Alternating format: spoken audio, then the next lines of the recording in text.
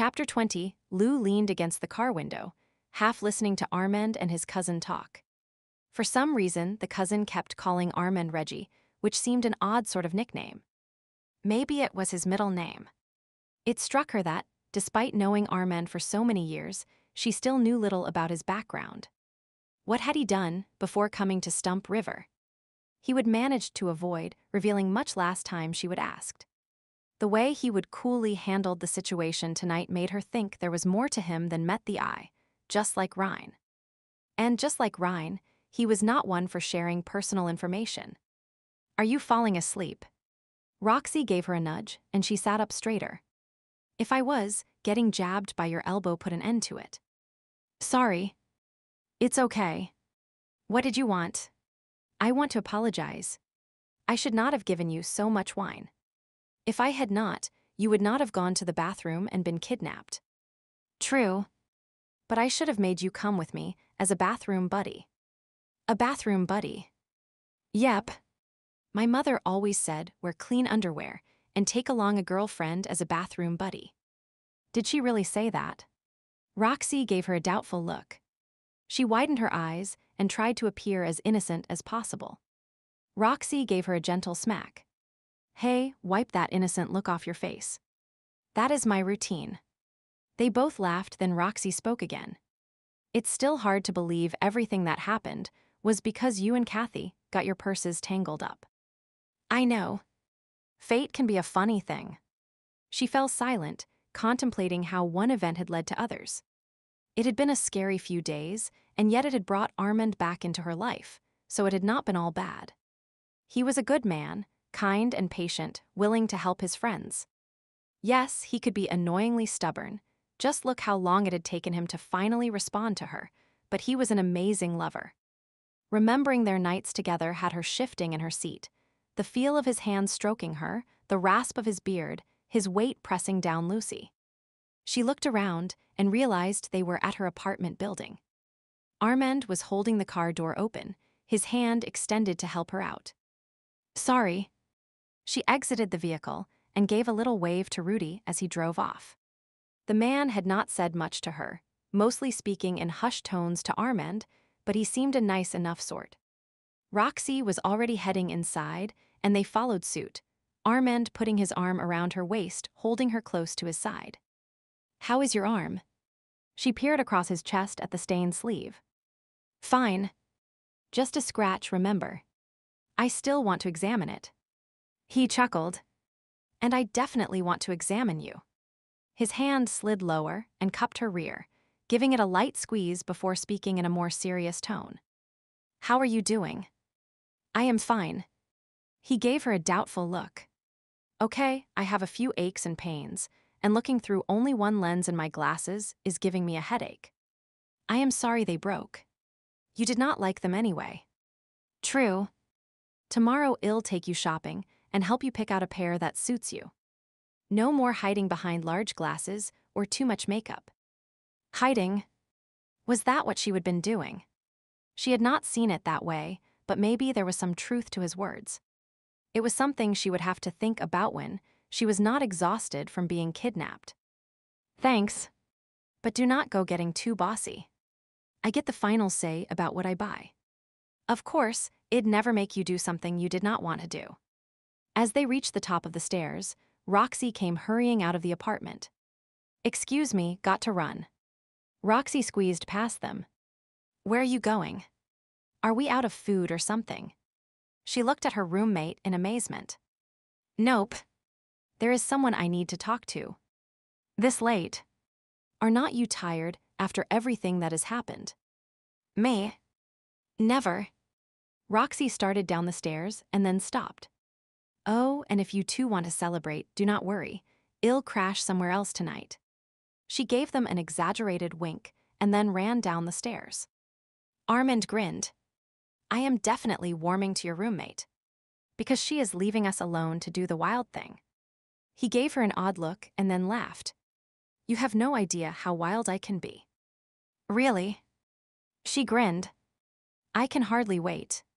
Roxy sat on the floor outside Dante Soldotti's hotel room. She cracked her gum loudly as she considered the man.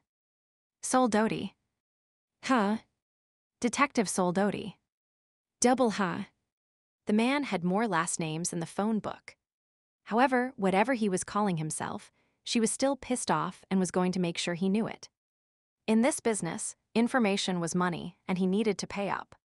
She would lead him to that flash drive, the equivalent of the mother lode, and she wanted some cold hard cash in her hand.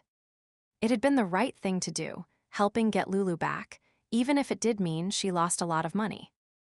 Getting the information about the scent mask from Soldoti had meant she would had to provide something in exchange, so she would told him about the flash drive and how she thought it was connected to the subversive group.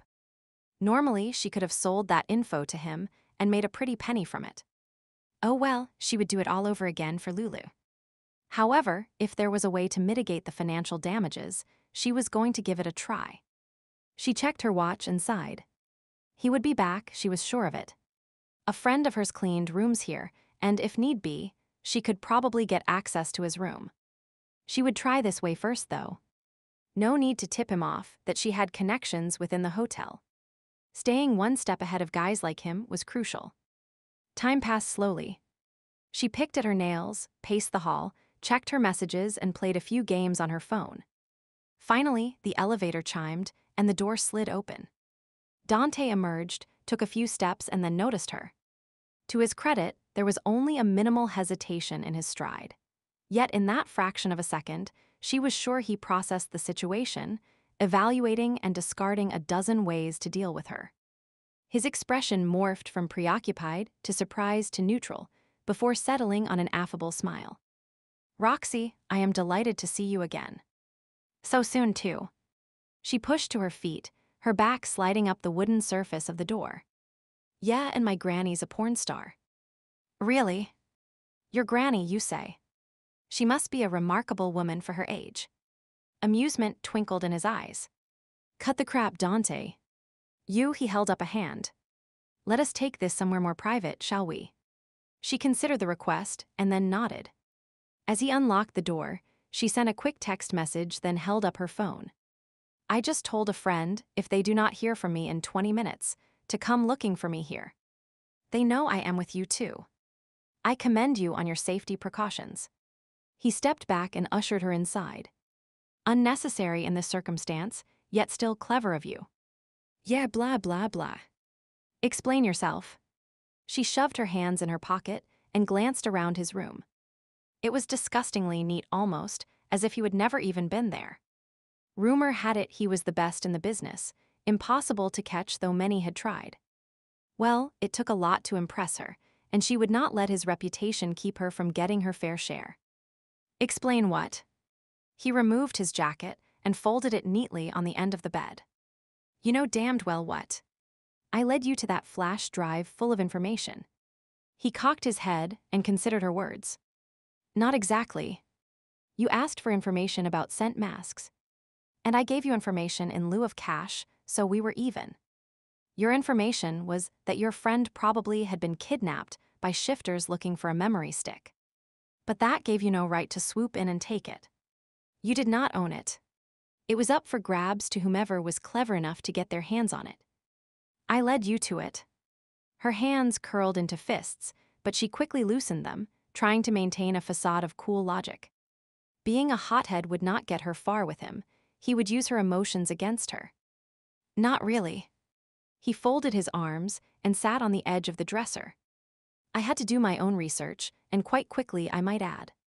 I found out who your roommate was, deduced where she worked, who might be involved, came up with a plan, and took the risk of betting on the others being clever enough or gullible enough to fall in with it." His explanation distracted her for a minute. "Jeff, was he really working undercover with you?" "Undercover, yes. With me, no. His assumption that I was with Lycan Link in an official capacity will not look good on his record, I fear." He pursed his lips and shook his head. "Lycan Link did not send you in." He smiled. "My relationship with Lycan Link is complicated. And Cassie, I assume Jeffrey has hauled her in to Lycan Link for interrogation. That was his plan when we parted ways a short while ago. He seems a nice young man." Hopefully, she will reveal enough information about the subversive group to balance out his faux pas. If so, there might be hope of salvaging his career. This subversive group, they are the smaller canines and feline shifters, correct? Foxes, coyotes, lynx, and such. They feel Lycan Link has been ignoring them in favor of the larger species. He arched a brow. Are you asking me or telling me? Asking requires payment, cash or in kind, as you very well know. She narrowed her eyes. Damn you, Dante. He chuckled softly. If you only knew how many times I have heard that phrase. A snort escaped her. You almost sound proud of the fact. Perhaps. He stood up. However, back to the matter at hand. You feel I cheated you out of that memory stick. You had hopes of selling it yourself. Exactly. She jutted her chin and planted her hands on her hips. I like you, Roxy. I feel we potentially have years of business ahead of us. Souring our relationship so early is not wise or profitable. What do you mean? She watched him carefully as he reached into his pocket. His words sounded promising, but rumor had it that you could never completely trust him. I'll pay you for the memory stick, a cut rate, of course, since you did not hand it directly to me.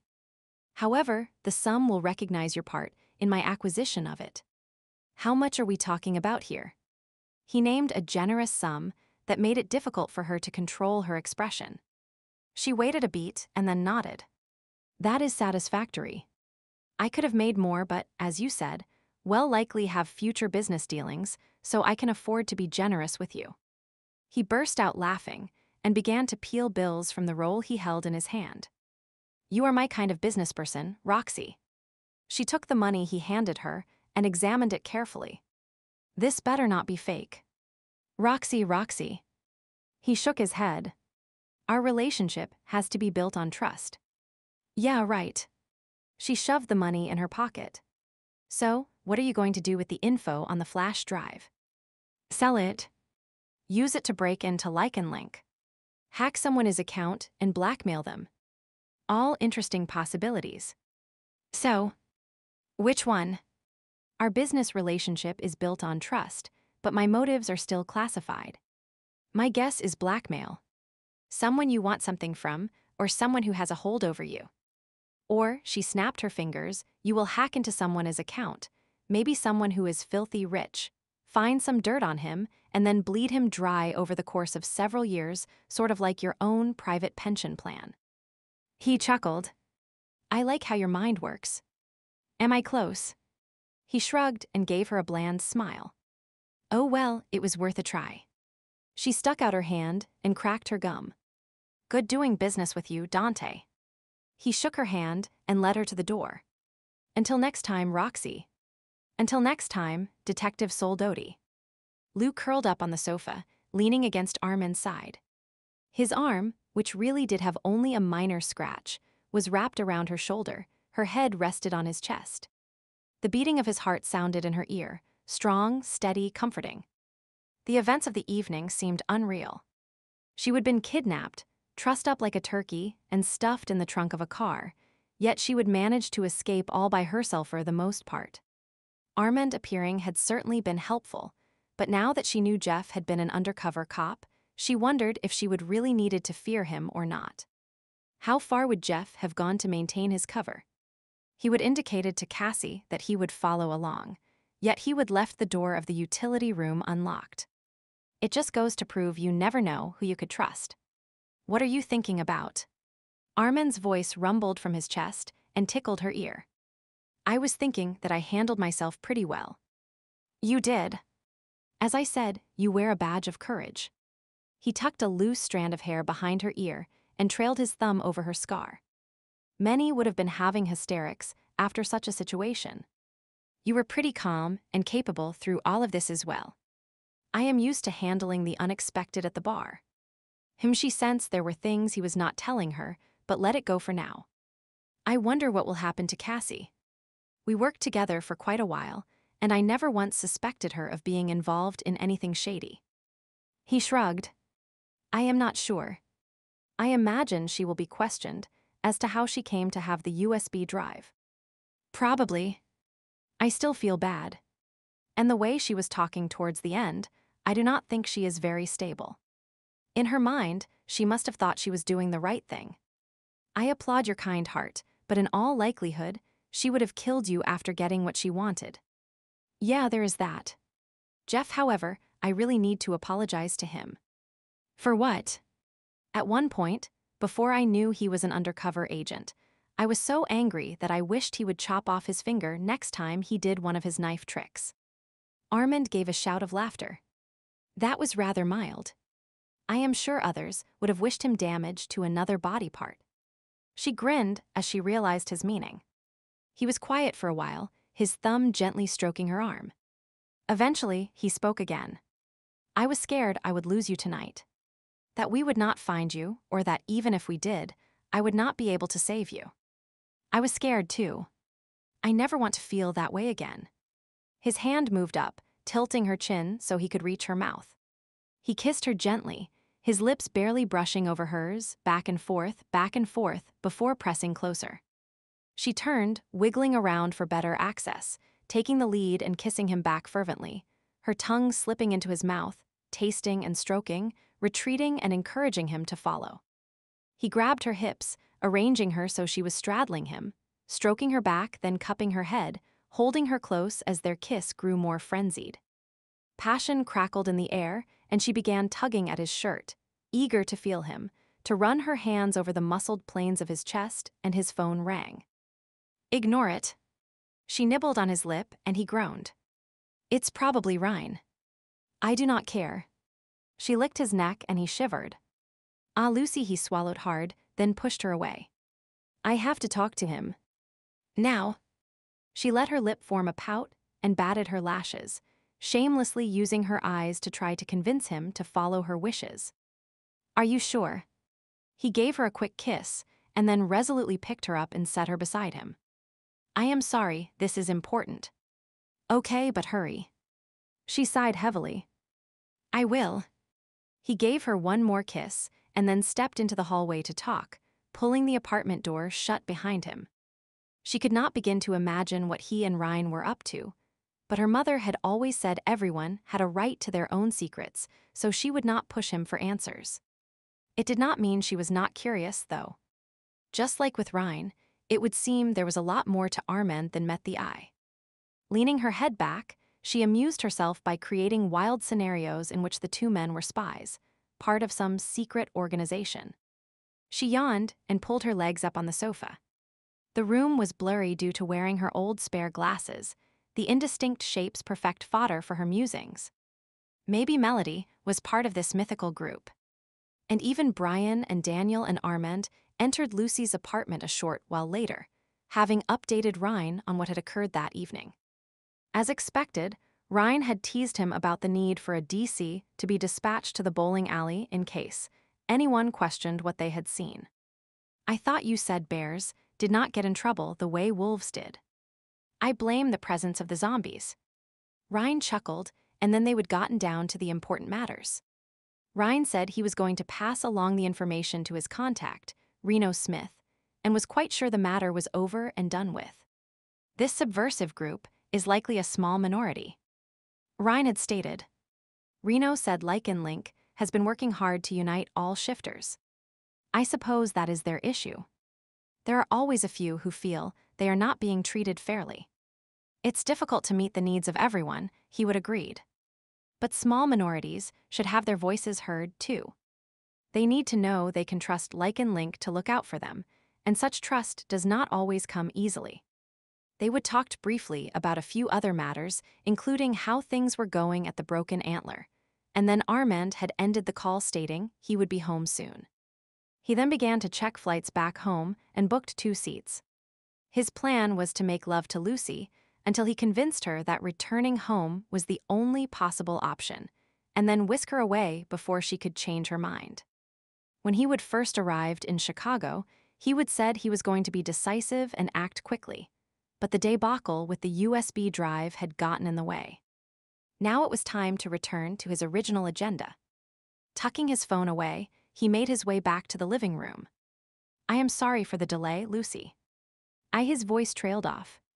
She would fallen asleep in his absence. Damn. Anticipation of the process of convincing her had his body primed and ready, but it would have to wait until morning. The dark smudges under her eyes testified to her need for sleep. Bending over, he gently scooped her up and carried her to bed. Chapter 21. You know, if they could make alarm clocks that wake a person up the way you woke me up, they would make a fortune. Lou mumbled the thought, pleasantly tired and relaxed. No one would ever want to get out of bed, though. Armand lay on his back beside her, his fingers intertwined with hers. You are probably right. She sighed and silence fell between them, the companionable kind that occurred when two people felt so close they did not need words. Her eyes drifted shut, a smile curving her lips as she listened contentedly to the sound of his breathing. Sometime later, Armand stirred, stretching and hitching himself up against the headboard. It's good being together like this, is it not? His comment was delivered in sleepy tones, his French accent always heavier in the morning. Yes, it's good. She rolled onto her side and pressed a kiss to his chest, then amused herself by outlining his abs with the tip of a finger, then followed the trail of body hair to where it disappeared beneath the sheets. Teasingly, she began to inch the cover down. Then you will return to Stump River with me. Her hand stilled, the leap in his thinking unexpected. Chicago is too big with too little nature. You have been in danger many times while here. Returning home where we can be together is the logical answer. She drew back and looked up at him. That may seem logical to you, but not to me. I have a job here. You have a job at the Broken Antler, and I am sure Ruth will take you back as well, if you want more hours. But the drop-in center is just a volunteer position, correct? Just a volunteer position. She felt her eyes widen and took a deep breath, trying to stay calm and reasonable. Yes, I volunteer there, but it's also a learning experience. Remember, I am going to school to get a degree. I want to be a counselor. Counseling is talking to people, listening to their problems. I do that all the time at the bar. It's not the same, and you know it. You are being deliberately difficult. She sat up beside him, wrapping the sheet around herself and tucking it under her arms. To me, you are the one being difficult. He crossed his arms. I want you to come home, Lucy. You want. But what about what I want? You do not want to be with me. There was definitely a hurt tone in his voice. No. I mean, yes. I do want to be with you. I am just not sure I want to go back to Stump River. He looked away. She noticed how his hand was curling into a fist. I cannot live in a big city. It's not right for me. I know. She felt her throat tighten. These courses you are studying, could you take them in Canada? I know Stump River has nothing, but maybe in Timmins. She shrugged and stared down at the sheet. Maybe. It's hours away, though, and I do not know if I can even transfer my credits. He was silent. She knew he wanted her to give up everything and return home, for things to go back to what they were, but she did not know if she could do it. I want more for myself, Armand. You know, that is what I always talked about, getting away from being in a small town, making a fresh start, not being good old Lucy. This is my chance to follow my dream. She looked at him, tears pricking her eyes. At the expense of mine. He pressed his lips firmly together and shook his head. I am sorry. I should not have said that. She wanted to ask him what his dreams were, but did not know if she could handle the answer. What if he said he loved her? He would not spoken the words or proposed any kind of definite future for them, but she was sure that was what he meant. If he did, if he spilled his heart, would she change her mind? Could she change her mind and still be true to herself? An ache began to grow in her chest. His silence was probably for the best. Hurting him, making him beg, was the last thing she wanted to do. Armand, you have always been so good to me. When my mother died, you gave me a job, you watched over me as I grew up, listened to me grumble when I broke up with someone. Do not say I have been like a father to you. He swung his legs out of bed and sat with his back to her. No. Never a father. Not even a brother. She crawled over the mattress until she was behind him, her hands resting on his shoulders, the tension evident in the tautness of his muscles. You were a very good friend, and maybe something more. But the timing was not right for you back then, I guess. I thought you were too young." He leaned forward, and her hands slid from his back. "Now it seems I should have taken you up on your offer all those years ago." "Maybe, but we cannot change the past." She reached out to touch him, then stopped, her hand hovering in midair. The time for touching was gone. "And now the timing is not right for you." "No. No, it is not." She sank back on her heels, increasing the distance between them, as if that would lessen the hurt. "It did not. Last night I purchased 2 tickets back home." He swallowed hard. "It seems I only have need of one now." She did not reply, her throat so tight no sound could escape. It did not matter, though. There was nothing left to say. "The flight leaves tonight at 7. I should get dressed. There are a few things I need to do before I leave." He stood and reached for his clothes. "Can I make you breakfast or tea or something?" She watched him dress, fighting the urge to give in, to agree to go with him. But if she did, would she resent the decision in years to come? Grow bitter and come to hate him for what she would given up? "Non merci. I am sure you are tired after yesterday." She wanted to say she would never be too tired to do something for him.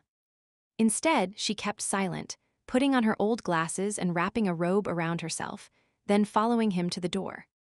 He stopped in the small entryway, one hand pressed to the wooden door, his shoulders slumped rather than his usual straight posture. Guilt ate away at her. She would done this to him by not giving in. Or maybe it was his own doing, because he would waited too long and then expected too much. She blinked, trying to clear her vision. The old prescription in her glasses meant his image was already blurry, and now she could barely make out his face through the watery sheen of tears. Damn, why could not things be different? He was a good man, kind and gentle, and he cared for her, loved her even though he would never said the words. Why was not that enough for her? Years ago, it would have been. Maybe she was wrong. He turned and cupped her face, his thumb brushing over her cheek, lingering on the scar he called her badge of courage before catching the tears that spilled from her eyes. "I am sorry, Lucy. I never wanted to make you cry. It's not your fault or mine. We're just at the wrong place in our lives." His sorrowful gaze traced over her features. "Do you think we'll ever be in the right place?" I do not know. I hope so," but she licked her lips and forced herself to say the words she knew she needed to say. "I want you to be happy, Armand. So, if you find someone who is in the right place in their life, I want you to." He pressed a finger to her lips and shook his head. "No. Do not say this, Lucy." She kissed his finger, then took his hand in hers, intertwining their fingers and holding them to her heart. "Armand, I am trying to be realistic, to do the right thing even though it's killing me inside. You deserve to be happy. I do not know if I can set you free like that." "It's okay. I do not want anyone else." She reached up and stroked a stray curl from his cheek, felt the scratch of his beard one last time. He turned, pressing a kiss her palm, then traced her features with his lips. "You are so beautiful, so kind and sweet and spirited. From the moment I saw you, I knew." His forehead pressed to hers, his eyes shut, he took a ragged breath. "If you find someone, I want you to know, to remember I loved you." He pulled her into his arms, gave her a searing kiss, holding nothing back, molded her body so tightly to his they seemed one, and then was gone. Stunned, she stood there. Without his strong grip around her, she felt lost, weak, hardly able to breathe. She stumbled back, leaned against the wall, and wrapped her arms around herself, trying to retain the warmth of his body as long as possible. She could still feel the light rasp of his stubble on her skin, smell the scent of his woodsy cologne. The taste of his mouth mixed with the saltiness of tears, and she was sure she could still hear the faint rumble that always sounded in his chest.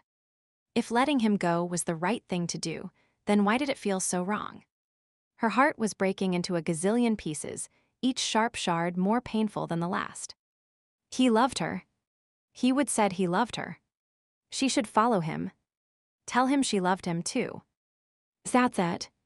She shook her head. Those 3 words had changed everything and nothing.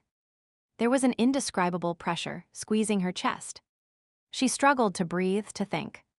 The world was swirling around her, the light being swallowed by an enormous dark cloud. Her legs no longer able to support her. She slid down the wall as a sob broke from her throat, followed by another, and then another, until she was drowning in a puddle of sorrow. Chapter 22, Roxy pounded up the stairs to the apartment. After her conversation with Dante the previous night, she would headed to Club Mystique, hoping to hear some rumors about what had gone down in the alley, or even to learn more about this new subversive group. Instead, she would met a guy on the way there. He would been at the pizza place where she would stopped for a snack. With a love of pepperoni, green olives, and extra cheese between them, it seemed a promising relationship, and she would ended up spending the night with him. He was nice, not a keeper, but an enjoyable way to pass the evening and part of the morning. A smile on her lips, she rounded the last flight of stairs, only to slow when she saw the apartment door ajar. That was strange. Lulu was security crazy, and Armand seemed the same way, always checking the windows and door. Approaching cautiously, she cocked her head to the side, listening. There was a soft sound, a sniff and a hiccup followed by hitched breathing. Lulu was crying. She burst into the apartment, only to trip over something, or rather someone. It was Lulu, huddled on the floor, her face blotchy, her eyes swollen. What is wrong? What happened? She crouched down, completely flummoxed. Lulu had never been in a state like this before. Where is Armand? Gone. She choked out the word and wiped her face on the sleeve of her robe. Roxy noticed the sleeve was already thoroughly stained with tears, and so was its partner. The tissue box that usually sat on the entryway table was beside her, its contents now damp, crumpled balls strewn about the floor. Armand's gone. Why? Where? She checked behind her into the hallway, expecting to see him climbing the stairs. Is he coming back? Her questions produced another bout of crying and indecipherable explanations, so she opted for pulling Lulu to her feet and leading her to the sofa. Next, she found more tissues, got her a glass of water, and then sat beside her making comforting noises while trying to figure out what the hell was going on. She would have been sure the two would have spent the night having hot sex and making plans for the future. It seems she would have been wrong. Eventually, she figured out what was going on and shook her head. Well, that sucks. I know. Lulu dabbed at her face, completely cried out. If you both love each other, there should be a way to work things out, right? I do not know. She shredded the tissue in her hand. We both want such different things. He belongs in Stump River, and I cannot go back. I am sorry. Lulu took a deep breath and let it out slowly. You know, I remember my mother crying like this whenever one of her boyfriends would leave. I used to think she was being melodramatic or weak. Now I know how much it hurts to lose someone you love. Roxy bit her lip and then made an admission. I have never really loved anyone. No. Lulu looked at her, her damp lashes spiky against her pale face. Then why all that moping about after you break up with someone? She shrugged. I do not know. But I never really loved any of them. I mean, I have liked guys, but I knew inside if I never saw them again, it was okay. Now food, that is a totally different story. I love food. She tried to inject some humor into the conversation. Lulu gave a weak smile. I have thought I was in love before and felt sad when the relationship ended, but I never let myself cry. I told myself I was strong, and I was not going to be like my mother and fall apart over a man. I guess I am not so strong after all. I do not think it's a question of strength. Opening yourself up to someone takes guts, because you know there is a chance you can get hurt. From the looks of you, it must be painful. It is. She looked down at the tissue she would have been shredding again. Sometimes I wonder why she kept trying, knowing the odds of getting hurt again. I suppose she must have really believed her true love was out there somewhere. Yeah. Lulu tipped her head back and looked upward. You were a lot braver than I ever knew, Mom. You were always willing to share your heart, and you never gave up looking. Did she ever find her true love? No. Lulu shook her head. She got sick one year and never recovered. That is sad. Yep. They sat in silence for a while until Rox's stomach growled. It sounded exceptionally loud in the quiet room, and both of them started to giggle. You did not have enough breakfast. No. Roxy made an exaggerated pouty face, pleased to see Lulu smile and wanting to keep her happy. Todd, he's this guy I met last night, did not have hardly anything in his kitchen. That is how I know he will not be a keeper. If a man is right for me, his fridge will be well stocked, and so will his pants. Lulu laughed, and then her stomach growled, and they both dissolved into hysterics. When they finally sobered, Lulu got up and headed towards the kitchen. I'll make us something to eat. I can do it. You look like a disaster. Go take a shower, and by the time you're done, I'll have some pancakes whipped up for us. Lou let the hot water pound on her, hoping to wash away the evidence of her crying jag. She felt empty inside, exhausted, her muscles limp. Crying was supposed to be healing, but right now she was not so sure. Turning off the water, she stepped out of the tub and began to dry off. The room was steamy, and she wiped at the mirror, then peered closely trying to see her reflection. Her face was still blotchy, her scar seemed more noticeable, and her eyes puffy. She looked awful. Did cucumber slices really work on puffy eyes? She leaned back and put on her old glasses. At least they hid some of the puffiness, even if they did leave the world blurry. Getting replacement lenses was a must. She could not go around squinting at everything. A wave of regret passed over her as she recalled Armand saying he would help her pick out new frames. He really had hated the old ones. And he would been right. She would purposely picked the ugliest pair she could find, wanting to be the antithesis of the person she would been before the accident. Was that why she did not want to go back to Stump River? Was it getting her degree that kept her here, or was she afraid she would become good old Lucy again if she returned to the town? She was not sure. However, she would pick nicer frames this time, maybe even look into getting contacts. Armand had said he would always loved her eyes. That thought threatened to bring on a new wave of sadness, so she quickly finished getting dressed and wandered out to the kitchen where the smell of pancakes and fresh coffee was emanating. She found a mug, filled it with the hot morning brew, and took a sip. This is pretty good. How come you have never made me coffee before? Do not get used to it, Roxy warned as she stacked pancakes on a plate. This is an exclusive post-breakup meal. Hey, I have made you a lot of post-breakup breakfasts. You mean you are already planning your next failed? Rox's voice trailed off. Sorry. That was meant to be funny. She gave a one-shouldered shrug. It's okay. And do not worry, I am not going to do this again. You are signing off on men. Maybe. She stared down into her cup of coffee, the dark brown liquid reminding her of the color of Armand's eyes. I cannot picture myself with anyone else. What about Armand? Is he going to grow old pining away for you? The thought of him with another woman made her stomach roil, but she tried to put on a brave face. I told him he should try to find someone. That was disgustingly noble of you. Disgustingly noble. Yep. When I break up with a guy, even if I did not love him, I hope his dick withers. She choked on her coffee. Roxy helpfully thumped her on the back before setting 2 plates of pancakes on the table. Dig in.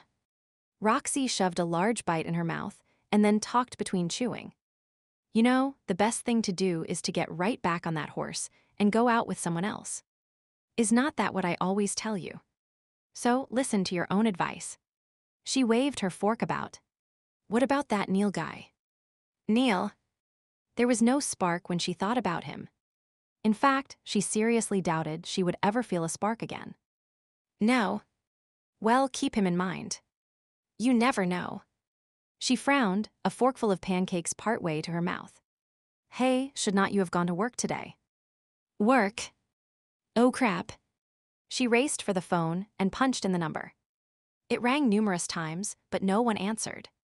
They must be really short-handed. Or closed.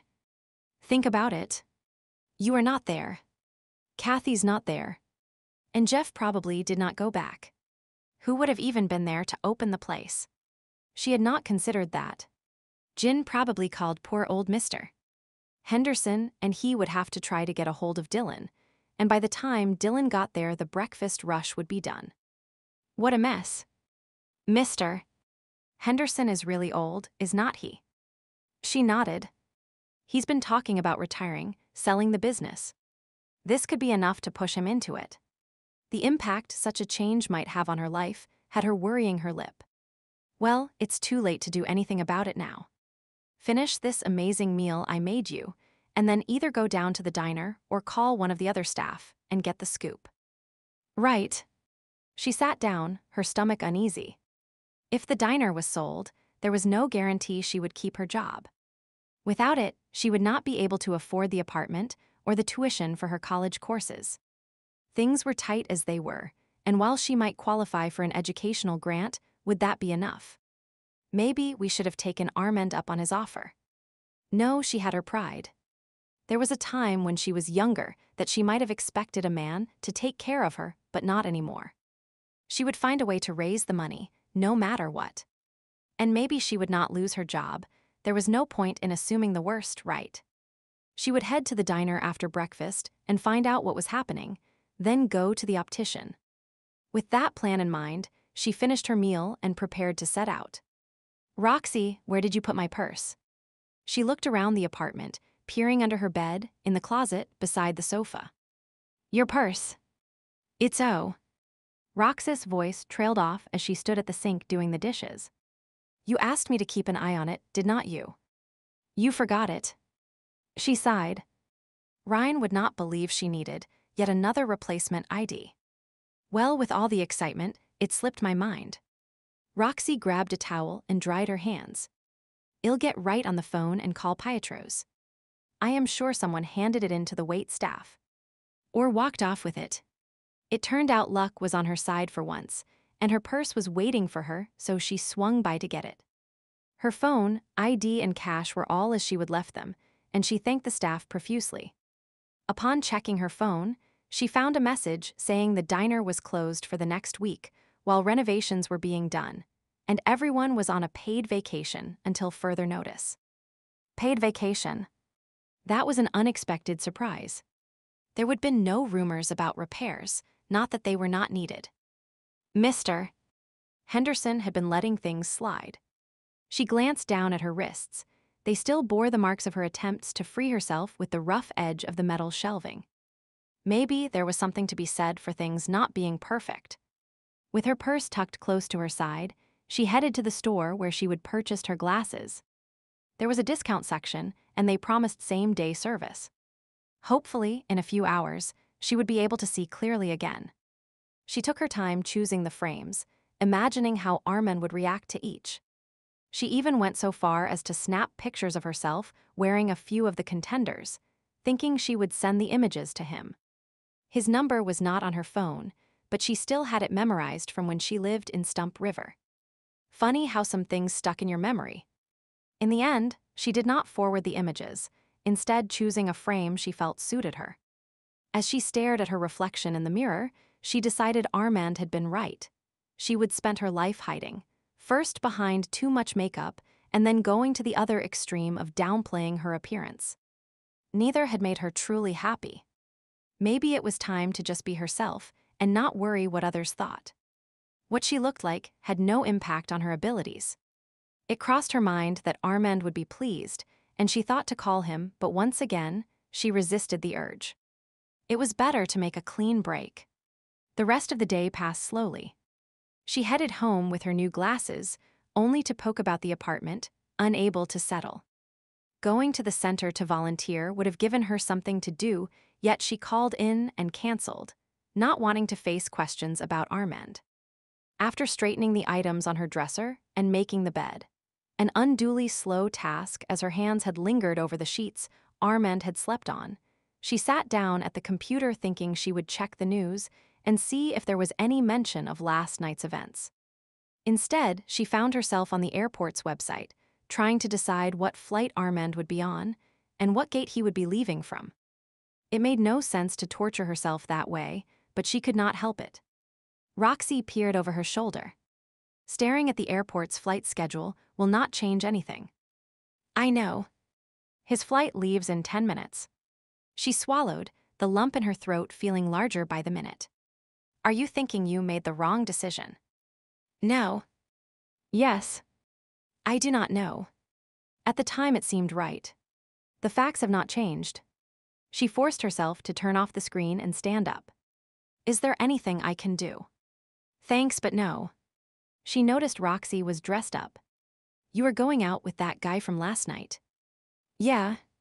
I am giving him another chance, despite the fact he needs to buy groceries. She laughed. Have fun. Are you sure you do not want me to hang around? Roxy hesitated in the doorway, concern marring her usually perky expression. No. She forced herself to smile. Go enjoy yourself. I can get through this on my own. Roxy gave her a doubtful look, but finally agreed and left. She looked at the clock. It was almost 7. Wandering to the window, she stared up at the sky. 30 seconds. 30 seconds, and Armen would be gone. It was for the best. Their lives were going in different directions. 15 seconds now. Was the flight still on time? She did not dare look. 10, 9, 8 tears blurred her eyes, and she rested her head against the window frame. 3, 2, 1. The numbers on the clock rolled over to 7. The zeros were like the hole in her heart. Her breath made a moist area on the window pane, and she drew a little heart in it, then watched as it quickly faded in the heat of the summer. Just like her time with Armand. Gone too fast. She shifted her gaze to the sky, where a contrail was appearing. Was it from his flight? There was no way of knowing, but the pain in her chest had her believing it was. She pressed her hand to the window, wishing she could reach out and touch him one more time. They wanted different things out of life, she reminded herself. Holding on to faint hope was not fair to either of them. The trail in the sky was disappearing almost as fast as it formed. Buffeted by the wind, the bits of white were scattered across the sea of blue until they dissipated into nothingness, only their memory remaining. Maybe it was a sign. Relationships in contrails, neither were meant to last. Her fingers curled into her palm, and her arm dropped to her side. It was time to go. Goodbye, Armand, she whispered into the sky. I'll always love you. Armand sat in his seat, staring at his phone. He would delayed getting on the flight until the last possible minute, hoping Lucy would appear at the airport or that she would call saying she would changed her mind. But she had not called, and he did not try to contact her either. If he tried hard enough, he could probably convince her to come with him, but in the end, she would resent him. It had to be what she wanted. He thought of his own life, how he would drifted from place to place trying different jobs, searching for where he belonged. Lucy deserved that same opportunity, even if it felt like he was losing part of himself. His happiness could not come at the expense of hers. It had to be what they both wanted. A shifter and a human both needed to be committed to the relationship if it was to work. The burden of the secret could not be assumed lightly. Sir, your phone. The flight attendant came by and gave a meaningful glance at the device in his hand. It's in airplane mode. She smiled and moved on. He sighed and put the phone away. It made no sense to stare at a blank screen, waiting for a message that would never come. Leaning his head against the window, he stared down at the city that was rapidly disappearing from sight. Au revoir, Lucy. Be happy. Chapter 23. This is a bogus thumb drive as well. Fielding looked at the item in his hand and then tossed it onto his desk alongside the other one that lay there. Yep. Those are the ones Agent Tinley handed in. He said Sol Doty, one of our undercover operatives, gave them to him. One supposedly had the real codes, and the other was fake. Brad Owens shook his head. When I checked, they were both dummies. So what does that mean? A real set of codes could still be out there. Or there never was a set of real codes on the second thumb drive. Fielding tapped his desk impatiently. Or that bear Armand sent. John did a sleight of hand and kept them. I have been led to believe he was reliable. That is what I was told, too. He considered the situation, then looked up and pinned Owens with a hard stare. This hacker you work with, how trustworthy is he? Daniel. Very. I have used him numerous times to test systems. Fielding made a mental note to run his own background check on the hacker. And the bear too, for that matter. It was getting to the point that no one was above scrutiny. Any idea where the leak originated? Was it someone hacking into the system? None of my alarms have been triggered. Which means an internal leak. One of our own is selling us out. He shook his head at the thought that those charged with keeping Lycan society functioning and safe would purposely undermine all they would worked for. It looks that way. They likely gathered the codes over a period of several weeks, so there was no mass download of data to raise suspicions. Well, regardless, we're replacing every single code, pin and key and Lycan link right down to the closet for the toilet paper. My team is on it, Brad assured him. I have them working overtime. You damned well better have them working around the bloody clock. I want daily updates so I know what areas remain vulnerable. He stood up and glared down at the man. There was a creaking sound as Owens shifted uncomfortably in his chair. Fielding held back a smile. He liked to keep people on their toes. Yes, sir. Was there anything else, sir? No. You are dismissed. He remained standing until Owens left, then sat down and scanned the report that was on his desk. Jeffrey Tinley had been thoroughly duped. The half-coyote had been recruited to work undercover, but his training had been rushed and it showed. Of course, the one who had duped him was the best. There was no Sol Doty on Lycan Link's database. The name Dante, however, raised all sorts of alarms. Dante Esparza, Dante Salvetor, whatever he chose to call himself. He was still on their wanted list, or at least he was until the higher-ups decided to turn a blind eye and hire the bastard for black ops. Leaning back in his chair, he steepled his fingers and considered the situation. It did not sit well with him, having the lines between friend and enemy blurred like that. What was Dante up to? How had he discovered the codes were out there, and why did he want them? And had he been successful and kept them for himself, or had the bear duped him? There was a brief knock on his door, and before he could say enter, it opened. He bit back his annoyance as Director Higgins walked in. Fielding, glad you are here. Higgins stopped in front of the desk and looked down at him, giving a perfunctory smile. What can I do for you today, sir? Fielding rose to his feet, not liking the man towering over him. Standing, he was an inch or two taller than the director, a fact that had the corners of Higgins' mouth tightening as he was forced to move his gaze upwards. I read the report about the security leak. Any idea as to the source? No. Not yet. Fielding paused, carefully phrasing his next statement. I was not aware you had seen the report. It was only handed to me an hour ago. I keep abreast of the issues, you know that. Of course. He nodded while inwardly frowning. Actually, the man usually said he did not want to be bothered with reports. Higgins began to wander the office, stopping to study the view, then a commendation that was framed and sitting on top of the filing cabinet. You are a good man, Fielding. He tapped the certificate. You have put in a lot of years at Lycan Link. Do not wait too long to take some time for yourself, though. You need to get out there and enjoy life. Thank you for your concern, but as I have said before, I am hoping to stay until I get my full pension. I care about my team. Your well-being is important to me. Just remember, money is not everything. I'll keep that in mind. Higgins wandered back to the desk and reached out to pick up one of the thumb drives. These are the items that caused the problem. Not exactly. The data on them is bogus. But the original information. He studied the item, then set it back down. We believe it was intercepted and destroyed, however we cannot be 100% sure. Ah yes. That bear shifter and the hacker, they are not official employees. We'd better check they did not keep copies for themselves. I have IT working on minimizing the potential risk. It will take some time, but an excess of precaution. Excellent. I'll use that in my news release. Higgins rubbed his hands together. A news release. Are you sure that is wise? There will be rumors. We need to let our people know we're on top of things. That any attempt to infiltrate our system, no matter how small, will be dealt with swiftly and severely. Severely? I am not sure what you mean. Not your concern, Fielding. Not your concern. As for this data leak, keep me abreast of any developments as soon as they arise. Higgins turned to leave, then stopped with his hand on the door handle. And do not forget what I said about getting out of here.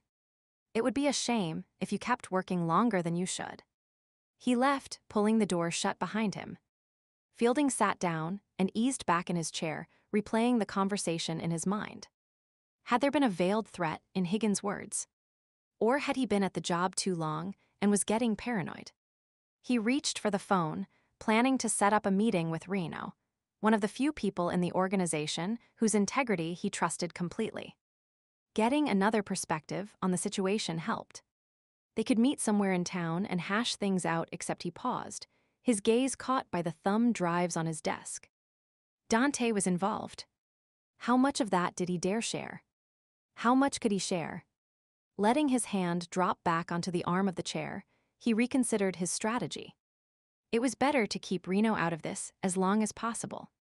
If they seemed too cozy, how long would it be before Reno came under scrutiny? He scanned his office, not for the first time wondering exactly who was privy to what he said within the four walls. It was damned inconvenient having to second-guess every word he spoke. Opening his desk drawer, he swept the thumb drives inside and then pushed it shut. Yes, he would handle this without Reno as long as possible. But he did need some boots on the ground, someone to do some fact-checking. He pulled up a file on his computer and began to search his resources. They would recently started a new unit. It was a mixed batch of shifter species, halves, and even some humans who, by a twist of fate, had grown up in packs.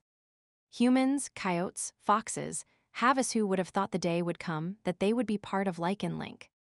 Lou knew it was a cliché to say life goes on, but that is what it did. Days drifted by becoming weeks, and then a month. Sometimes, she could almost believe the events of the summer had never occurred, except there was now an empty feeling in her heart.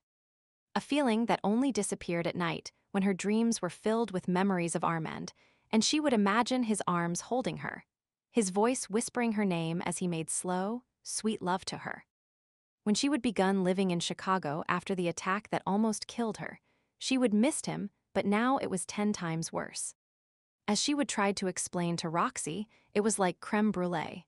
You might see it on a menu and think you want it, however you cannot miss it if you have never had it. But once you take that first taste, well, Armand was her creme brulee, and she was definitely going into withdrawal. She did her best to keep busy, downtime giving her too many opportunities to dwell on whether or not she would made the right choice. What if she would return to Stump River? What if she would begged Armand to stay? What if, but she would made her choice and he would made his. So she started her fall courses at college, continued to volunteer at the center, and worked at the King's Plate, which was becoming a hub of activity and change. With Kathy and Jeff gone, new staff had been hired. A woman named Marisol was now the chef. She was friendly and talented, making suggestions to upgrade the menu by adding a new twist to the standard fare and more health-conscious modern choices as well. What is this green stuff?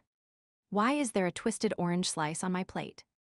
The mixed vegetables used to be softer when Jeff made them. HRMPH. I guess they taste better, even if I do have to chew them longer. Paul and Will had grumbled about the change in food, staring suspiciously at the contents of their plate, but they would eventually been won over as had the other regulars. Andrew continued to try to safeguard her against imaginary advances, though the new co-owner, Ashton Blake, was more than capable of doing that should the need ever arise. Tall, well-built, and extremely friendly, Ashton ran a tight ship. The female customers swooned over his blue eyes and blonde hair despite the fact he was gay, while the men were impressed with his level of fitness and knowledge of whatever sport was in season. As Ashton had explained, his expertise was in investments and business management, but this was the first time he would attempted to run a diner.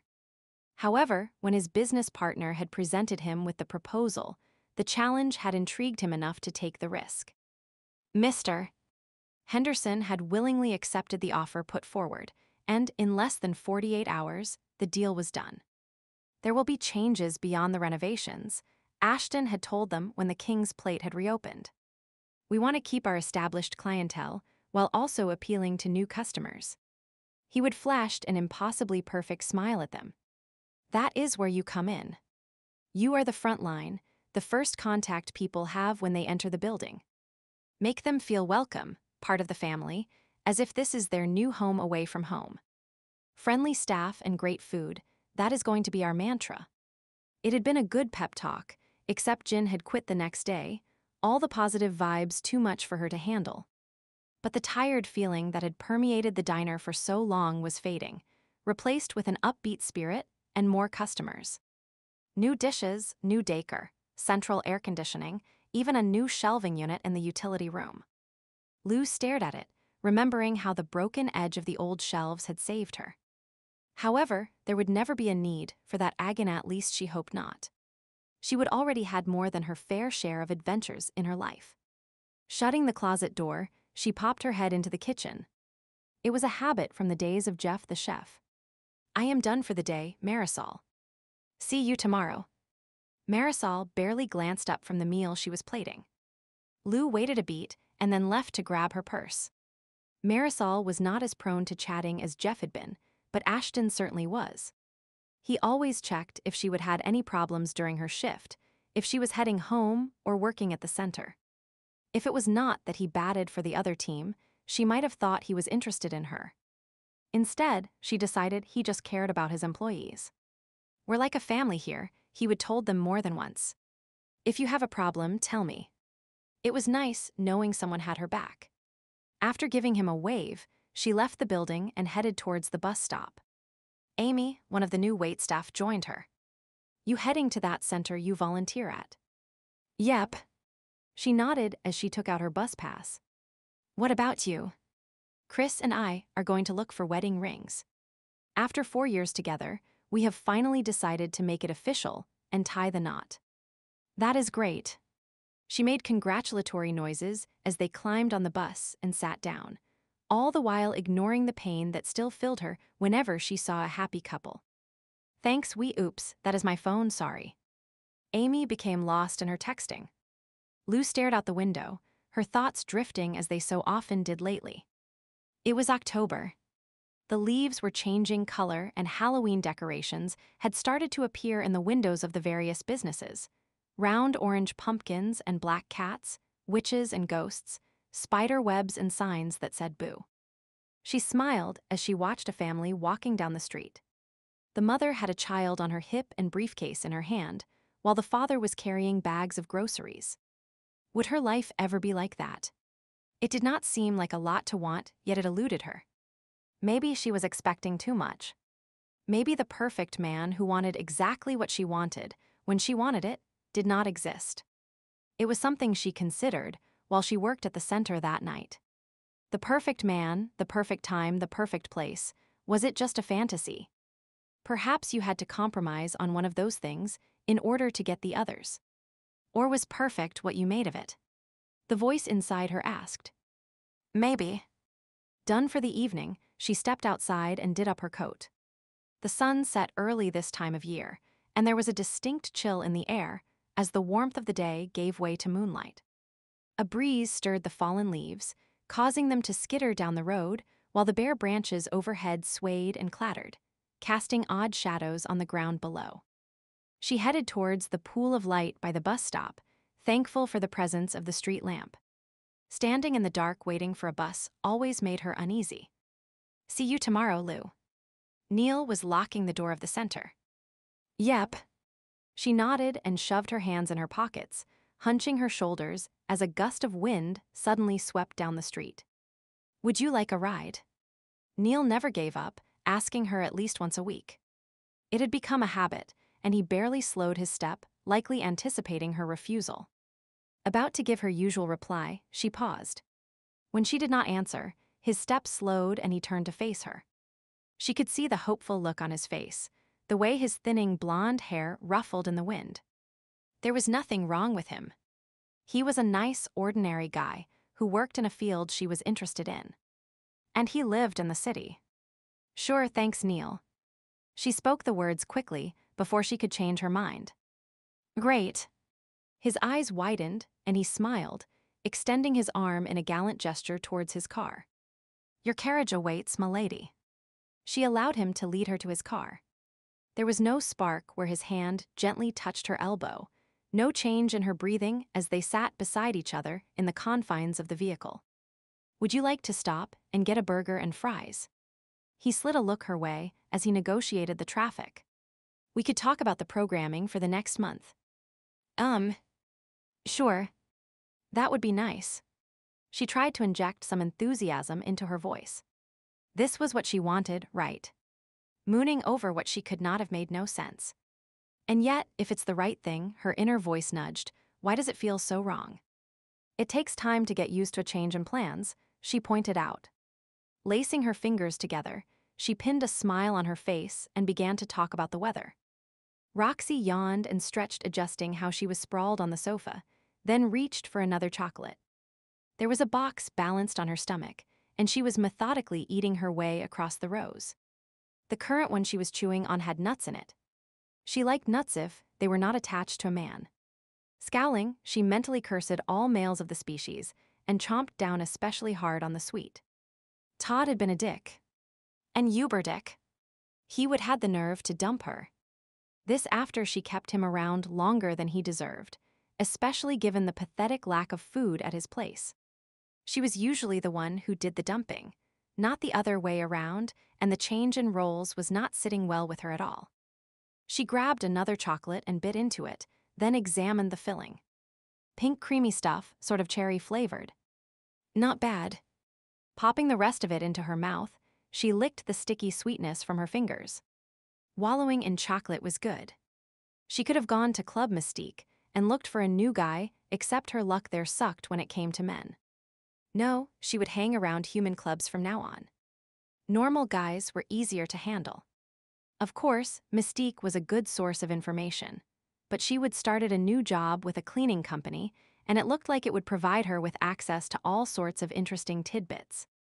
Plus, she would be getting the information firsthand without having to worry about anyone overhearing. Exclusive rights meant more money for her. Yeah, that seemed like a good plan. A new job, a new source of info, and a new hunting ground for a guy. The sound of a key in the lock drew her attention, and she craned her neck to watch as Lulu entered the apartment. You are late. Sorry, mother. Lulu stuck her tongue out at her. Roxy laughed. So where were you? Neil offered me a ride home. Neil. She quickly grabbed the box of chocolates and flipped around so she was sitting up. Boring as warm milk, Neil. He's not that bad. There was a distinct lack of conviction in Lulu's voice. Hey, those were your words once, so do not blame me. Yeah, I guess they were. So what changed? Roxy left the chocolates on the coffee table, Lulu's love life currently more interesting than food. Nothing. Everything. Lulu took her coat off and hung it on the coat tree in the foyer. I decided I need a reality check on my expectations. Wishing for what you can never have is pointless. I suppose. He's a counselor. I want to be one. We have something in common. So you talked about work. And the weather. She glanced at the clock. For 3 hours. Wow. Exciting stuff. Yep. It wasn't interesting. Lulu trailed her hand along the edge of the entryway table and sighed, then wandered into the living room and dropped down into a chair. Her mouth was saying one thing, but her body language was not corroborating the story. Is there any zing between the two of you? Honestly, no. She took a deep breath and squared her shoulders. At least not now. But it might happen. We're friends, and friendship can grow into something else if you give it a chance, right? Or it can fizzle into nothing. Roxy shook her head. It sounds to me like you are trying to convince yourself the way you do before taking some gross medicine. You know, the old it's supposed to be good for me, but it makes me feel like puking kind. Neil does not make me want to puke. Has he made a move on you yet? No. Then the puking part might still be coming. Roxy. Lulu picked up a pillow and threw it at her. Thanks. She caught the cushion and tucked it behind her back. Anyway, Armand's been gone almost 2 months, and he's not coming back. But what about your creme brulee story? You know, once you have had it, it's all you want, or whatever it was you said. I still want him, miss him every day, but sometimes the restaurant that serves creme brulee closes. You can stand outside with your nose pressed to the glass wishing it would open again, but eventually you have to accept that it will not. That is me and Armand. She shook her head. It was never the right time for both of us. Our stars were not aligned, or maybe we were never meant to be. Pick whatever cliché you want.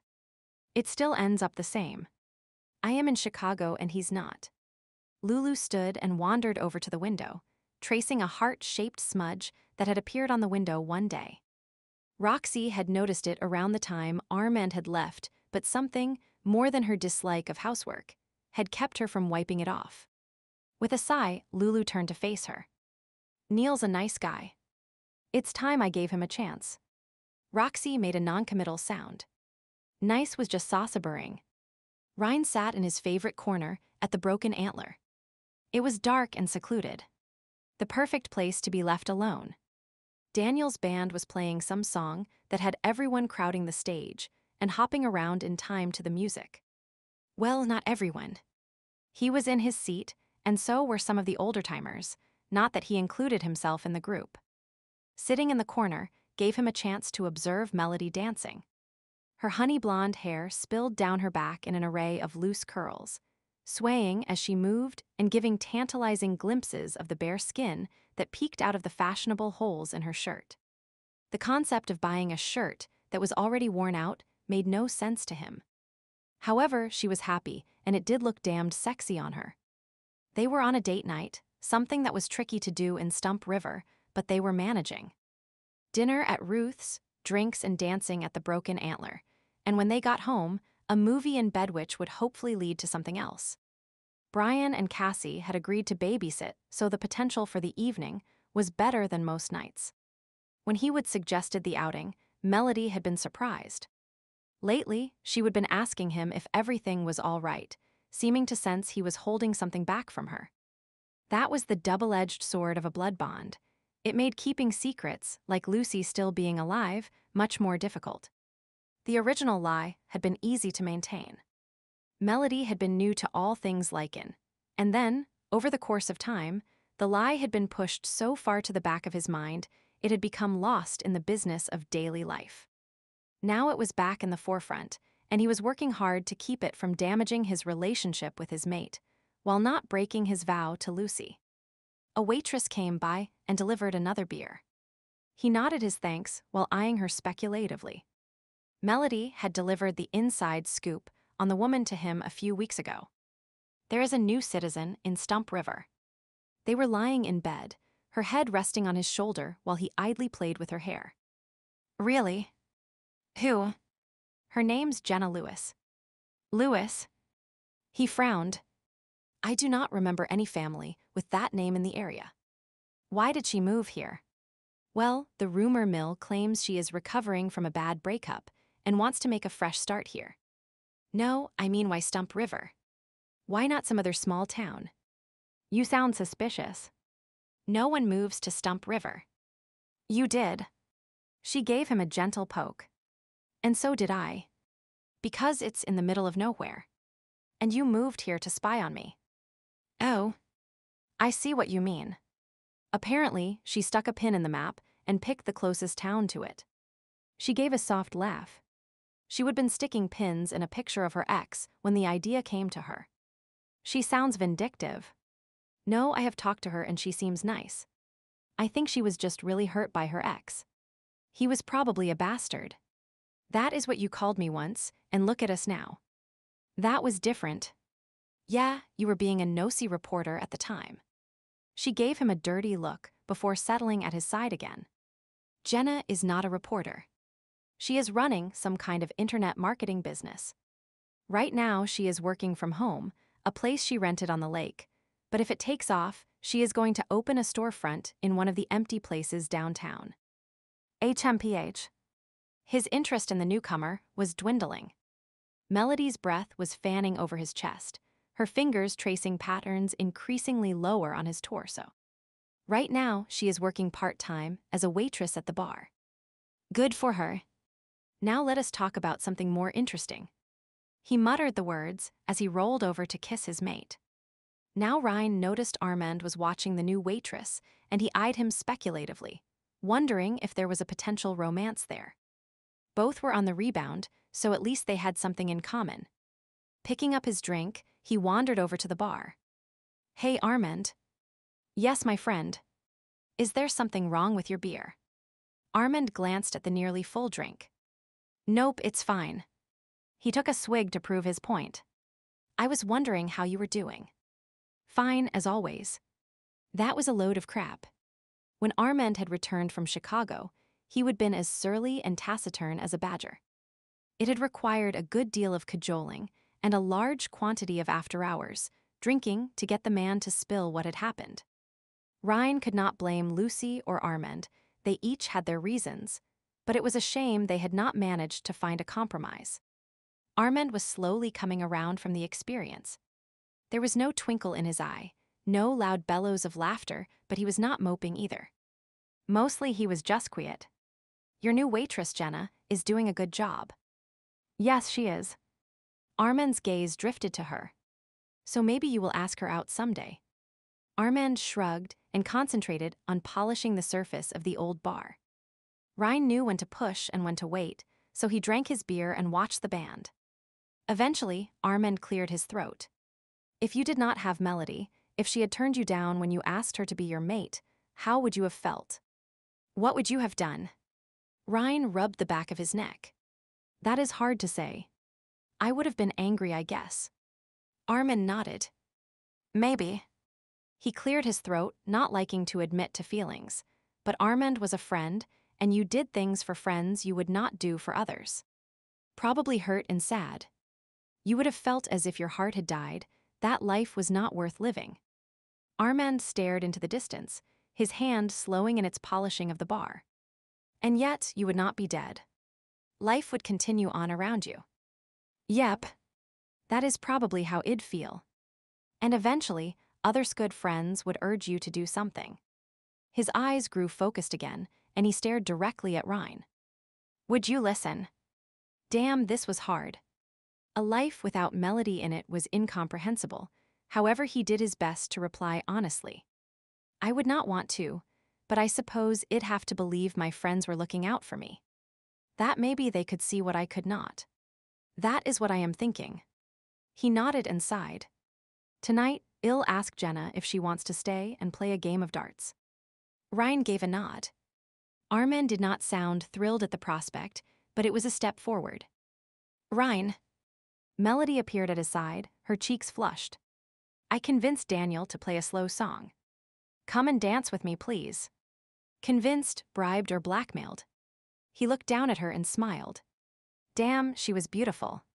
He was a lucky man to have a mate such as her. That is between me and him. Reporter's oath of confidentiality and all that. She gave her hand a negligent wave. Is there such an oath? Or did you make it up to avoid answering? And if there was an oath, would not it only count if you were interviewing him? Who is to say I am not? Are you? Cannot say. She folded her arms, a smug smile on her amazingly kissable mouth. He laughed and proceeded to kiss her quite thoroughly. When he was done, she was breathless and clinging to him in the way he loved. So will you dance? For you, anything. He downed the rest of his drink and let her lead him to the small dance floor. She wrapped her arms around him, her cheek resting on his chest. He could feel the warmth of her pressed against him, the sweet scent that was uniquely her. His wolf murmured contentedly. There was nothing better than being with your mate. I love you, Ryan. She pressed a kiss to his neck, where it showed in the open V of his shirt. The soft sensation of her mouth on his skin still caused that wonderful electric charge to shoot through him. His hands drifted lower, cupping her butt and bringing her close so she could feel his response. Ryan, she giggled. Behave. He laughed and gave her rounded lower cheeks a squeeze before moving his hands back to a more respectable level and kissing the top of her head. I love you too, Melody. More than you can ever know. He slowly turned them in time to the music, his eyes half closed as he enjoyed the closeness of the dance. Eventually, he noticed Armand watching them. The man was taking his loss hard, even harder than he had the first time Lucy had left. Poor guy. Would he ever be able to pull himself together? Chapter 24, Lou reached the top of the stairs and leaned against the newel post. Walking up all those flights seemed harder than ever. She was out of puff, her legs barely wanting to carry her. She would been doing this climb several times a day for over 2 years, so it made no sense for her to suddenly be out of condition. Maybe it was due to her winter coat and boots. Snow had arrived early this year. It was only mid-November, and she was not used to the extra weight of heavy clothing. Or it could be the fact she would increased her course load this year, determined to finish her degree sooner rather than later. Burning the candle at both ends, that is what it was called, was not it. At least she was getting good grades, and the professors were really starting to take notice of her. Hopefully, that would help when it came time to apply for a job. The smell of cooking drifted down the hall, and she made a face. Perhaps her problem was she would never really recovered from the bout of food poisoning she would picked up at that restaurant Neil had taken her to. He would been so apologetic even though she assured him it was not his fault the fish had been off. It had crossed her mind that she would never gotten food poisoning when she was with Armand, but she would try to ignore the thought. Comparing Armand and Neil was a habit she tried to avoid and failed miserably at. Regardless, her digestive system still had not forgiven her for the awful experience. She had no appetite and preferred to stay curled up in bed whenever possible. And bed was where she was heading right now. Taking a deep breath, she forced her legs to move and crossed the short distance to the apartment. She unlocked the door and took off her coat, then struggled to remove her boots. Winter sucked. Hey, Lulu. Roxy wandered into the foyer munching on a tuna sandwich. One look at the concoction and memories of the food poisoning debacle came rushing back. Hand over her mouth, she ran to the bathroom and heaved. When there was nothing left in her stomach, she sank down beside the toilet and leaned her head against the wall, shaking and clammy. Would she ever be done with this punishment? She promised Neptune, or whoever the king of fishes was, that she would never again eat one of his subjects if only her stomach would quit going into reverse. Here. Roxy appeared and handed her a washcloth. Thanks. She wiped her face and then stood up, got out the bottle of mouthwash and began to swish. So, when are you going to tell me you are pregnant? The question had her spewing mouthwash all over the vanity, and it took a moment to clean up the mess, which at least gave her time to regain her composure enough to reply. I am not pregnant. She glared at Roxy, appalled she would even suggest such a thing. Whatever gave you that idea? You are tired. You are sick all the time. I had food poisoning and you damn well know it. When was the last time you had your period? She huffed indignantly and folded her arms. It was when had it been? There would been a bit of spotting, but Roxy began to rummage around under the sink, pulled out a small bag and handed it to her. Pee? What? Pee on the stick. Where did this come from? She stared suspiciously at the contents of the bag. I had a scare once, turned out I was just late, but now I keep one on hand. Nothing worse than walking into a store, scared shitless you are prego, and trying to pick a pea stick. Oh. Well, I am not pregnant, so save it for yourself. She tried to hand the bag back. Roxy refused to take the package, instead grabbing her by the shoulders and turning her towards the toilet. Pee? I am not a dog, you know. I do not pee on command. I do not care. You say you are not pregnant. I say you are. Prove one of us right so I can get back to my sandwich. Fine. Anything to get you to leave me alone so I can take a nap. She shoved Roxy from the bathroom, opened the box and read the instructions. Why she bothered, she did not know. There was no way she was pregnant. 10 minutes later, she was still in the bathroom. Roxy was pounding on the door. Lulu, it does not take that long to pee and read the test. What is going on? Are you okay? She opened the door, feeling even shakier than she had after throwing up. It says I am pregnant. Wow. Roxy stared at the stick that lay on a neatly folded bunch of toilet tissue. I was right. Are you okay? It has to be wrong. I cannot be pregnant. She shook her head and stared at the stick again. It happens. I mean, I am sure you and Neil took precautions, but no. You did not use birth control. Roxy's eyebrows shot upward. I mean Neil and I never had sex. Well, fooling around can know. She picked up the stick and dropped it into the garbage, then pushed past Roxy. We have never fooled around. He kisses me on the cheek. She shook her head. There is nothing between us. I go out with him sometimes after work. I like him, but that is it. You have another guy on the side. No. There has been no one since Armand, so I cannot be pregnant. That was back in August, and it's now November. Roxy counted on her fingers.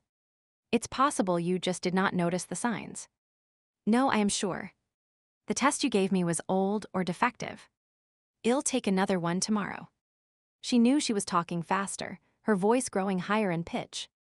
She clamped her mouth shut and tried hard to calm down. I am going to go take a nap. I'll talk to you later. Lulu, I am sorry. Roxy put her hand on her arm. I did not mean to upset you. I know. I am just tired and need to rest. She tried to smile.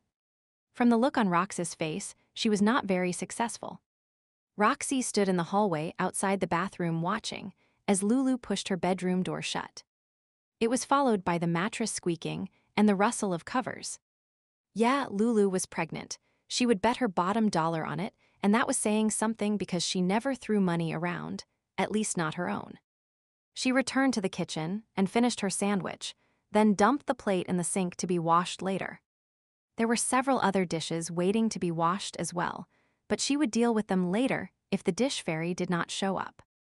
More important things had to be dealt with first. About to head to the living room, she did a U-turn and foraged in the cupboards. This would require some thinking, and thinking needed brain food. Grabbing a bag of chips, she made her way to the sofa and plopped down. Neil was not the father. That was surprising, pleasantly so.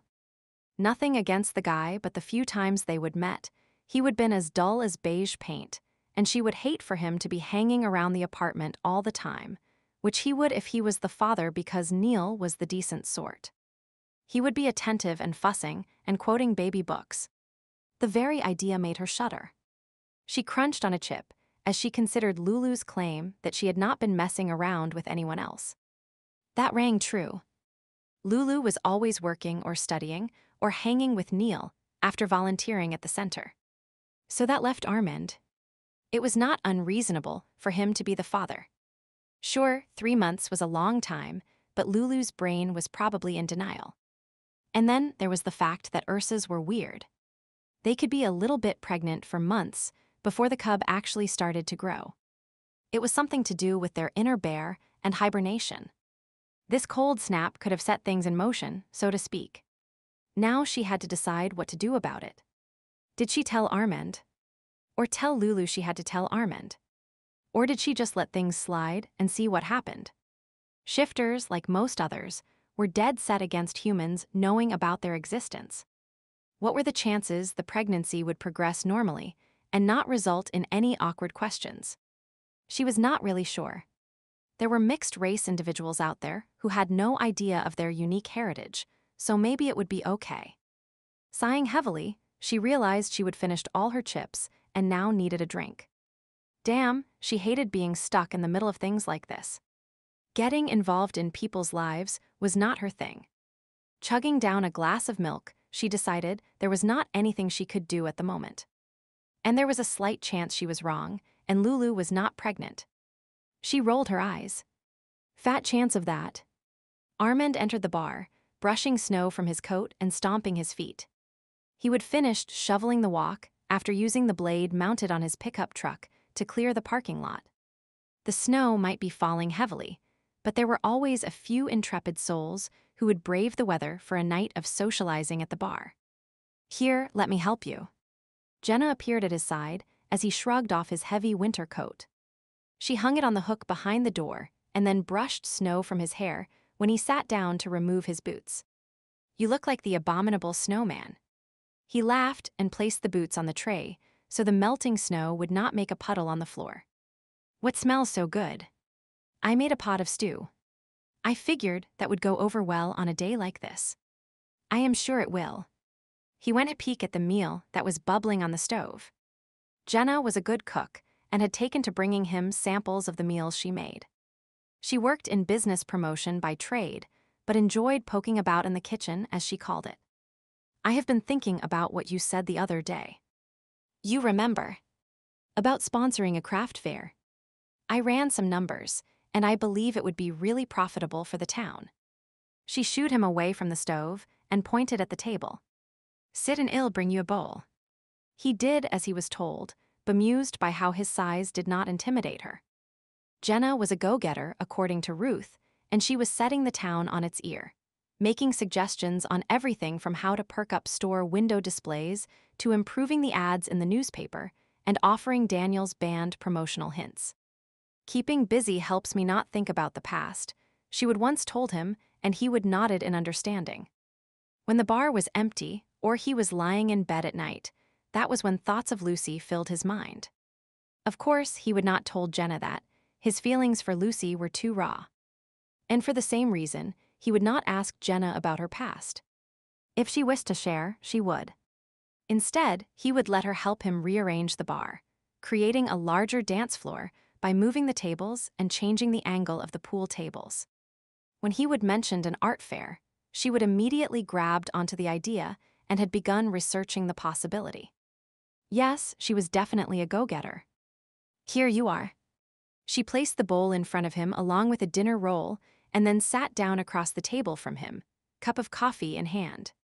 "If we tie this arts and crafts fair in with the fishing season, we can double the number of tourists to the area. Maybe run a fishing derby." He listened and ate as she talked, all for helping the town to prosper as long as it did not lose its quiet, calm lifestyle. When he would finished his meal, he stood and took the bowl to the sink. Jenna stood as well. "I'll put the rest of the stew in the fridge for you to have tomorrow." "No need, I can do that." He reached out and stayed her when she would have started to bustle about the kitchen. "You have done enough already. There is plenty of time for me to do it before I open up for business." She stilled and looked at where he was touching her arm, and then raised her eyes to his. He withdrew his hand slowly. Jenna was a pretty woman, average size with light brown hair and brown eyes. She was friendly, smart, capable, and she made him laugh. Plus, she also seemed content to be in a small town and was creating a niche for herself. "Are you ever going to kiss me, Armand?" The question startled him. It should not. After a few months of seeing each other casually, it was long past when things should begin to progress. I like you, and I think you like me." She looked at him expectantly, then rose on her toes and pressed a kiss to the corner of his mouth. "There." Initial awkwardness gone. "You think about it." He nodded. She grabbed her coat and pushed her feet into her boots. "I am going to meet with Daniel and help him create some promotional flyers. His band is good enough that they could get gigs in other towns on the nights they are not working here. Do not hesitate to give me a call if things get busy here after dinner. I do not mind coming in to help even if it is not my night." With a wave she left, not waiting for him to reply, which was fine as her words had washed over him, his mind otherwise occupied. Jenna had kissed him. His tongue slipped out and touched the spot. The taste of her lingered, unremarkable though not unpleasant. Her lips had felt soft and warm, the contact neither too brief nor too long, yet there would been no reaction in his heart, no stirring of his inner animal. Of course, the creature was subdued this time of year, content to doze through the winter, but there should have been some sign of interest. There certainly had been with Lucy. But Lucy had made her choice. Her connection to him, to this town, had not been strong enough. He would have been wise to trust his instincts, to wait and not reveal his secret to her. Now he needed to be wise again, even if he did not want to be. Jenna was here, on the rebound as some would say, but she was interested in him. And he was alone, as he had been for many years. He wandered into the main part of the bar and sat on a stool, his elbows planted on the bar behind him. Through narrowed eyes, he conjured up an image of Lucy, her blue eyes and beautiful smile, her figure rounded in all the right places. A smile tugged at his lips. It was almost as if she were there, alternately scolding and teasing the customers to keep them in line, sashing from table to table with a wide smile that always guaranteed her extra tips. She would laugh at the jokes and crack ones of her own, giving simple but solid advice if anyone asked.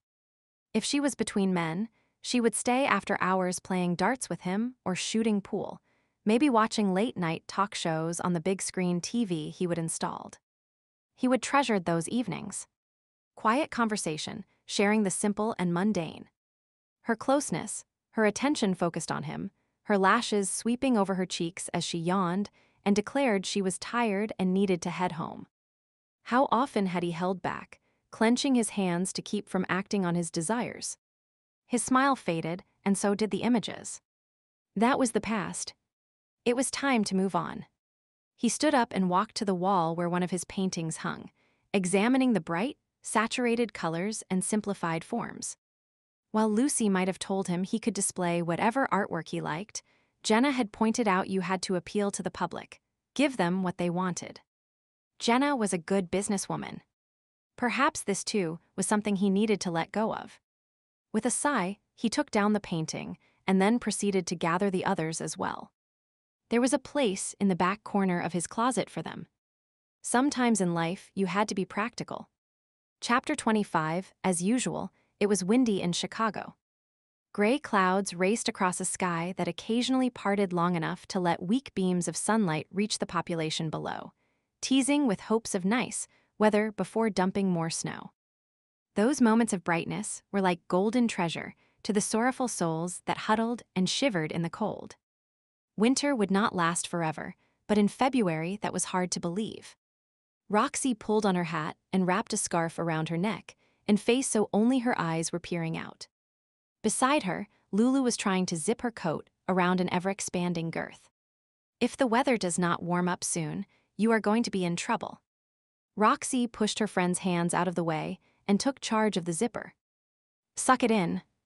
I am sucking it in, Lulu grumbled. Sorry. After a bit of struggling, the coat was finally closed and they left Lulu's doctor's office and headed towards the bus stop. Roxy had managed to be present for each prenatal appointment, ready to run interference in case the doctor made some comment about anything being odd with regards to the baby or the pregnancy. So far, so good. Everything was progressing normally. It was a big relief, because she did not want to be the one to have to break the news to Lulu that the father of her baby was a bear. She hated keeping secrets. In her mind, secrets were a commodity to be sold. Unfortunately, this was one she could not even give away. She was not a shifter, but all others pretty much followed an unspoken rule of watching each other's backs with regards to hiding their existence from humans. I do not tell on you, and you do not tell on me. It was one of the few precepts everyone seemed to agree on. Of course, as with all rules, there were gray areas, and she was pretty sure this was one of them. If push came to shove, she paused in her mental monologue. Push-shove, she slid a sideways glance at Lulu's stomach. Bad choice of words considering Lulu would be doing a lot of that one of these days. The idea of giving birth totally grossed her out. Anyway, what had been the point of her train of thought? Oh, right, gray areas. Who could tell what to who? Or was that whom? Whatever the grammar rule, she did not even know if she was allowed to tell the news to Lulu should the doctor mention something was not right. All shifters had their own version of the keeping law and were adamant about following it. They had to trust a person impeccably before sharing their secret. It was one of the reasons she would been pestering for Lulu to contact Armand. If it all went horribly wrong, he would be the one responsible and not her. And speaking of that, she had not nagged in at least a week. Time to start another round. Have you talked to Armand about this? No. Lulu sighed, obviously knowing what was coming. She did not let that stop her from her mission. In her experience, persistence paid off. A father has the right to know. I told you, I'll tell him. She made a face and then mumbled, someday. And someday will be when. Before the baby is born. After. When it learns to talk or goes away to college. It's not that simple. Yes, it is. We have the technology. Pick up a phone, press the correct numbers, and voila. You are talking to the man. She nimbly hopped over a slushy puddle as they stepped off the curb to cross the road. And what will he say? Lulu plodded along at her side. How should I know? You are the one who slept with him. She shrugged. He seemed a decent sort, though. He'll do right by you.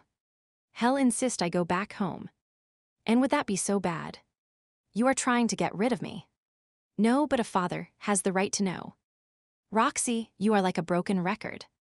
I'll tell him when the time is right. They would arrived at the bus stop and stood waiting.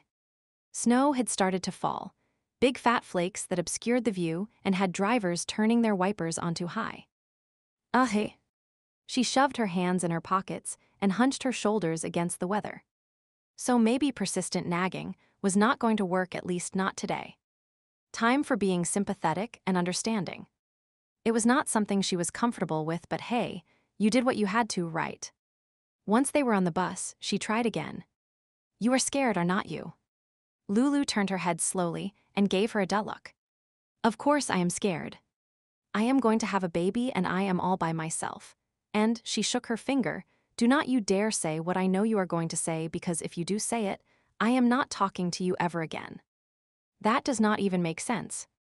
Of course it does not. You expect me to make sense at a time like this? Lulu folded her arms on top of her belly and slumped down in the seat. Roxy leaned her head against the window and sighed. This was going to be a long, long pregnancy. Lou flicked a glance at Roxy and debated about apologizing. She knew she was being difficult. Roxy was trying to help. It was just that her emotions were all over the place. Typical of an expectant mother, or so she would read, but hard to handle both for her and those around her. The problem was she did not know what was the right thing to do. Tell Armand. Do not tell Armand. How many nights had she spent staring at the ceiling, going over and over those two options? She would even picked up her phone a few times only to put it down, unable to make herself dial his number. She wanted to. She missed him dreadfully and still dreamed about him at night, imagined him lying beside her or holding her hand while they watched a movie. Instinctively, she knew he would be thrilled about the baby and would be happy to attend prenatal appointments with her. Having him at her side would make this whole experience less scary. But she would feel she was returning home a failure. People might say good old Lucy finally got knocked up. It would already be awkward enough explaining how she was coming back from the dead, without everyone thinking the only way she could get a man was by trapping him with a baby. Damn, this was not how she would planned on her life going. She drummed her fingers on her stomach and furrowed her brow. She did not want her child growing up feeling he or she was a burden. To make amends, she rubbed her belly and leaned forward slightly. It's not your fault, she whispered to the baby.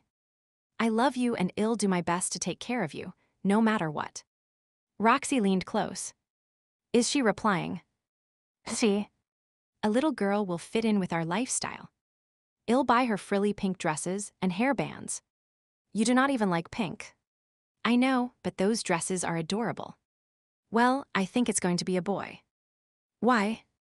I do not know. It just feels right. She rubbed her belly, a belly that seemed to grow noticeably every day. This baby was going to be a whopper if things continued this way. The very idea had her wincing. What is wrong? Are you in pain? Roxy paled, her eyes widening. No. I am fine. Had Roxy been the right choice for a birth coach? She was certainly interested in the baby, but how would she handle labor? Oh. That is good. Well, back to boy versus girl. You could ask the doctor and find out for sure so we know what to buy. I suppose. But right now, I like the idea of it being a surprise. You realize the suspense is going to kill me. I am due in May. You will survive a few more months. May? Where had the time gone? She would have been scared at first, still was, but at least it was manageable now. Everyone was being so good to her. Ashton had offered to shorten her shifts at the diner if she was too tired, and he gave her time off for appointments. Neil, after getting over his initial shock, had slipped back into the role of friendly coworker. He would even found pamphlets and booklets on gestation and childbirth, which, for some reason, had made Roxy burst out laughing. Yep, things were falling into place. Even the guidance department at the college had been extremely helpful. Her second-term courses had been changed, and, combined with the credits she already had, could be applied towards getting a human services certificate, so at least she would have something in her hand at the end of the year. After that, there were online courses that could help her work up to getting a degree in social work. It would not happen as fast as she would hoped, but at least she did not have to abandon the dream completely. It was funny how things turned out. She would refuse to go back to Stump River because she had not wanted to change her plans, and yet here it was happening anyway. Roxy nudged her. "It's our stop next." "Right." She gathered her purse and was preparing to stand up when the bus driver suddenly slammed on the brakes. Her foot slipped on the wet, slushy floor, and she grabbed at the back of a seat to steady herself. She almost succeeded when a vehicle hit the bus from behind.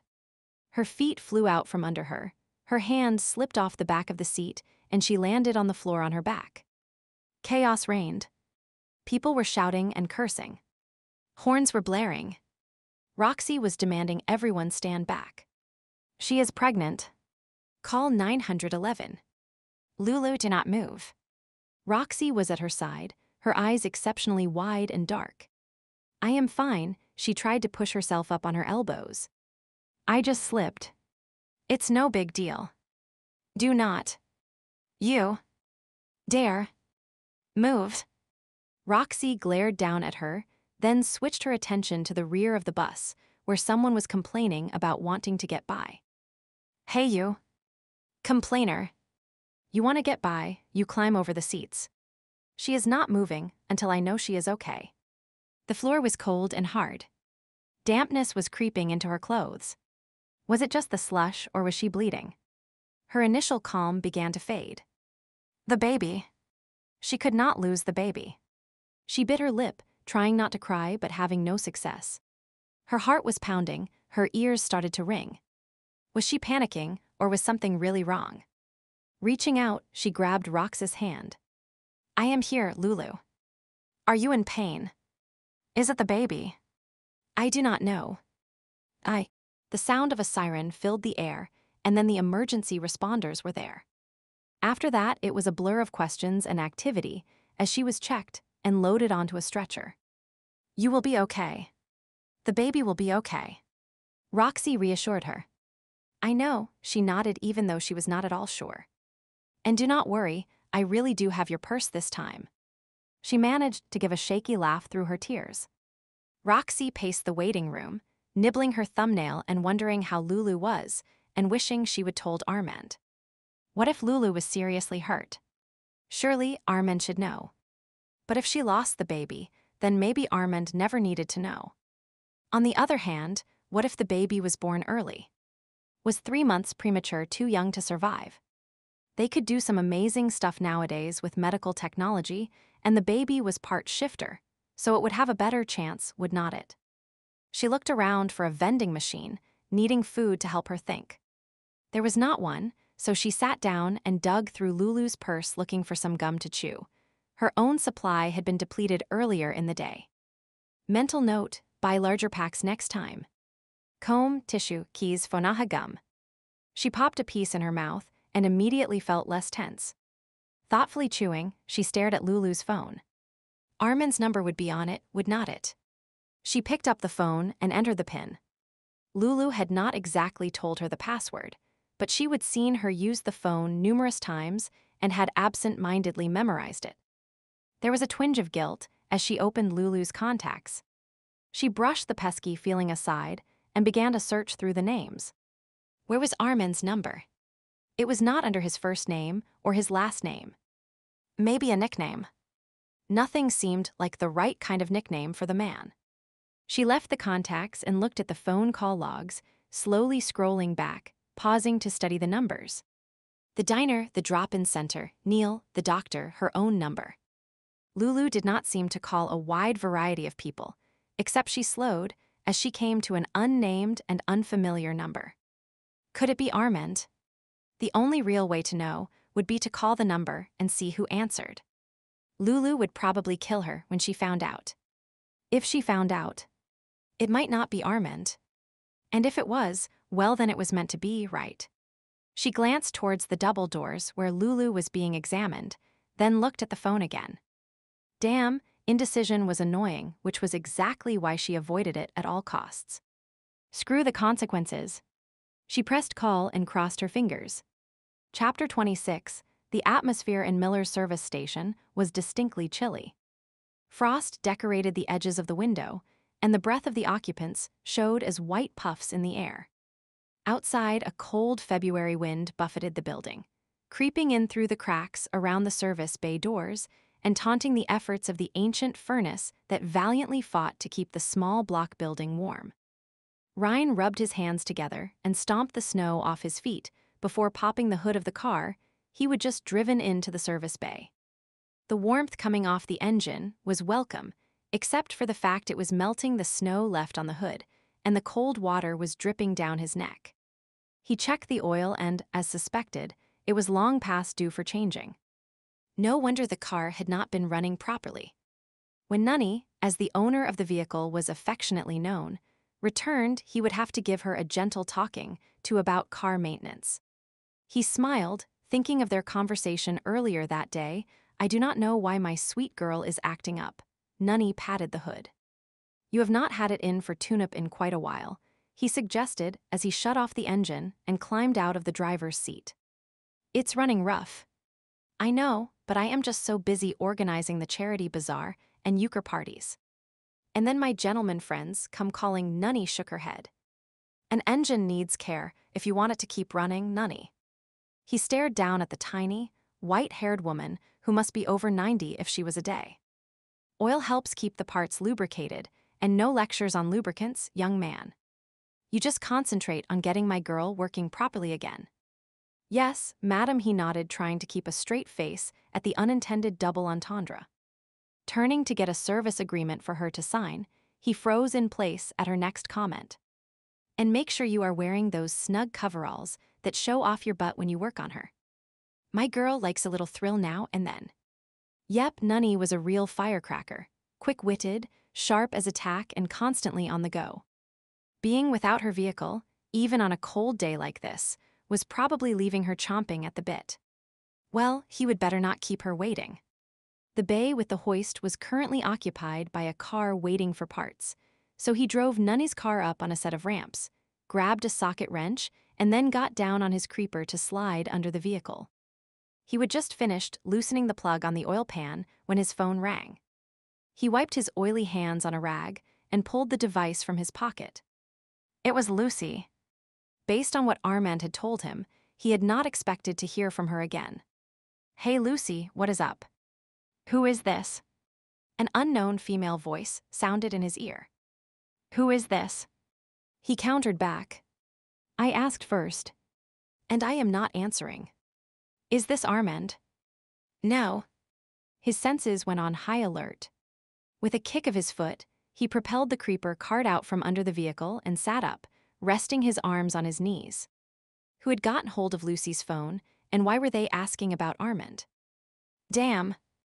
There was a pause. Okay, sorry I bothered you. Wait. He was not going to let the unknown caller go until he knew what was going on. Who are you, and why do you have Lucy's phone? I am her roommate, Roxy, and I need to get a hold of this guy named Armand. Roxy. Yeah, that was the name Armand had mentioned when recounting what had happened in Chicago. The girl was a demi-witch, clever and fast-talking. Armand was not sure if he considered her a trustworthy friend or not, but she would help him get Lucy back when she had been kidnapped. He quickly weighed the pros and cons and decided to listen and see what she had to say. I might be able to help you. Tell me why first.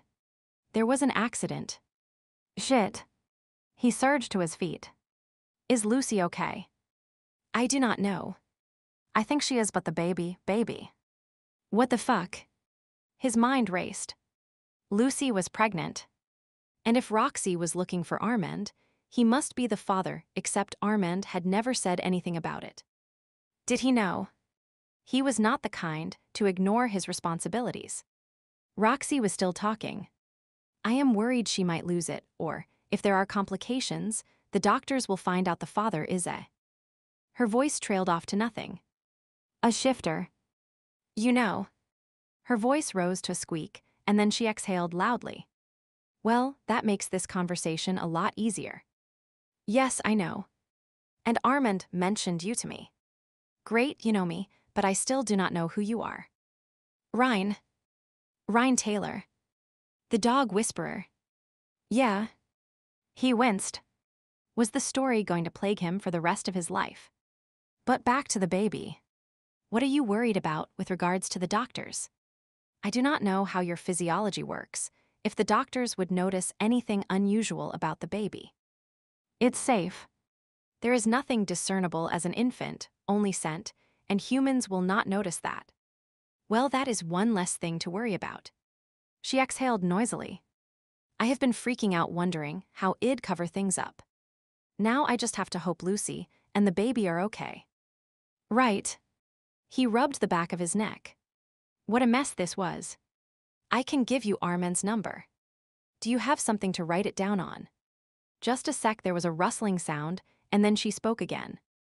Okay, what is it? He recited the number, and Roxy repeated it back to him. Got it. Thanks. Roxy cleared her throat.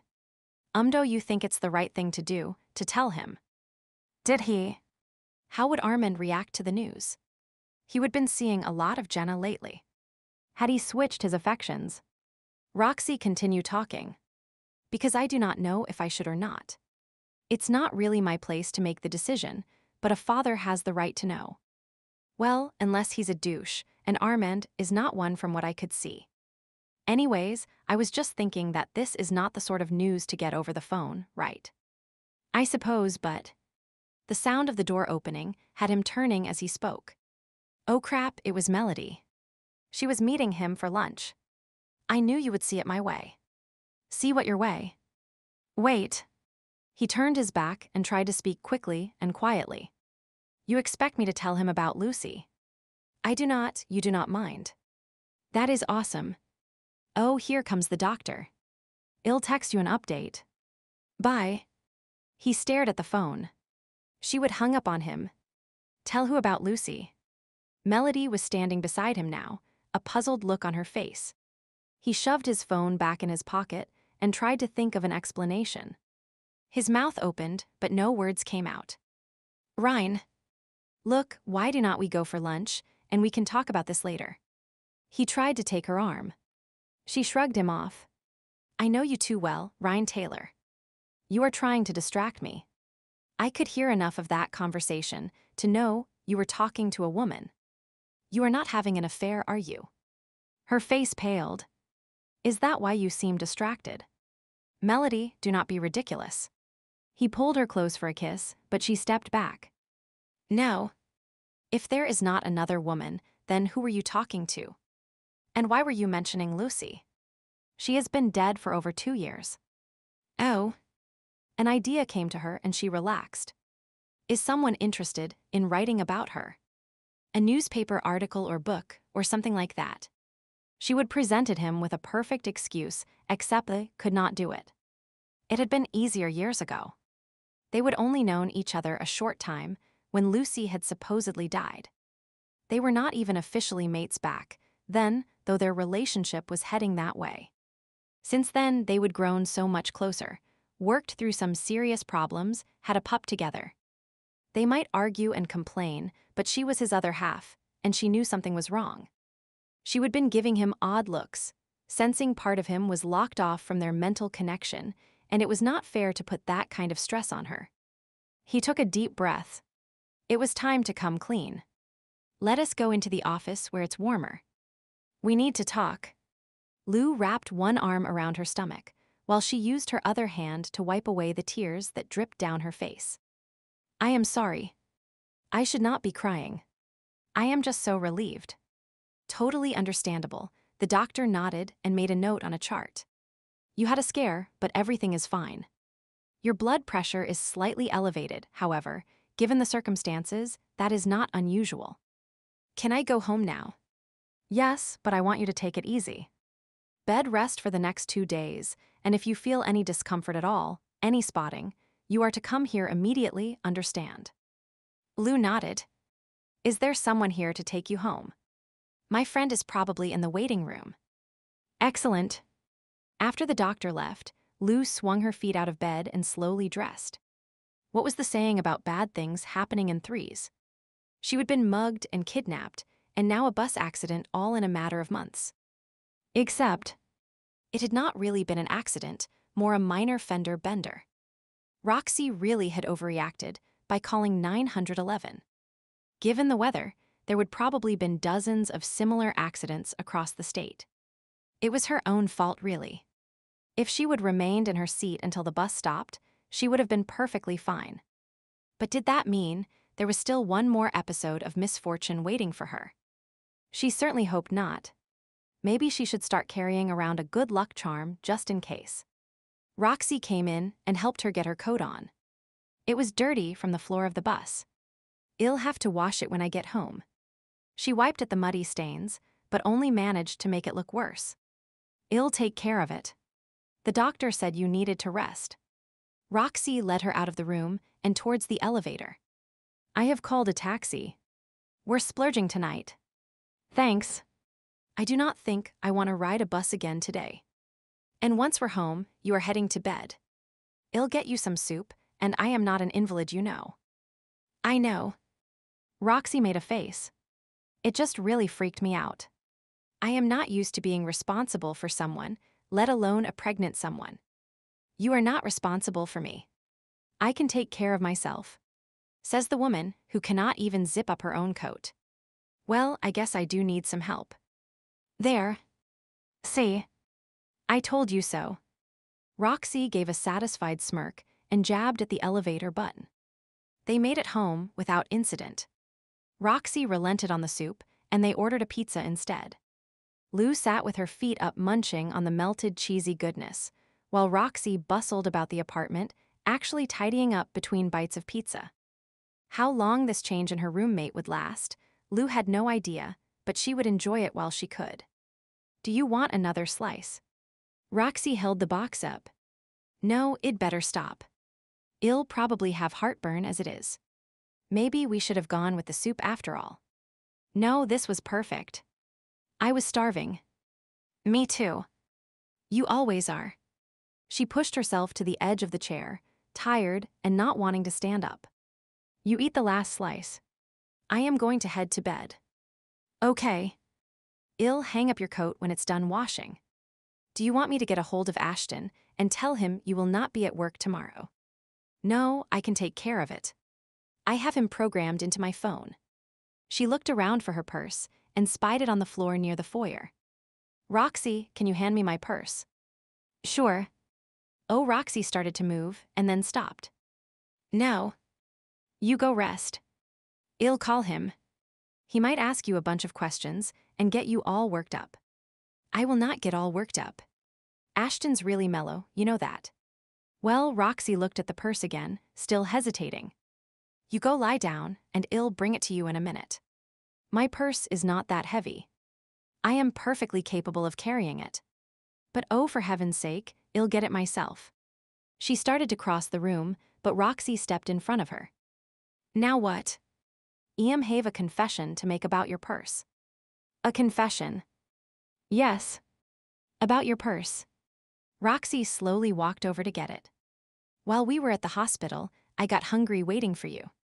That is not a surprise.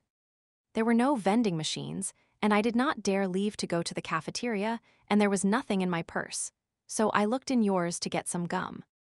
That is your confession. That you took some of my gum. She shook her head. Are you sure you did not get hurt on the bus? Bump your head or something. There is more. Roxy took a deep breath. I saw your phone, and I know your PIN. She held up her hand, probably anticipating a protest. I cannot help it that you do not shield your phone when you enter your PIN. I notice things like that. It's a gift and a curse. Lou folded her arms and sat on the edge of the chair. She had no idea what Roxy was getting at, but decided it would probably take a while. Anyway, I was really worried. I did not know if you were hurt or if the baby was okay, so I started to look through your contacts. A bad feeling began to creep over her, even though her contact list was quite limited, and certain people were not even listed on it. I was looking for Armin's number because, I know. You feel he has a right to know. Keep going. Well, he was not in your contacts, so I got to thinking maybe his number was in your call history. I have never called him, which I now know, but I did not know then, so when I saw this number I did not recognize, I called it. She searched her memory, trying to think of whose number Roxy had stumbled upon. Work, the doctor, the drop-in center. I ended up talking to this guy named Ryan. What? She surged to her feet, then grabbed the back of the chair to steady herself. I thought it might have been Armand's number, and when this other guy came on, I found out he knew Armand, and he did not give you Armand's number, did he? Well, he did, but I did not call him. Thank goodness. She sank back down again. I told Ryan what had happened and asked him to call Armand instead. You did not. She stood up again, staring at Roxy in utter shock. I did. Roxy winced.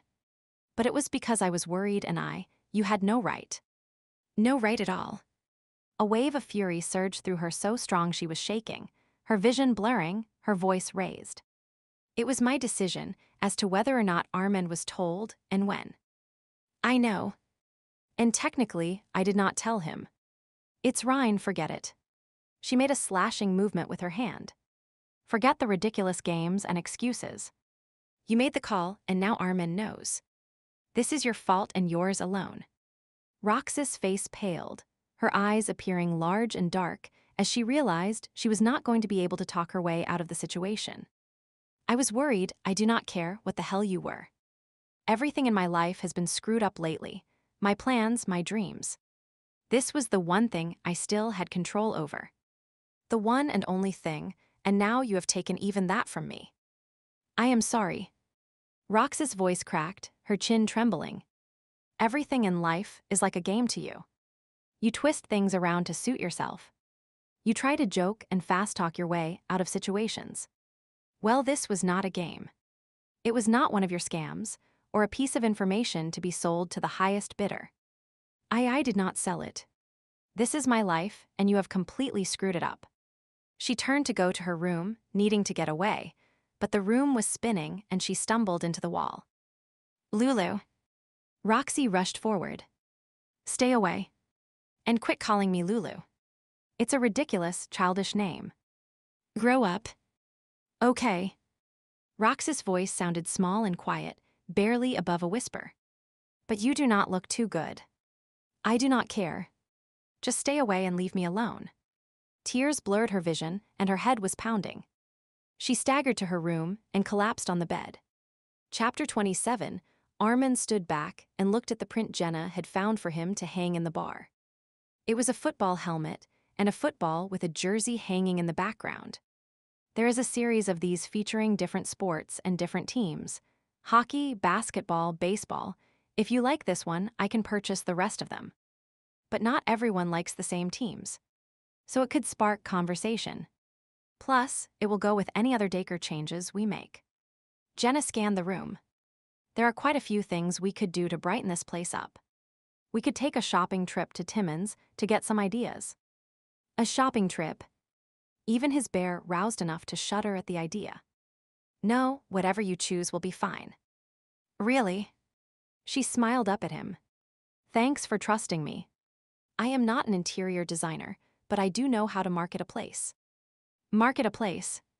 It sounded very calculated and profit-oriented, not at all what he would had in mind when he would purchase the broken antler. He shoved his hands in his pockets and nodded regardless.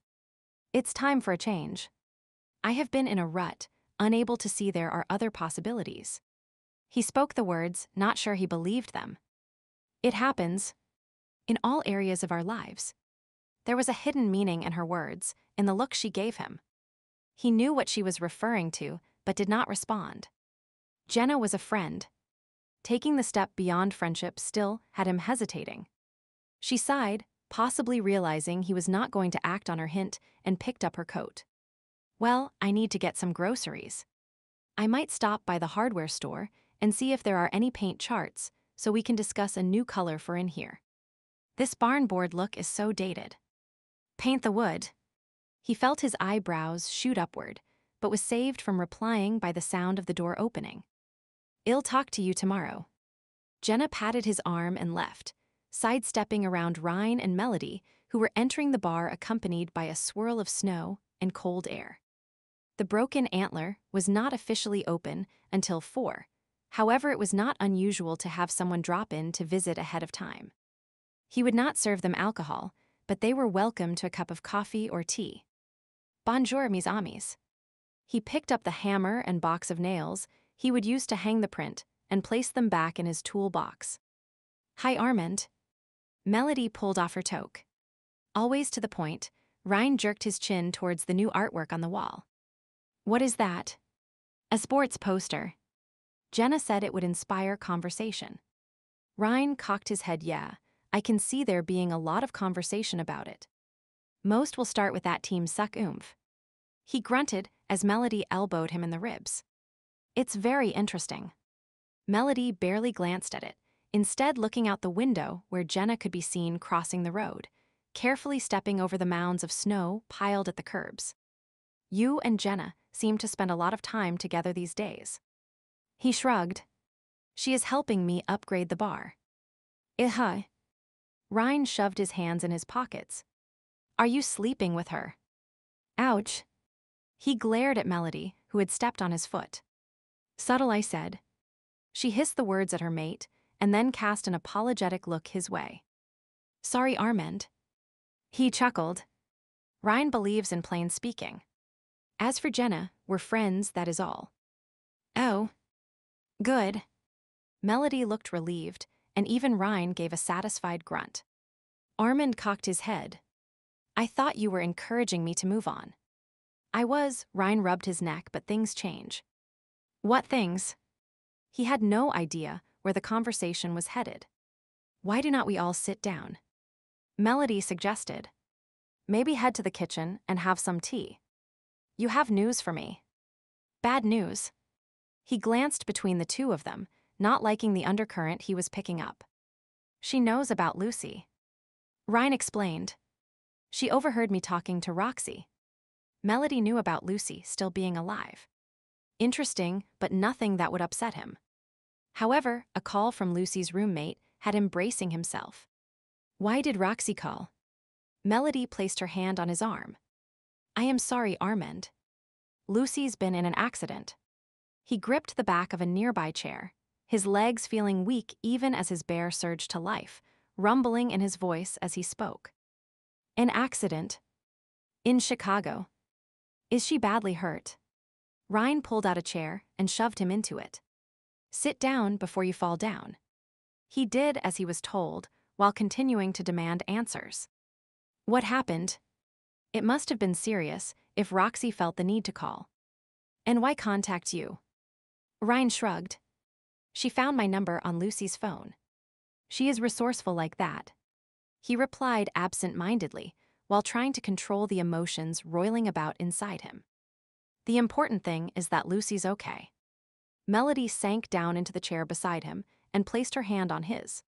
Roxy sent Ryan a text saying the hospital sent Lucy home with instructions to rest a few days, but beyond that she should be okay. Relief washed over him, and he relaxed his tense muscles for a minute before frowning. If that is the case, why did you tell me? Unless you were testing the strength of my heart. Melody and Ryan exchanged a look, then Melody eased back in her chair. Well, there is more. I am not sure how to tell you this. Lucy's pregnant, and you are the father. Ryan leaned against a nearby post, legs casually crossed. I guess you missed the no glove, no love talk somewhere along the line. Ryan, that is so rude. Melody gasped at her mate. Ryan shrugged. No point in pussyfooting around. Armand barely heard their exchange, his brain trying to process the news. Lucy was pregnant. He was the father. And she did not tell us, his bear added. His bear's comment played over and over in his head, each repetition slicing a chunk out of his heart. Are you okay? Melody looked at him in concern. Oui. He looked around the room, for some odd reason focusing on the empty spots where his pictures used to hang. The absence of their bright colors suddenly seemed especially prophetic. I am fine. I am glad Lucy is fine. Well, watch the bar for you, of course. Ryan spun a chair around backward and sat down on it, his forearms resting on the back. You will want to fly to Chicago on the first flight you can get. Chicago. He blinked. None. No. They answered as one. No. He stood up, grabbed the toolbox and placed it on a shelf behind the bar, suddenly needing to be busy. I will not be leaving. She knows where I am and what I have to offer. He swept his arm out to encompass the bar. She wants her life in Chicago, not this. If she changes her mind, she can contact me. But Melody gaped at him. I thought that I'd go running after her. She left once, created an elaborate ruse to cover her trail. I should have gotten the message, but I did not. I followed her to Chicago, did my best to protect her and show her how I feel. It was not enough. He began to walk around the room, tucking chairs in, straightening tables. I am a patient man, but even I have to admit when I am chasing a lost because. Ryan watched him, face impassive. And what about the baby? I'll arrange for her to have money to cover expenses. The diner where she works, I have part ownership of it. I'll contact Ashton to make sure she has easy hours. Do not worry, I will not shirk my responsibilities. He gave a chair an extra firm push, and the whole table slid several feet. Ryan raised an eyebrow, and Melody gave him a wary look. Excuse me. He clenched his fists at his side, breathing deeply. When he spoke, his voice came out with a distinct growl. On second thought, please watch the bar for a few days. I feel the need for an extended walk in the woods. Sure. Ryan rose to his feet and guided Melody towards the door. I'll get Brian to organize the pack into shifts to cover the bar. You know where to find us if you need to talk. Giving a quick nod, he willed himself to stay still, to stay in control until the click of the latch signaled they were gone. Exhaling slowly, he looked around. He was alone in the bar, the dimly lit room cavernous, and yet the walls were pressing in on him, the darkness of the corners invading his thoughts, his heart, the stale air suddenly too thick to breathe. He needed to leave to have space around him, an open sky above his head. On autopilot, he turned and exited through the rear door, not even bothering with a coat. Like a solid wall, the cold hit him, rushing into his lungs and stealing his breath, biting at his flesh until he began to shiver. He welcomed the frigid air, embraced the pain of the cold, needing the numbness to stay in control. The wind tugged at his shirt, blowing his hair from the tie at his nape so that it whipped his face and obscured his vision. Snow swirled around him, icy pellets stinging his skin. He did not care. Nothing mattered anymore. Nothing. Get away, get away. The words chanted in his head. He had to get away before the hurt twisting and churning within morphed into a destructive force he would be unable to curb. Like an automaton, he plowed through the drifts, stumbling, getting up only to fall once more in the ever-deepening snow. The forest was his goal, the dark pines beckoning to him, offering comfort from the pains searing his soul. If he could get there, he could lose himself in the stark, frozen solitude, let his bear roar and rage, run for miles until the pain was gone and only exhaustion was left. His feet were numb now, his hair and beard encrusted with snow. Ice was forming on his damp lashes, the world around him now a swirl of white. He should take one more step, but he fell to his knees and bowed his head, no longer knowing or caring where he was, the man with the broken heart fading away, leaving only the bear to exist. Chapter 28, Roxy sat curled up on the sofa. It was late, the apartment silent and dark, except for the faint glow coming from the phone in her hand. She was looking at the device, not really seeing it. More from habit, she would turn it on, but the messages on the screen held no interest, so she set it aside and rested her chin on her knees. There was an ache in her chest, and her eyes felt gritty from unshed tears. Roxanne Dominique Accardo did not cry. The spiky dampness of her lashes was an inexplicable phenomenon. But if she had been a crier, it would have been because of the argument she and Lulu had had earlier that evening.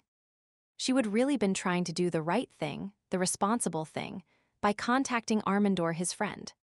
Damn, this was part of what she hated about the world of others. The secrecy and convoluted half-truths, the need to always be on alert. Humans had it so much easier. If she were not a demi-witch, or if Armand had not been a bear shifter, none of this would have happened. Lulu would have her baby and she would help her, and their lives would have gone on as normal. Instead, there was this big rift between them, and it hurt more than she would ever imagined possible. A noise in the hallway had her looking up. A shadowy figure was padding to the bathroom. After a minute, there was the distinctive sound of flushing and hands being washed. Then the bathroom door opened, spilling light into the hallway. The figure stood in the doorway, hesitated, and then, rather than returning to the bedroom, headed towards the kitchen. She bit her lip. Should she say something or just stay quiet? "You are still up." Lulu spoke the words as she made her way to the fridge and took out the milk. "Yeah." The statement may or may not have been an olive branch, but she grabbed it. Uncurling from the sofa, she walked towards the kitchen, stopping with the breakfast counter between them. "I could not sleep." "Me either." Lulu poured a glass of milk and drank it. "Heartburn." "Yeah. I knew I should not have eaten that much pizza." She waited a beat, staring down at the pattern on the counter, then took a deep breath and spoke. "I am sorry. It's not your fault I have heartburn. You know what I mean." "Yeah." Lulu exhaled slowly. "I know what you mean. I am sorry too. I should not have yelled at you like that. You had had a bad day, that is still not an excuse, and I messed up by calling, you were just trying to help." They both stopped and gave a soft laugh, realizing they were talking over each other.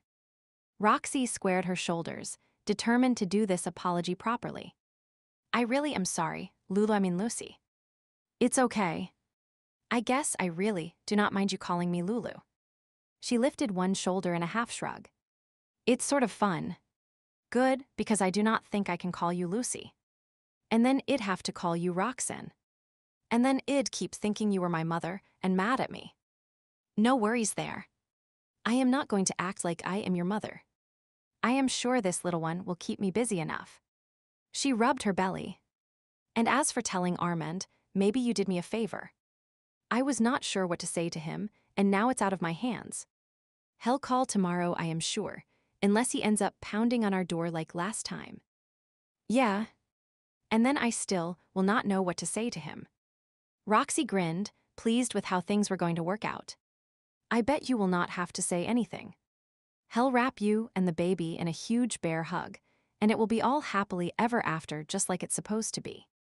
In the middle of the night, Lou had thought Rox's predictions sounded wonderful, except there was no call from Armand. She kept her phone nearby, her heart beating faster at the very thought of hearing his voice, except it never rang. Resting at home, as the doctor had ordered, she tried to read a book, but the storyline did not hold her interest, and the movie she found had a depressingly familiar plot featuring a single mother and a father who denied the child was his. Her hand crept over her abdomen and rubbed gently as a frisson of doubt passed over her. Armand would not abandon her like that. Would he? Roxy offered reassurance over dinner. "He's probably decided to come here. That is why you have not heard from him. This Stump River place is in the middle of nowhere, right?" "It is. It takes hours to drive to a large city, especially in winter." She poked at the food on her plate. Waiting for the proverbial other shoe to drop was robbing her of her appetite. There you have it. It will take time for him to drive to an airport and get a flight to Chicago. Roxy cut into her pork chop. "He'll be here tomorrow for sure." "Right." She forced herself to eat, knowing the baby needed the nourishment. Tomorrow.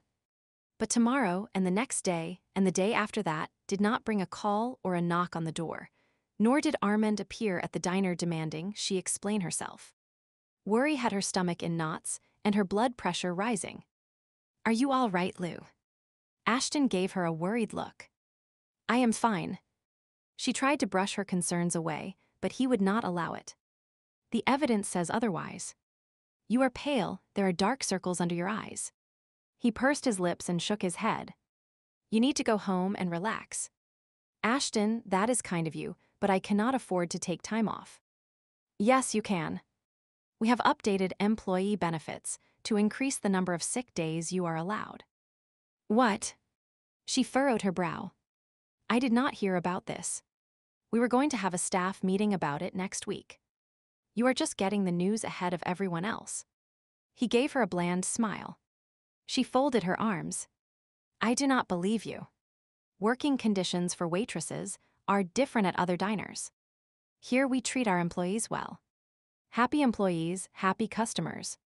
Opening her mouth to speak, he took her by the shoulders and steered her to the closet. Get your coat on, go home and rest. Owner's orders. She did as she was told, albeit reluctantly. While it would be nice to rest, she had not been sleeping well, it also gave her more time to think. As she sat with her feet up, she considered the possibilities. Maybe Ryan had not told him. No, Ryan always did what he said he would do. Armand could be away on one of his wilderness trips. But it's winter, and he usually did not go out in the winter. Did his silence mean he would found someone else?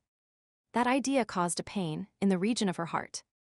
While she might have told him he was free, the actual reality of him acting on her words was hard to handle. Her mind formed an image of Armand kissing another woman, touching her, making love. She felt ill and stood up to look out the window, hoping to erase the mental picture. The view was not spectacular, just the brick wall of the building next door, but if she angled sideways, she could see the street. Watch the people walking by or maybe slipping by was more accurate given the sleety, slushy mess that was currently falling. About to turn away, she spotted someone. A man, tall and muscular, dark hair peeking out from under his knit hat. Hope surged inside her and she pressed close to the window, sure it was Armand. When the man suddenly lifted an arm to wave and then veered across the street, she had to hang on to the window frame to keep herself upright. Her pathetic, needy self had somehow transformed a normal pedestrian into Armand. Pushing off from the window, she shivered and went to make a warm drink. The windows leaked around the frame, and a cold draft seeped into the apartment. Or maybe it was just the coldness that was settling inside her at the knowledge Armand did not care she was pregnant with his child. It was the only logical explanation. Maybe that movie she would been watching was right. Men were not reliable. Had not she said the same thing herself back when she lived in Stump River?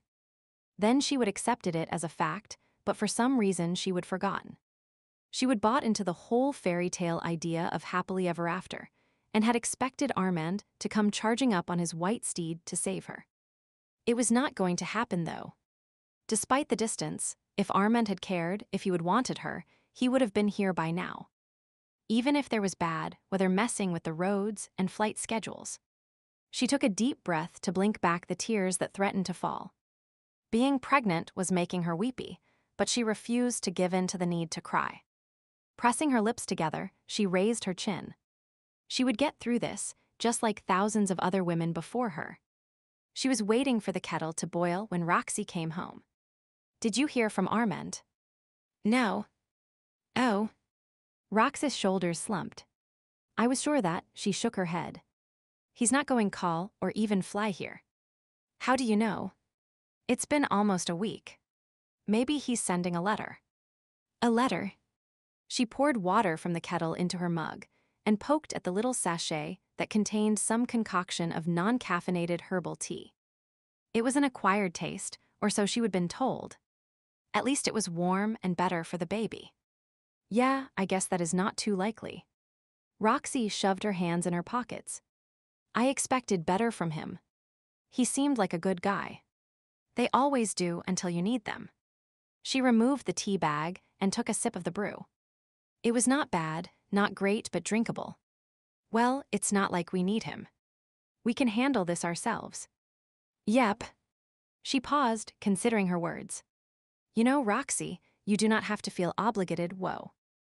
Wait a minute. Do not try to squeeze me out of this baby gig. Baby gig? Yeah. You need me and I am here until you pop and even after. Just because Armen left you in a lurch does not mean I will. But I know at the beginning I was not too sure about this, even though I acted like it was all fine.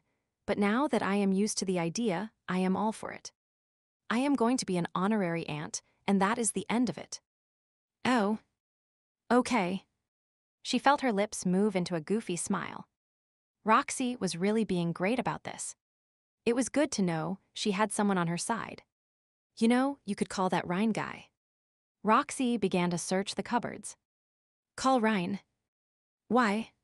If you are curious about what is going on and how Armand took the news. Did she want to know?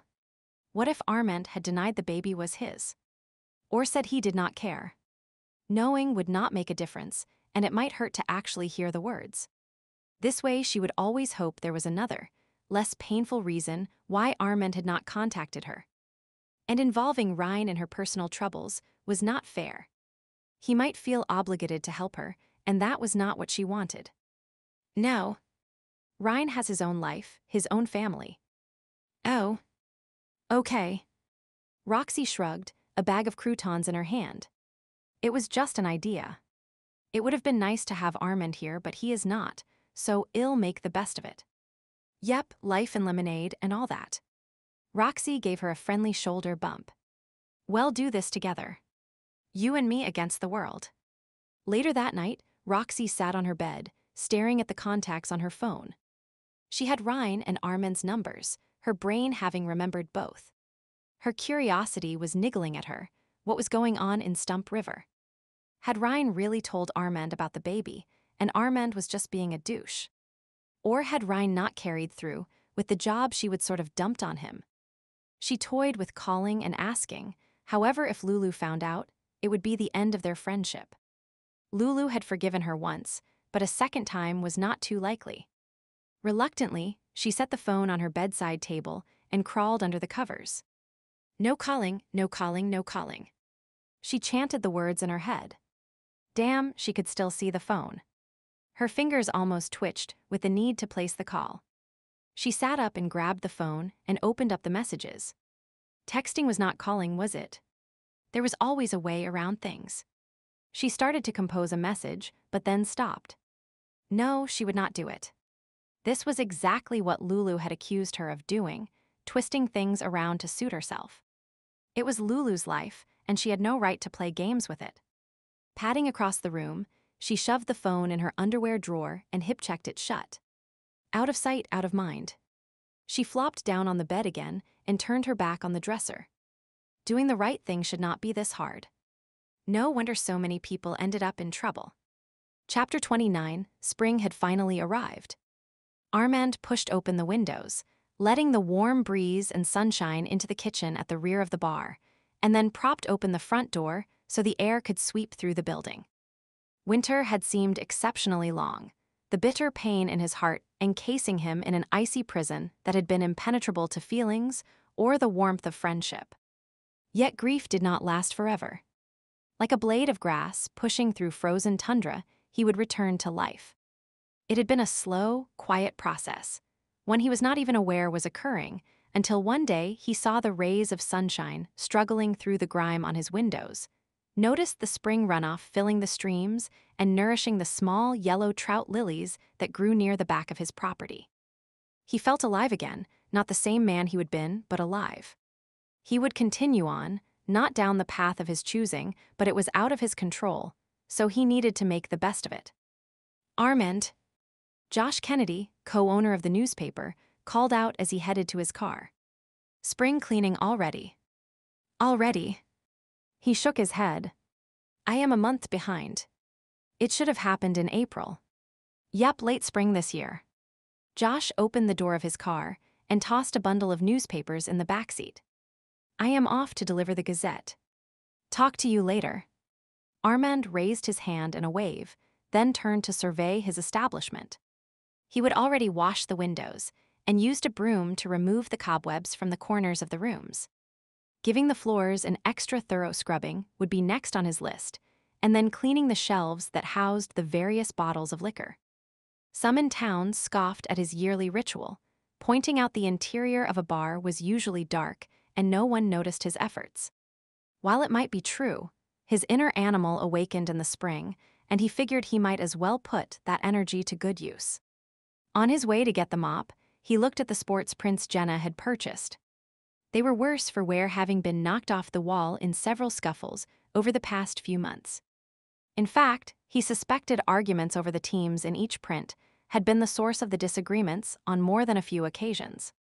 Well, she would said they would spark conversation. Thoughts of Jenna had him frowning. Naturally, she would been curious, asking the others why he would disappeared without notice back in February, but had not complained or scolded as he would expected. Instead, she would purportedly told Brian she would put in extra hours, if need be, to help out during his absence. And when he would returned, there would been no awkward questions. He liked that she accepted him as he was. Lucy had been like that too. And both were hard workers. They are not the same, his bear pointed out. No, definitely not the same. Jenna was happy to be here, whereas Lucy was not.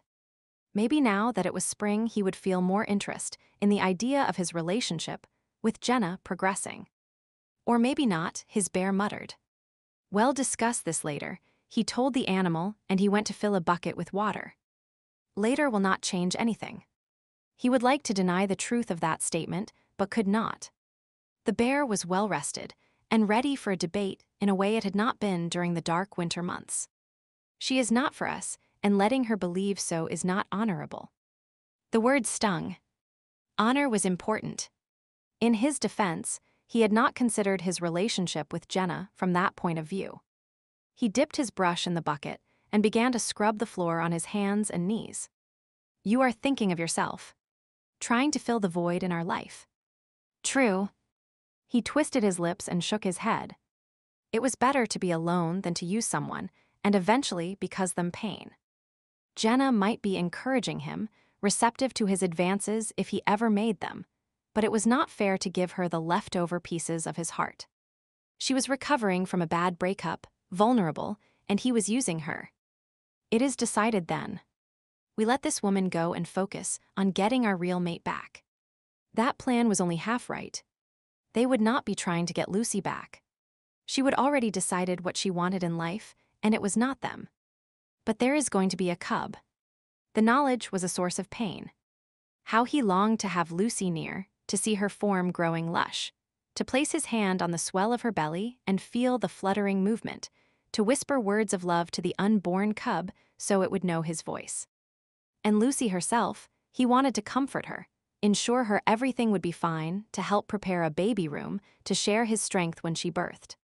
He swallowed the lump in his throat and concentrated on the floor, scrubbing hard at the marks left by numerous booted feet.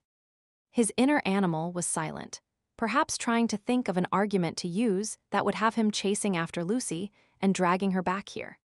There was not one, though. Of that he was determined. Standing straight, he surveyed his work. The floor looked good, the faint scent of bleach filling the room as if announcing to the world it had been thoroughly cleaned. About to go dump the bucket, his phone made a tone signaling he had a text message. A glance at it made his heart lurch. It was Lucy. The bucket slipped from his fingers, the water slopping over the edges unnoticed, soaking the leg of his pants and creating a puddle on the floor. He did not care. His entire attention was centered on his phone. A jumble of letters was floating before his eyes, the words indecipherable. He took a deep breath and blinked, forcing himself to focus on the message. Just thought you should know. It was followed by an image of a newborn, wrapped in a blue blanket. A son. He had a son. His knees felt weak and he sank onto a bar stool, his eyes fixed on the screen. The image mesmerized him and he reached out to touch it, to enlarge the picture and study every feature. Dark curly hair like his. Big blue eyes like Lucy. A snub of a nose and pursed lips. He could see the tips of its fingers, so tiny and yet complete with nails. Tears were dripping down his cheeks and he dashed them away, swallowing hard. Lucy would be waiting for a reply, but his mind was blank. All the things he wanted to say would not be well received. There were no recriminations in his heart. At this moment, all was forgiven, and the words "I love you" and "I will be there as fast as possible" hovered on his lips, yet would have to be left unsaid. "How are you?" Was that acceptable? His thumbs skimmed over the keypad, composing messages only to delete them before he decided on one. "Thank you for telling me. Let me know if you need anything. I will live up to my responsibilities." He pressed send only to immediately regret its formality. As fast as possible, he added 2 other sentences. "I hope you're both well. What is the child's name?" He waited for a reply, his muscles oddly tense. Seconds ticked by. Had he offended her? Finally, a word appeared on his screen. "Caleb." His lips formed the word, liking the sound of it. It was a good name, strong and sturdy just as his son would be. About to reply, his phone went dead. He stared at it in shock, then cursed at himself for not having charged it that morning. The timing could not have been worse. After months of silence, she had finally reached out to him, and now carelessness on his part could ruin everything. He hurried to find the charger that was in his office, trying to calculate how long it would take before he could start it again and send another message. What would Lucy be thinking when he did not reply? "Good morning, Armand. I thought I'd stop by and show you the posters for Daniel's band." Jenna entered through the front door as he disappeared down the hall that led to the back. "What is the rush?" "I need to charge my phone. I was in the middle of a conversation when the battery died." "Oh, I hate when that happens." She draped her coat on the bar and followed him down the hall. "You could use mine if you want." He found the charger on his desk and plugged in his phone while considering her offer. How would it look if he messaged Lucy from another woman's phone? It would be too awkward to explain without the danger of serious misunderstanding. And did he want his private messages to Lucy showing in Jenna's message history? "Thank you, but I'll wait. It should not take long." He glanced at the old black phone on his desk. He could use the landline, however it had not escaped his notice that Lucy had not actually called. She was maintaining a distance between them. In fact, had her text been more of a sense of obligation than an actual reaching out? Was he reading more into it than he should? "Armand." He gave a start, having forgotten Jenna was there. "Are you okay? Is something wrong?" She glanced towards his phone. "Bad news?" "Yes." "No." He scrubbed his hands over his face and then finger-combed his hair back. It had come loose from its tie at some point during his cleaning spree. "Jenna, we need to talk." "I completely agree." She looked around the room and shook her head. "This room is a dingy disaster. How do you even see to work with this lighting? And how old is that sofa?" He glanced at the piece of furniture. The leather was worn, the wooden arms scarred. "No idea. It was here when I bought the bar." "That I can easily believe. It really needs to go. And look at the paint and the stained ceiling tiles." The state of his office was deplorable. However, he rarely used it, and at the moment, it was nowhere near the top of his priority list. "It needs some attention, but that is not what we need to discuss." "Then what?" "Beans. Come, let us talk elsewhere." He gestured towards the door. "What did he say?" Lucy tore her gaze from the baby snuggled to her breast. Less than a day old, and he would already become the center of her universe. No reply yet. Roxy checked the phone on the bedside table again. "Thanks for letting me send that picture. It was driving me crazy not sharing the news." "I know." She smiled at her roommate before her eyes drifted to the baby once again. Telling Armand had seemed the most natural thing in the world to do, her hurt over his silence on by the joy of the baby's birth. She wanted to share Caleb's existence with the entire world. Already, she was sure he was the most beautiful baby ever born. And the way he grabbed her finger, well, the books might say it was an instinctual grasp, but she was positive it indicated how clever and coordinated he was going to be. She pressed a kiss to his downy soft head and whispered softly, "Mama might be a bit prejudiced, of course, but you are the most perfect baby ever born. Is there anyone else I can contact while we wait for Armand to message back." Roxy appeared even more energized than ever, bouncing on her toes, her eyes sparkling. She would have been amazing, staying throughout the labor and birth, not freaking even once despite the fact she would said she would. Sure. Tell Ashton and have him share the news with everyone at work." Roxy already had the phone in hand before she would finish speaking. "Okay. Want me to check your contacts for other people?" "There is Neil." She rolled her eyes. It was a good thing there was nothing private on her phone. Roxy seemed to be making herself at home on the device. Of course, after giving birth in front of someone, it did seem that all barriers had been crossed. A yawn cracked her face, and she realized she would have to let go of Caleb before she fell asleep. At least the baby's bed was in the room with her. She buzzed the nurse, who soon bustled in and helped her get him settled. "I am going to head home and get some rest too. Call me if you need anything." Roxy set the phone on the table within reach and left with a wave. Tired, she nodded and relaxed into the bed. A smile drifted over her face as she listened to the soft sounds Caleb made. Caleb sent. John had Armand liked the name. He would not replied back. She reached out and grabbed her phone, scrolling back so she could see the conversation Roxy had read to her.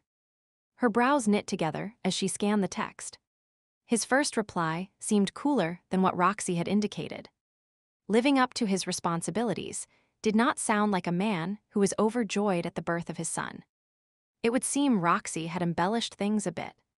What else had Armand said? She scrolled down a bit more.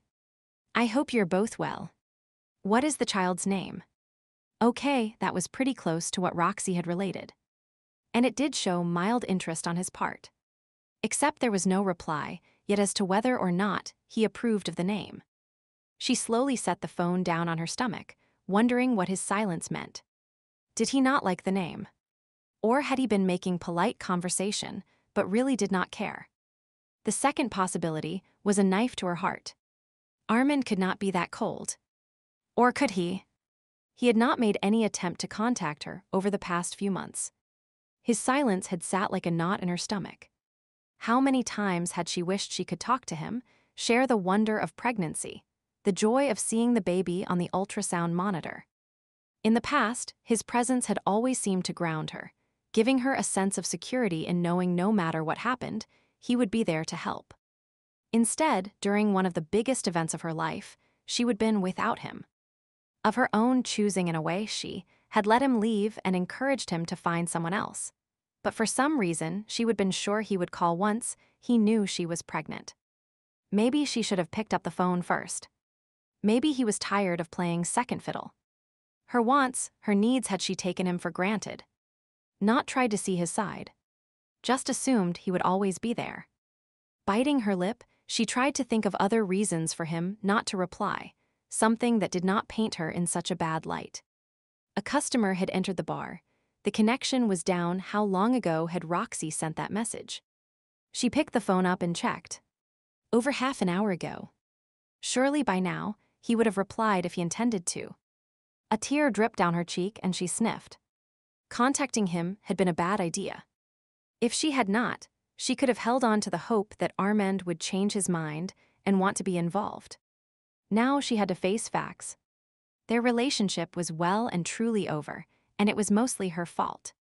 Rolling onto her side, she stifled her cries in her pillow, not wanting her baby to start life hearing his mama crying over a man.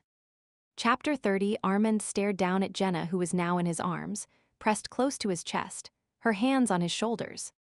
She looked up at him in shock, her eyes wide, her breathing fast. His own was quicker than normal as well. "I am sorry." He cleared his throat. "No, it was my fault."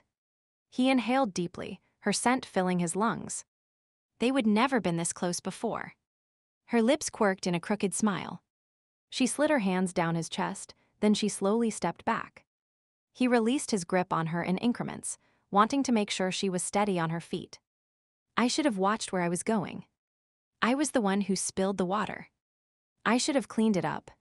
Well, thank you for saving me when I slipped." He nodded. This incident was not going to help the conversation he had planned. When Jenna had skidded in the puddle on the floor, he would instinctively caught her. Hopefully, she did not view it as a romantic gesture. She cocked her head. You did not try to turn that into a kiss. No. I did not. You are just not into me. She leaned one elbow on the bar and studied him. I think you are a very nice. Yes, I know the spiel. I am nice, you think of me as a friend. I have heard it before. I am sorry. No need. I have suspected for some time. I guess I was still hurting from my previous relationship and wanted a new one enough that I ignored the signs. Signs? No man goes that slow in a relationship unless his heart is elsewhere. He almost laughed at her statement, thinking of how long he would waited before making a move on Lucy. Instead, he continued his apology. I did not mean to use you. I do not look on it as using. It was more like you were testing the waters, seeing if you were ready to swim again or not. She propped her chin on her hand. I am curious as to why you are telling me now. The woman I was seeing contacted me, and he did not mention the baby. It was not news he was willing to share with just anyone. I have realized I am still committed to her. Oh. She was silent for a moment, then shrugged one shoulder. Well, nothing ventured, nothing gained. Thank you for being so understanding. It was a relief to know he would not hurt her. She straightened and put on her jacket.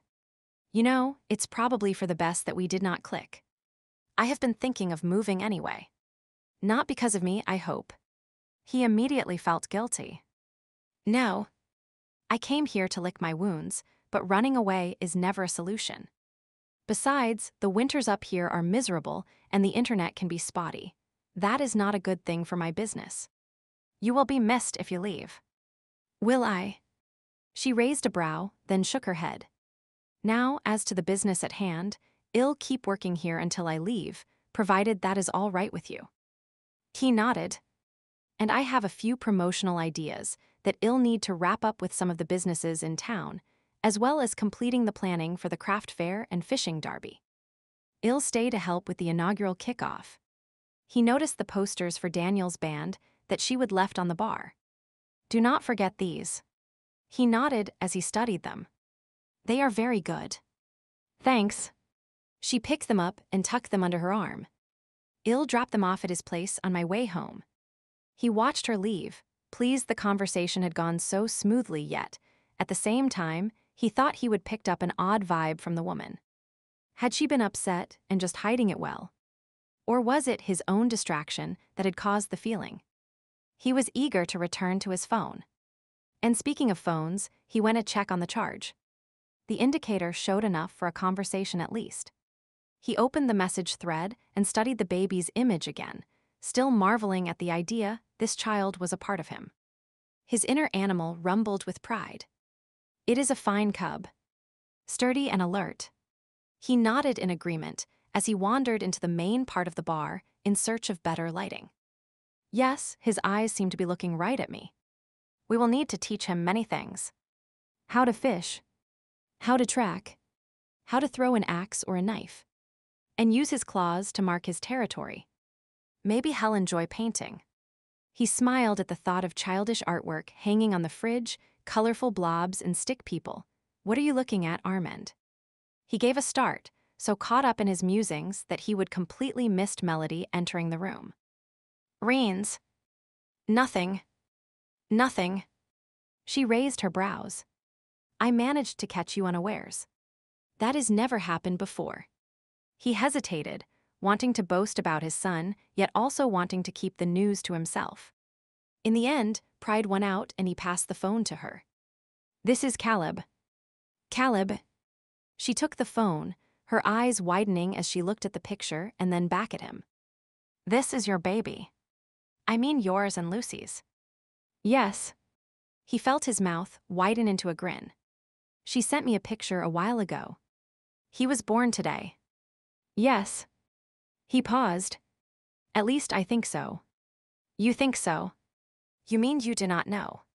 I assumed it was today, though she did not specifically say. He took the phone back and reread the message. Well, what about his weight and how long he is?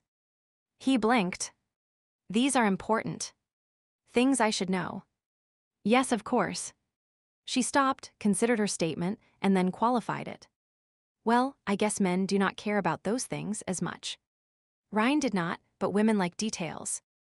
I am surprised she did not include them in the message. Perhaps she intended to. Our conversation was cut short, my phone died. Well, when you talk to her next, ask her and then let me know. I will. He set the phone down, trying not to appear impatient for her to leave. Did you need something? No. I am just dropping off your copy of the Gazette.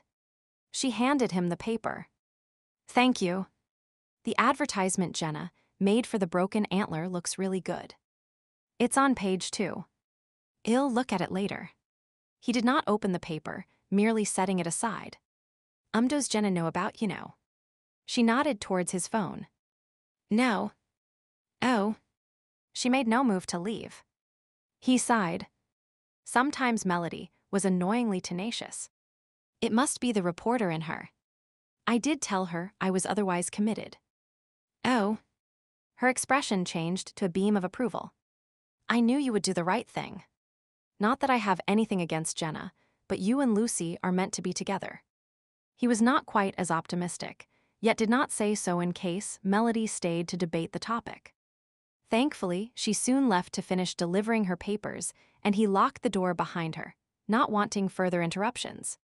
Finally alone, he sat down to send a message to Lucy. Caleb is a fine name. When was he born? How much did he weigh and how long? Reading the message over, he considered a point Melody had said. If women loved details, why had not Lucy sent them? After some consideration, he deleted the questions and left just the first sentence. It showed he was interested, but could not be construed as too pushy.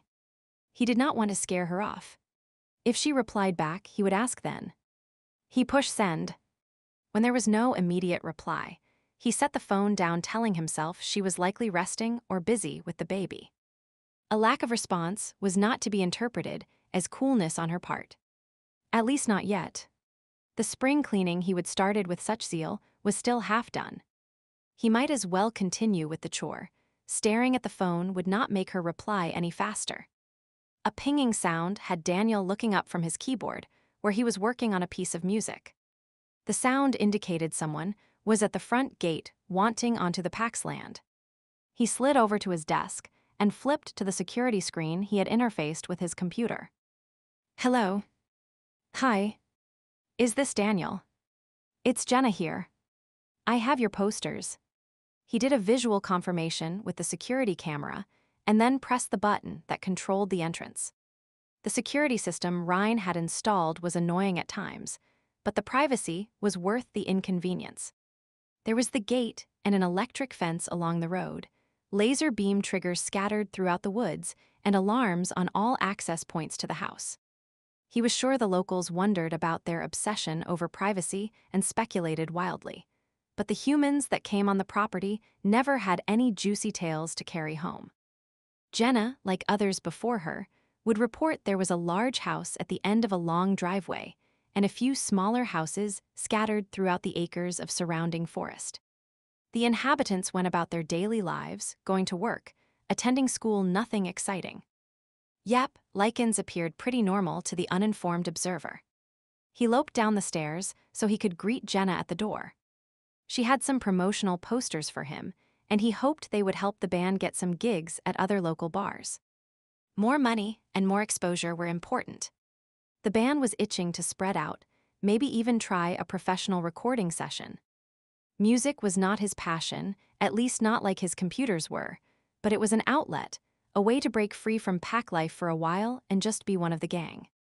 The thing was, Stump River was quiet. There was no excitement, no challenge. Patrols were pathetically boring, and the equipment in the exercise room only worked off so much energy. He might be considered a nerdy Lycan, but his inner wolf wanted a chance to prove itself. When he would join up with Ryan and Brian to start the pack, he would envision something more adventuresome. It had been interesting enough at first, traveling across the country to Canada, fixing up the house, getting to know the area, but no, not so much. The sound of tires on gravel signaled Jenna's arrival, and he sped up his descent down the stairs, opening the door just as her car came to a stop. She waved at him through her open window. "Hey, Jenna." "Hi." She climbed out of the car, her gaze taking in the massive building before her. I'd heard this place was big, but I did not imagine this. He laughed. "Yeah, it's pretty massive. But well maintained." She climbed the steps of the porch and seemed drawn to the window casings. "Just look at the rosettes in the corners and the sunburst pediment. I love these kinds of architectural detail." "Are they original?" "Some are. Others were beyond saving, and Ryan made replicas." "Has he been working on it long?" "Ever since he bought the place. Most of the house is done, but a few areas are still a work in progress." Speaking of works in progress, she held out the package she had tucked under her arm. "Here are those promotional posters for your band." "Awesome. Come on inside while I check them out." She followed him as he led the way up the stairs to his place. He would taken over the attic, erecting walls to create a bedroom, an en-suite bath and office sitting room. There was even a trap door that led to the widow's walk on the roof, which served as his own private balcony. It was not quite as good as having his own apartment, but it was close. "Welcome to my lair." He opened the door and ushered her inside. "Wow." She stopped inside the doorway and looked around. "Is there any piece of electronic equipment you do not own?" "Not many. I am a geek at heart. When you are not being a musician." "Right." He cleared off a spot on his desk and spread the posters out so he could study them. "Hey, these are good. I like the lettering you chose." "Thanks. The right font, the right color combinations, it can make a big difference. And these pictures of the band, I convinced Ryan to take some while you were performing the other night. I'd heard he was quite the photographer in his day. Seems the rumors were correct." "Ryan took these." "I did not realize.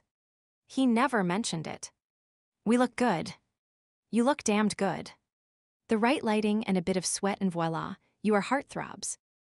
"Heartthrobs." He rolled his eyes. "Just look at your expression in this picture." Her finger pointed to his image on the poster. "And the muscle definition on your arms as you wield those drumsticks. And the other guys as well." She outlined the attributes of each member of the band, explaining why they would have female fans swooning. "Yeah, well, he dragged his hand through his hair, not sure he wanted to be a sex symbol, at least not to random girls.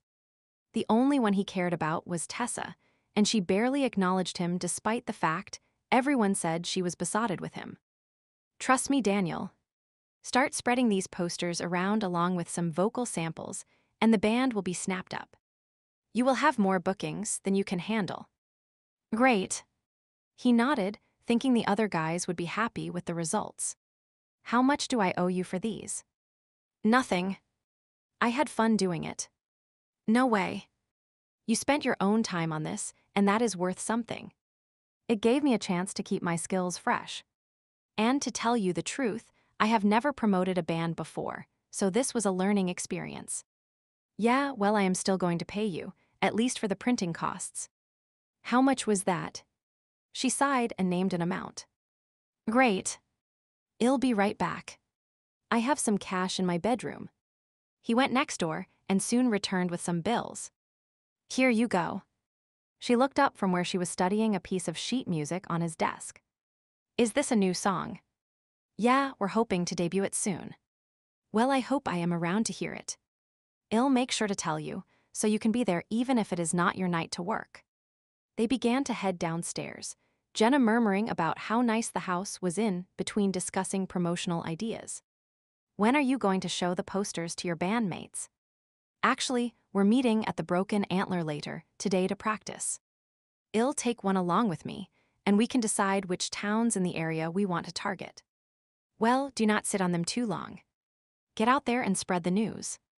There is a big world beyond the borders of this town. It's time you started taking it by storm." She gave him the advice as they made their way back to her car. "Thanks. I'll keep that in mind." He stepped back as she climbed into her vehicle and started the car. "Do not worry about the front gate. It opens automatically when you approach it from this side, so you will have no trouble getting out. Thanks, I was wondering about that. She drove off with a wave. He watched until she was out of sight and then headed back upstairs to check the posters again. The other guys in the band would be really impressed. Chapter 30, Lou slowly woke up from a deep sleep. The kind that came from complete exhaustion and left you feeling muzzy-headed and too pleasantly relaxed to move. Her thoughts were drifting in a sea of nothingness, a soft murmuring in the background oddly comforting, the weight and warmth of the blankets seeming to urge her to succumb to sleep yet again. But something was niggling at her brain, something important, and she blinked slowly, allowing the world around her to come into focus. Roxy was sitting a few feet away, her features highlighted by the late afternoon sun streaming through the blinds. Blinds? She frowned. There were no blinds in her room. And why was Roxy cooing away with a blue teddy bear in her lap and an uncharacteristically soft expression on her face? Like an electric jolt it hit her. She would had the baby. She was a mother and she would fallen asleep, completely forgetting her own child. She gasped and began to fight against the covers that cocooned her, needing to get up and check on Caleb. Her struggles had Roxy looking her way and laughing.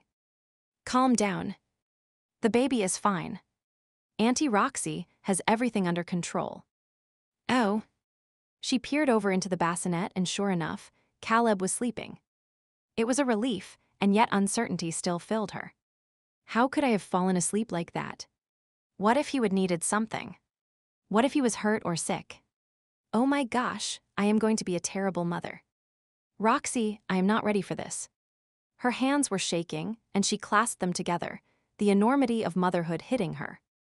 Lulu, you cannot stay awake around the clock for the next 18 years. You have to sleep. Even I know that. Roxy looked up at the ceiling and shook her head. I cannot believe I am being the sensible one here. Talk about role reversal. She set down the teddy bear and stood up, steering Lou back towards the bed. You just had a baby. You are in the hospital, and the nurse poked her head in to check a few minutes ago. Chill. She took a deep breath and exhaled slowly. Right. I guess I am just nervous about doing everything right. You will be a great mom, I am positive of it. She hoped Roxy was right. Have you been here long? She hitched herself up against the pillows. Maybe half an hour. You know, this baby makes the most adorable faces. I have been taking videos of him, so you would not miss anything. Roxy handed over the phone. Thanks. She watched the screen, smiling as Caleb's face scrunched before settling into a peaceful expression. Oh, and Armin texted back. He likes the name Caleb. Her head shot up at the news. Armin had texted back. She tried to hide her excitement by scolding Roxy. You were reading my messages again. Roxy shrugged. I cannot help myself. Besides, I was the one that sent that text, so technically, it's my phone. I know you were texting for me while I held the baby, but it's still my message. Sorry. It's okay. She flipped to the message thread and read what Armand had said. It was not much and did not show any kind of interest. I wonder why he did not add anything else. I guess he's a man of few words. Guys are like that, are not they? I suppose. She worried her lip. But Caleb is his son. You would think he would have more to say. Maybe he does not want to get too involved. Now do not take this wrong or anything, but Roxy took a deep breath before continuing. You sent him packing and then out of the blue, you dropped the baby bombshell on him. Correction. You dropped the bombshell by asking Ryan to tell him. Okay, I'll give you that. But the point is, he could be thinking you are only reaching out to him because of the baby. That you are wanting his money for child support and not because you care about him. Oh. She leaned back against the pillows. I had not thought about it that way. And are you? Am I what?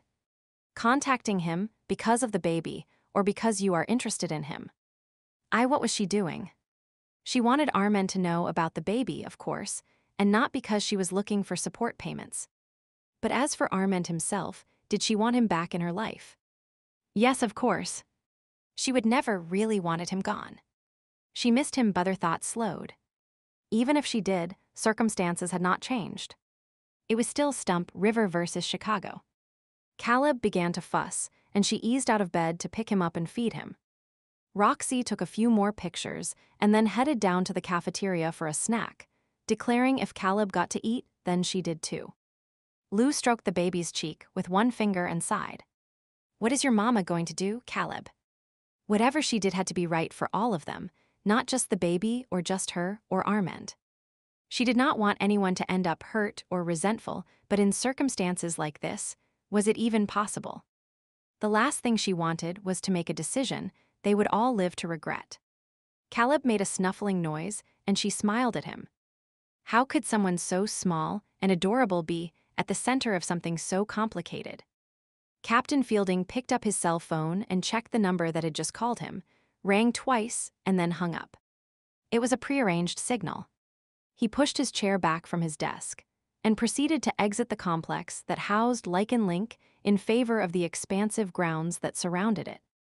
While not completely private, there was less chance of being overheard. Locating a solitary bench, he sat down and placed the call to the operative who had contacted him. "You have a report." There was no time for social niceties to precede the conversation, just straight facts.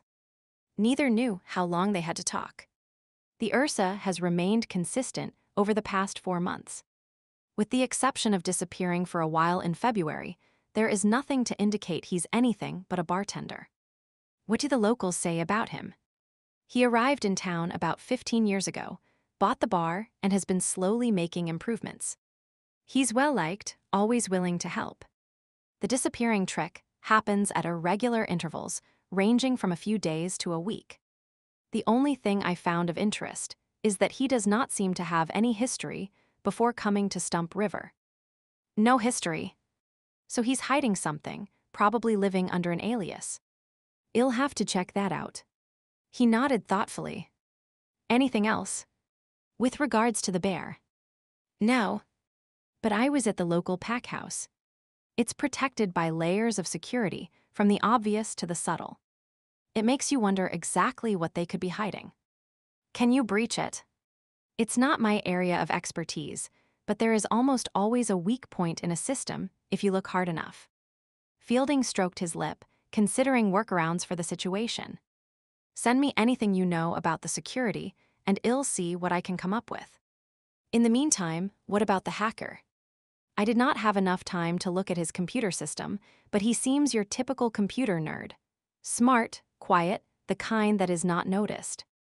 Which is exactly the kind of profile that raises red flags. Agreed. I sense a restlessness about him, too. He could do something with those codes, just for the thrill of it. HMPH. The codes have all been changed. However, if he did it once, he could do it again. Right. In your opinion, should we bring him in? Perhaps. I am going to do some more checking. If he's as good as he seems to be, and he's not crossed any lines, we want him on our side. Right. Acting too soon could push him in the wrong direction. Exactly. I have already laid the groundwork for easing myself out of the community. My story is the winters are too difficult. I am done licking my wounds, blah, blah, blah. No one will be suspicious. Good. I might need you to check out the hacker further, but if you feel your cover is going to be compromised, get out. We do not have a lot of operatives like you. Pack-raised humans are rare. True. He noticed a group of enforcers approaching. I have to go. Let me know if there are any new developments. If not, I'll expect you back here in under a month. Ending the call, he stood up and addressed the approaching group with a nod. Men. Sir. Their posture immediately straightened. Lunch break. He glanced at his watch. Just finishing, sir. Good. I'll be stopping by your unit later today for an inspection. Yes, sir. He held back a chuckle at the look that passed between them before they hurried on their way. No doubt they were cursing the fact they would chosen to walk down this particular path. Enforcers hated inspections about as much as he enjoyed doing them. Shoving his phone back in his pocket, he returned to his office. Jenna put her phone away and stared out the open window. The house she would rented was on a small lake, and from where she stood, she could hear the water lapping along the shoreline. It was a peaceful sound, relaxing and soothing, helping her unwind. When she was in town, she always felt on guard, though she was sure it did not show. Having been raised in a pack since an infant, she was as adept at controlling her emotions and reactions as she was at reading them in others. It was a useful skill in the business world and to the higher-ups at Lycan Link as well. That is why they would recruited her for a new undercover unit. It was still considered top secret, their training taking place away from headquarters, and, when not on a case, they went about their daily lives in the human world. It was only for select cases they were deployed. Cases like this, where another human in the mix, would not be noticed or suspected of spying. Sometimes she felt guilty, gaining someone's trust just to snoop on them, but it was for the greater good, for the security of all Lycans. Lycans had been good to her. When her mother had married a Lycan, she and her sister had been accepted, raised as part of the pack. Giving back in this way seemed little enough in her mind. And she was not hurting anyone. In fact, she would like to think she would help the town with her presence. She really was good at marketing, and Stump River certainly needed some sprucing up. It had great potential as a summer getaway destination for those wanting a back-to-nature experience. Hopefully, some of the locals would act on her ideas once she was gone. She would miss the little town. Everyone had been friendly, and Armand, if she had not been investigating him, could have captured her heart. Kind, patient, considerate, and not hard on the eyes. He would said he would miss her when she was gone, and a small part of her hoped so. She wondered if the woman who had captured his heart appreciated him or not. Chapter 32. Armand yawned and stretched, his bed creaking as he rolled over and sat up. The room was dim, early dawn light struggling to creep through the blinds he would closed the night before. Still half asleep, he ambled over and raised them, then cranked the window open, letting the still cool morning air into the room.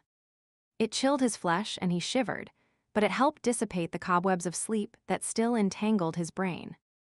Yawning again, he scratched his chest, then pulled on a pair of jeans before heading downstairs to make a cup of tea. While waiting for the water to boil, he finger-combed his hair back from his face and dug an elastic out of his pocket to hold it back before finding a mug, honey, and the cream.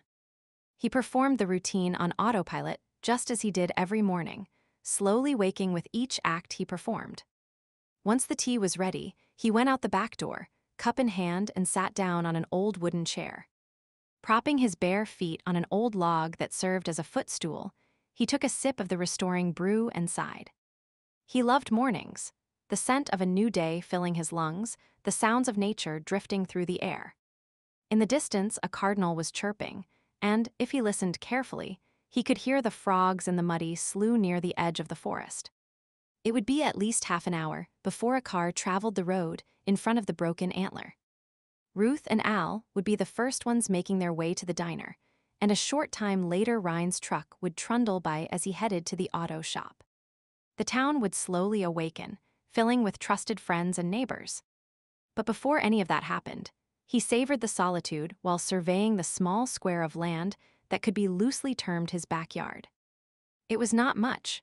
A few clumps of wild flowers that had seeded themselves around the foundation of the building, a weathered wooden fence that delineated where the parking lot ended and his space began.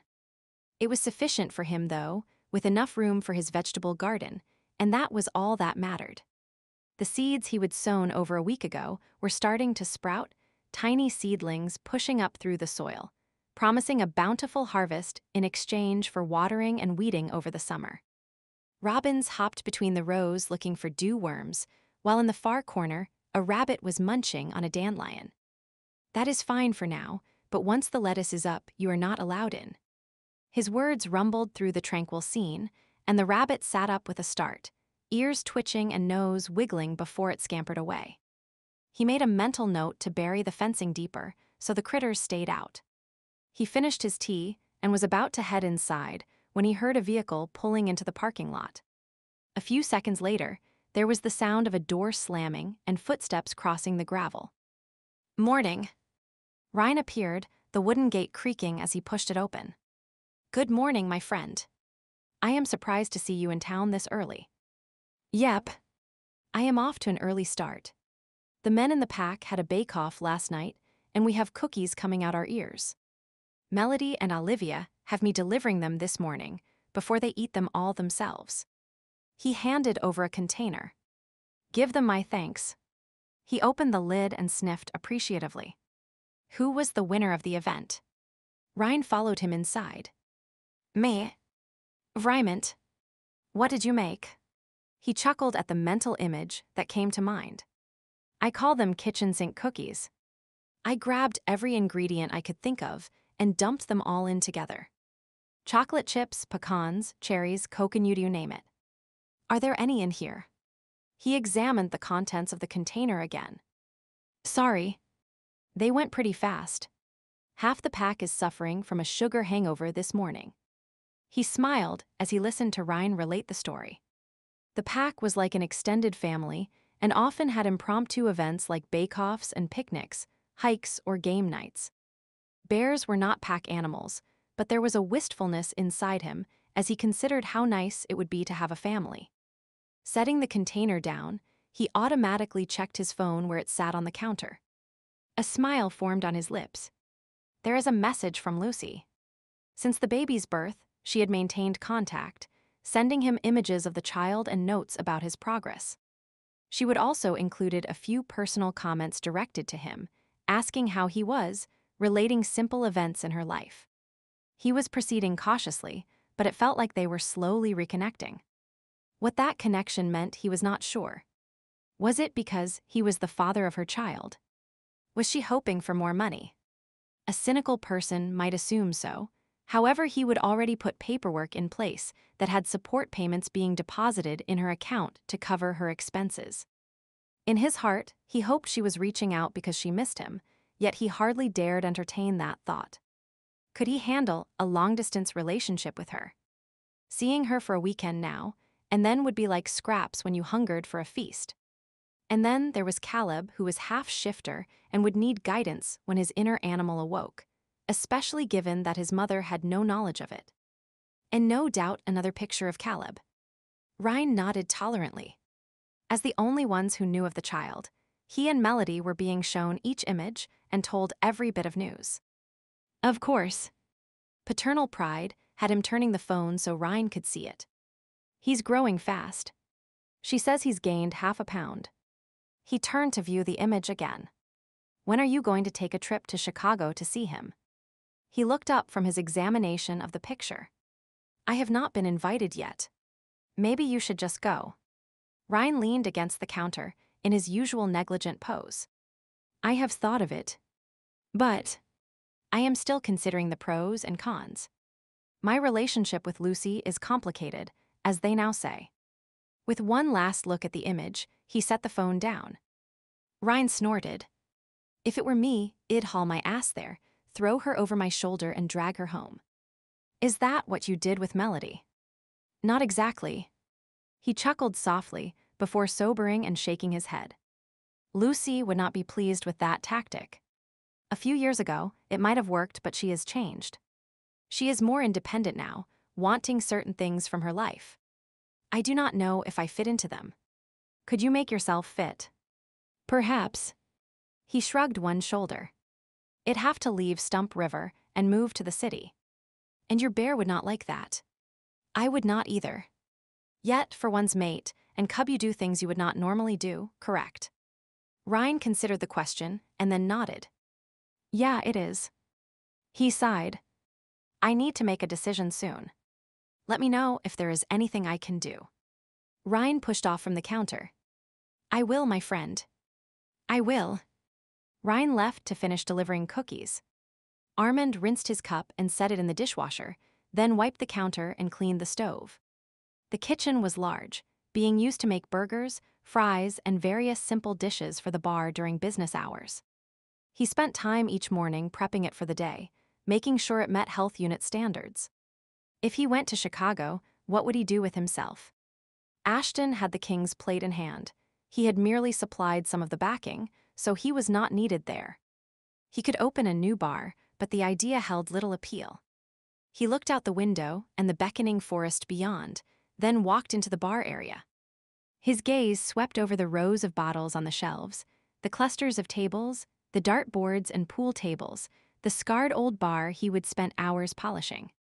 How proud he would been the day he would gained ownership of the place. It had been run down, but he would brought it back to life with his own sweat and hard work. He still had plans for improvements if he stayed. Should he give this up?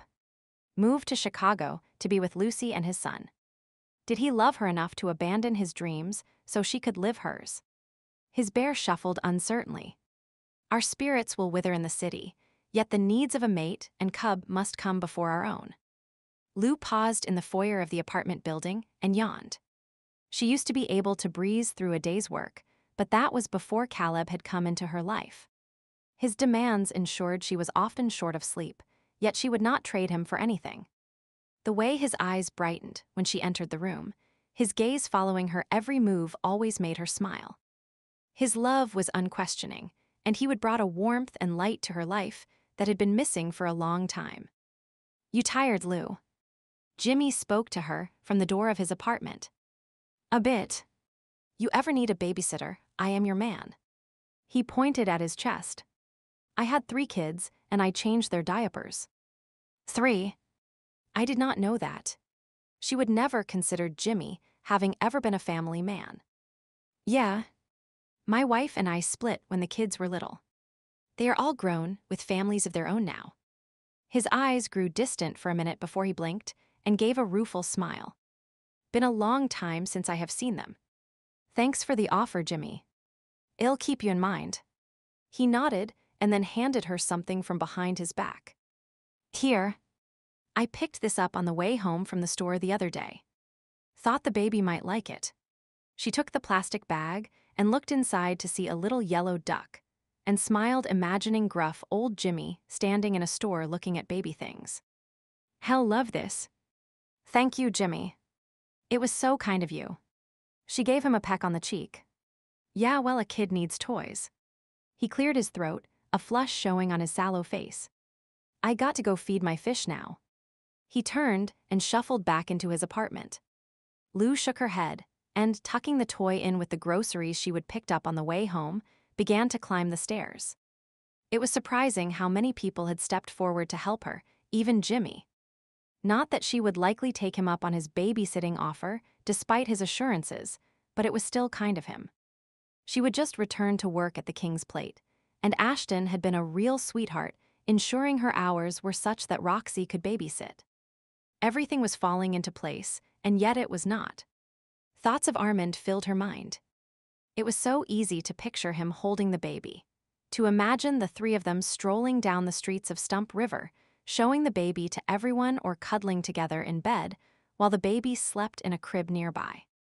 She was still lost in her thoughts when she reached the top of the stairs. About to unlock the door, Roxy opened it for her. The girl seemed to have a sixth sense when it came to knowing food was arriving. "You are back. You sound happy to see me. Was Caleb giving you a hard time? Or were you hungry?" "Hungry." Roxy took the shopping bag, reached in and pulled out the duck. This might be tough chewing, even for me." She laughed and explained while Roxy pulled out a box of cereal and began to munch. "And how is Caleb?" "Adorable as always." She spoke through mouthfuls. She smiled and peeked into the living room where her son was lying on a blanket on the floor. When he saw her, he began to coo, his little legs kicking in the air. "Hello, big boy." She scooped him up and kissed his belly while he laughed and then snuggled him close, breathing in the scent of baby. "Mama missed you." She bounced him on her hip, dividing her time between baby talk and chatting with Roxy, who was getting ready for work. "Are you going to be home tomorrow night to watch the baby while I go to the center? Because if not, Jimmy volunteered to babysit." Roxy popped her head out of the bathroom, a foamy toothbrush in her hand. "Jimmy, you would not, would you?" He said he's changed diapers before. "Lulu, if you're trying to guarantee I'll be home, that will do it. I was not trying to scare you, at least not much." She winked at Caleb before continuing. "Where is this catering job this afternoon?" The sound of Roxy rinsing and spitting preceded her answer. It's a wedding reception at a private home. You are not going to try to crack open their safe or pick pockets or anything, are you? I have told you and told you. I do not do any of that illegal crap. I just look and listen and pick up any bits of paper left lying about.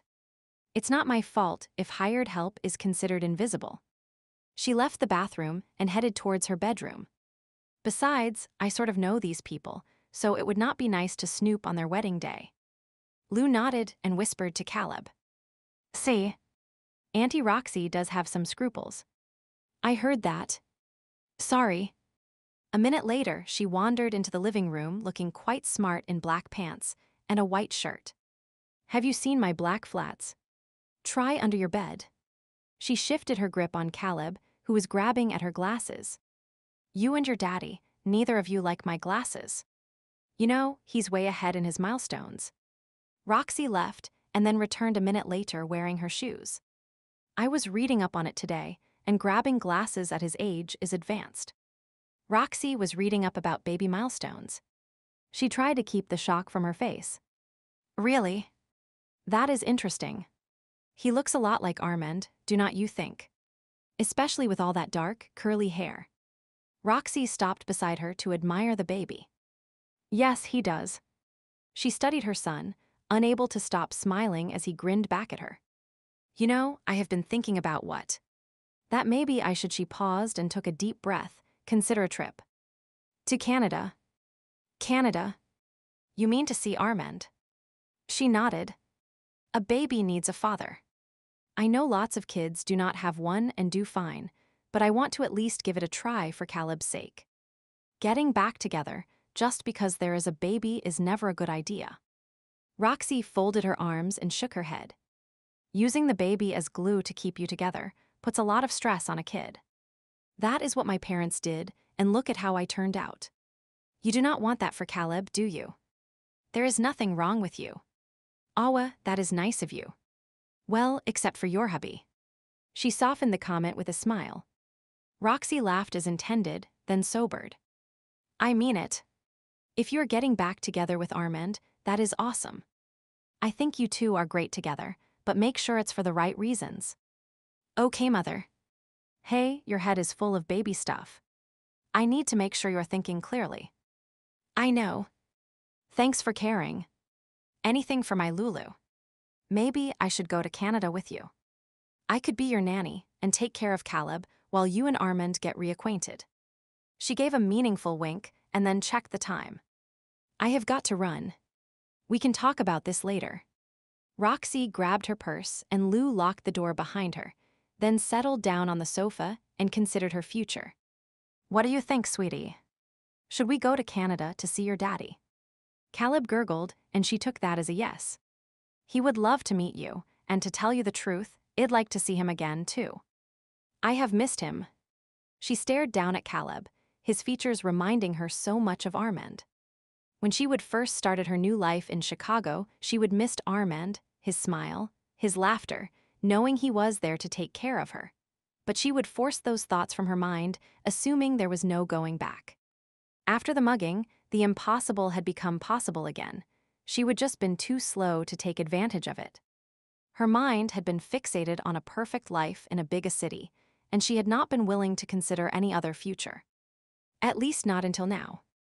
If she went back to Canada, it would not be like she was giving up on her dream completely. It had just evolved and changed, sort of like she had. She was not the same Lucy who had left. She had gone to college, learned to manage public transit, had made new friends, and even outwitted industrial spies. If she could do all that, then she could certainly find a way to continue her education back in Stump River and apply the skills she would already acquired.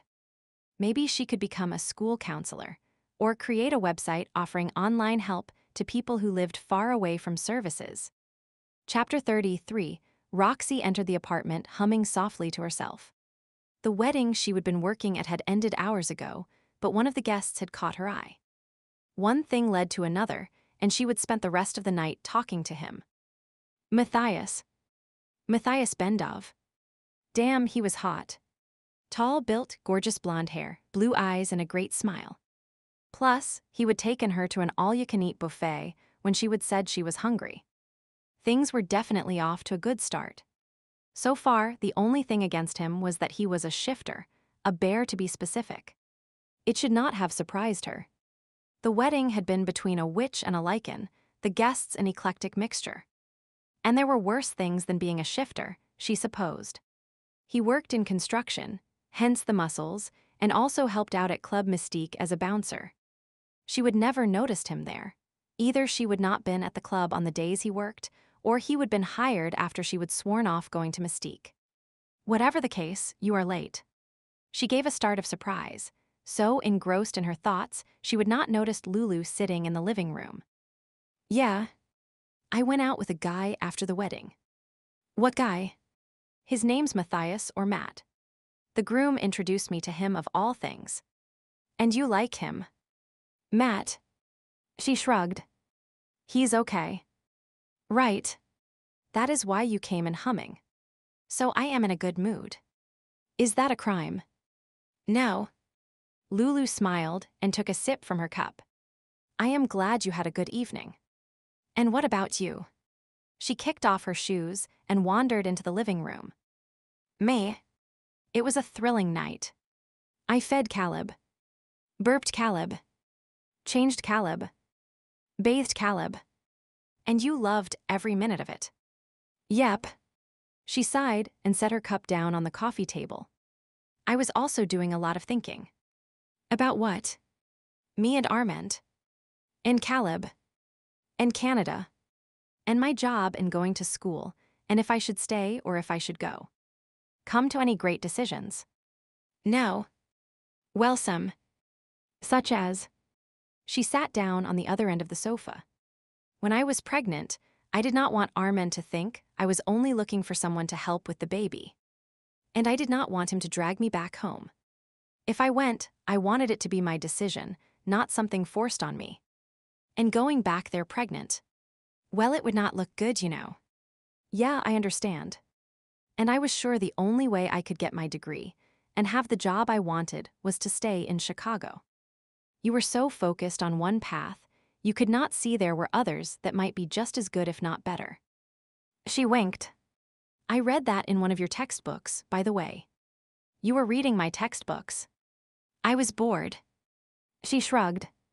Anyway, it's like if you are heading to the mall and have to take a detour. And the detour leads you to this great restaurant with better food than the food court. Roxy grinned. I love it when we can finish each other's sentences. Lulu smiled. The point is, detours can be good. Especially if there is a guy like Armand waiting at the side of the road. So I guess that means I should try going back at least for a while. She pressed her hands to her stomach. I get butterflies just thinking about it. Then just say you are only going for a visit. It does not have to be permanent. Right. She worried her lip. I think I am going to see if I can get a flight this weekend before I lose my nerve. I am sure Ashton will give you the time off. He's an awesome boss. Of course, Armin might not even want me back. Lulu stared down at her hands. Not want you. She shook her head. Do not be ridiculous. He adores you. He adores his son. I get that from his texts. But as for his feelings for me, I'm not so sure. She gave a rueful smile. He came all the way to Chicago to check on me, and I basically showed him the door. Most guys would say good riddance. Then you are lucky he's not most guys. Lulu gave her a curious look. You are awfully full of sunshine and positive vibes. My stomach is full. It puts me in a good mood. This guy you met, Matt. Let me guess, he fed you. Yep. She laughed. He's a keeper then. For the time being. She shrugged. They always screw up after a while. Well, I hope he lasts for at least several more meals. He can keep you company while I am gone. Thanks. And on that note, I am heading to bed. Lulu stood up and yawned. Caleb will be awake again and hungry in a few hours. Night. Night. Sleep well. After Lulu left the room, Roxy drew her feet up so she was hugging her knees. For all that she would been encouraging and positive, She had her own reservations about Lulu's visit to Canada. If Lulu went back, it was going to be permanent, she was sure of it. And that meant they might not see each other again. The idea had her throat tightening, which was stupid. She was happy for Lulu. And it was not like she could not find another roommate. It was just that things were nice and comfortable as they were. She and Lulu and Caleb were like a little family. Everybody went on and on about how change was good for you, but really, sometimes change sucked. Armand watched as the realtor walked around the bar, peering into the washrooms, testing the floor for squeaks, and giving the bar a jiggle to see if it was sturdy. I made sure all the repairs were properly done when I purchased the property. The realtor nodded, barely looking up from the notes he was making. Knots of tension had been growing in his shoulders ever since he would considered putting the bar up for sale. However, if he was going to live in Chicago, he needed to make plans. He had money, investments, some income from his part ownership in the King's Plate, but he could not leave the bar unsupervised indefinitely. Ryan's pack generously managed it on occasion. Asking them to do so on a full-time basis would be expecting too much. All right. I have seen enough. I'll write up a proposal and get back to you. If you agree, we can have a for sale sign on this place in a few days. The realtor extended his hand to shake. I'll be honest with you. Given the location, you cannot expect top dollar. There are not a lot of buyers in the area. Buildings sit on the market for ages in these small towns. I know. He shook the man's hand. That is why I thought I would start investigating the possibility of selling early. Good idea. The realtor nodded. If I were you, I'd be prepared to accept the first offer you get, even if it's low. Take what you can and get out, or this could be an albatross around your neck. He scowled as the man left, not appreciating his home being referred to as an albatross. His bear grumbled as well. We worked hard to make this a good home and a gathering place for the town. But they would do what they had to do. For the sake of our mate and cub, the bear agreed.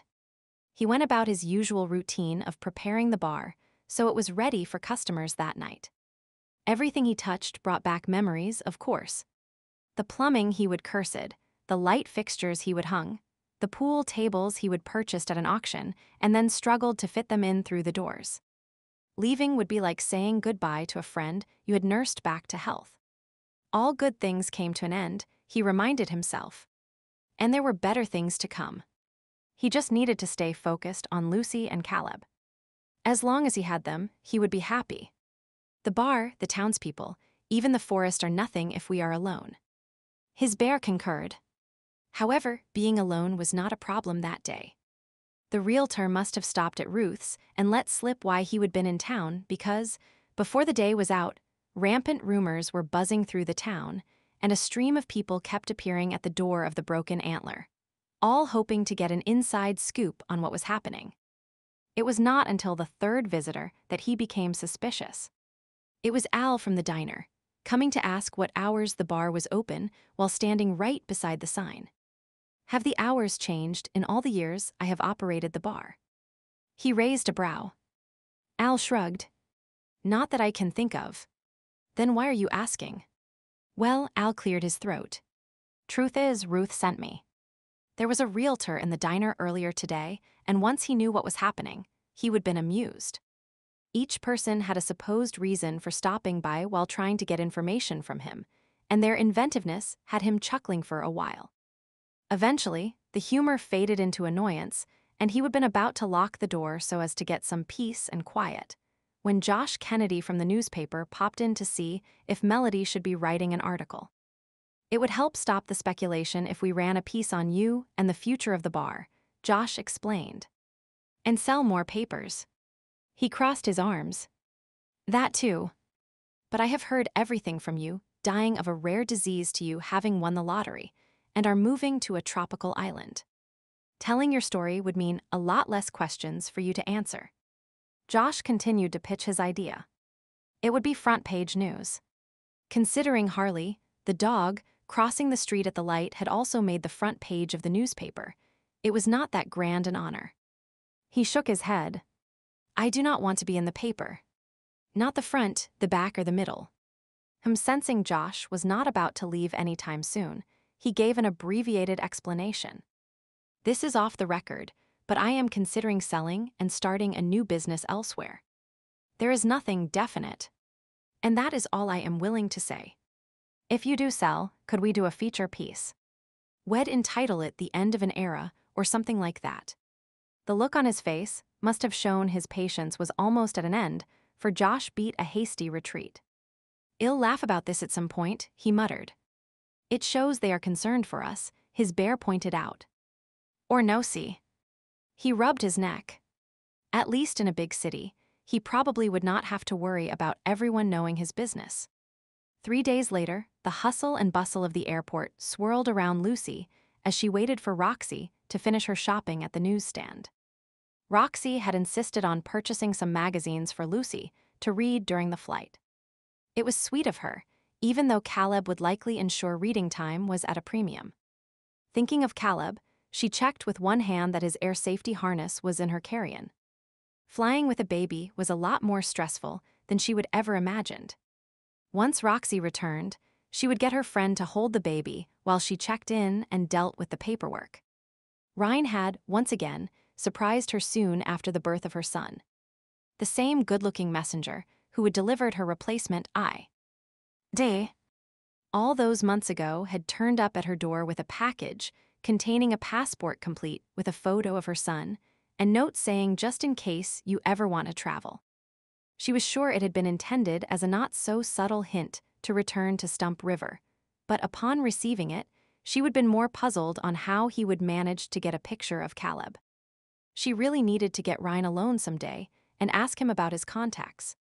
She shifted her hold on the baby, idly noticing her reflection in the polished chrome pillar beside her.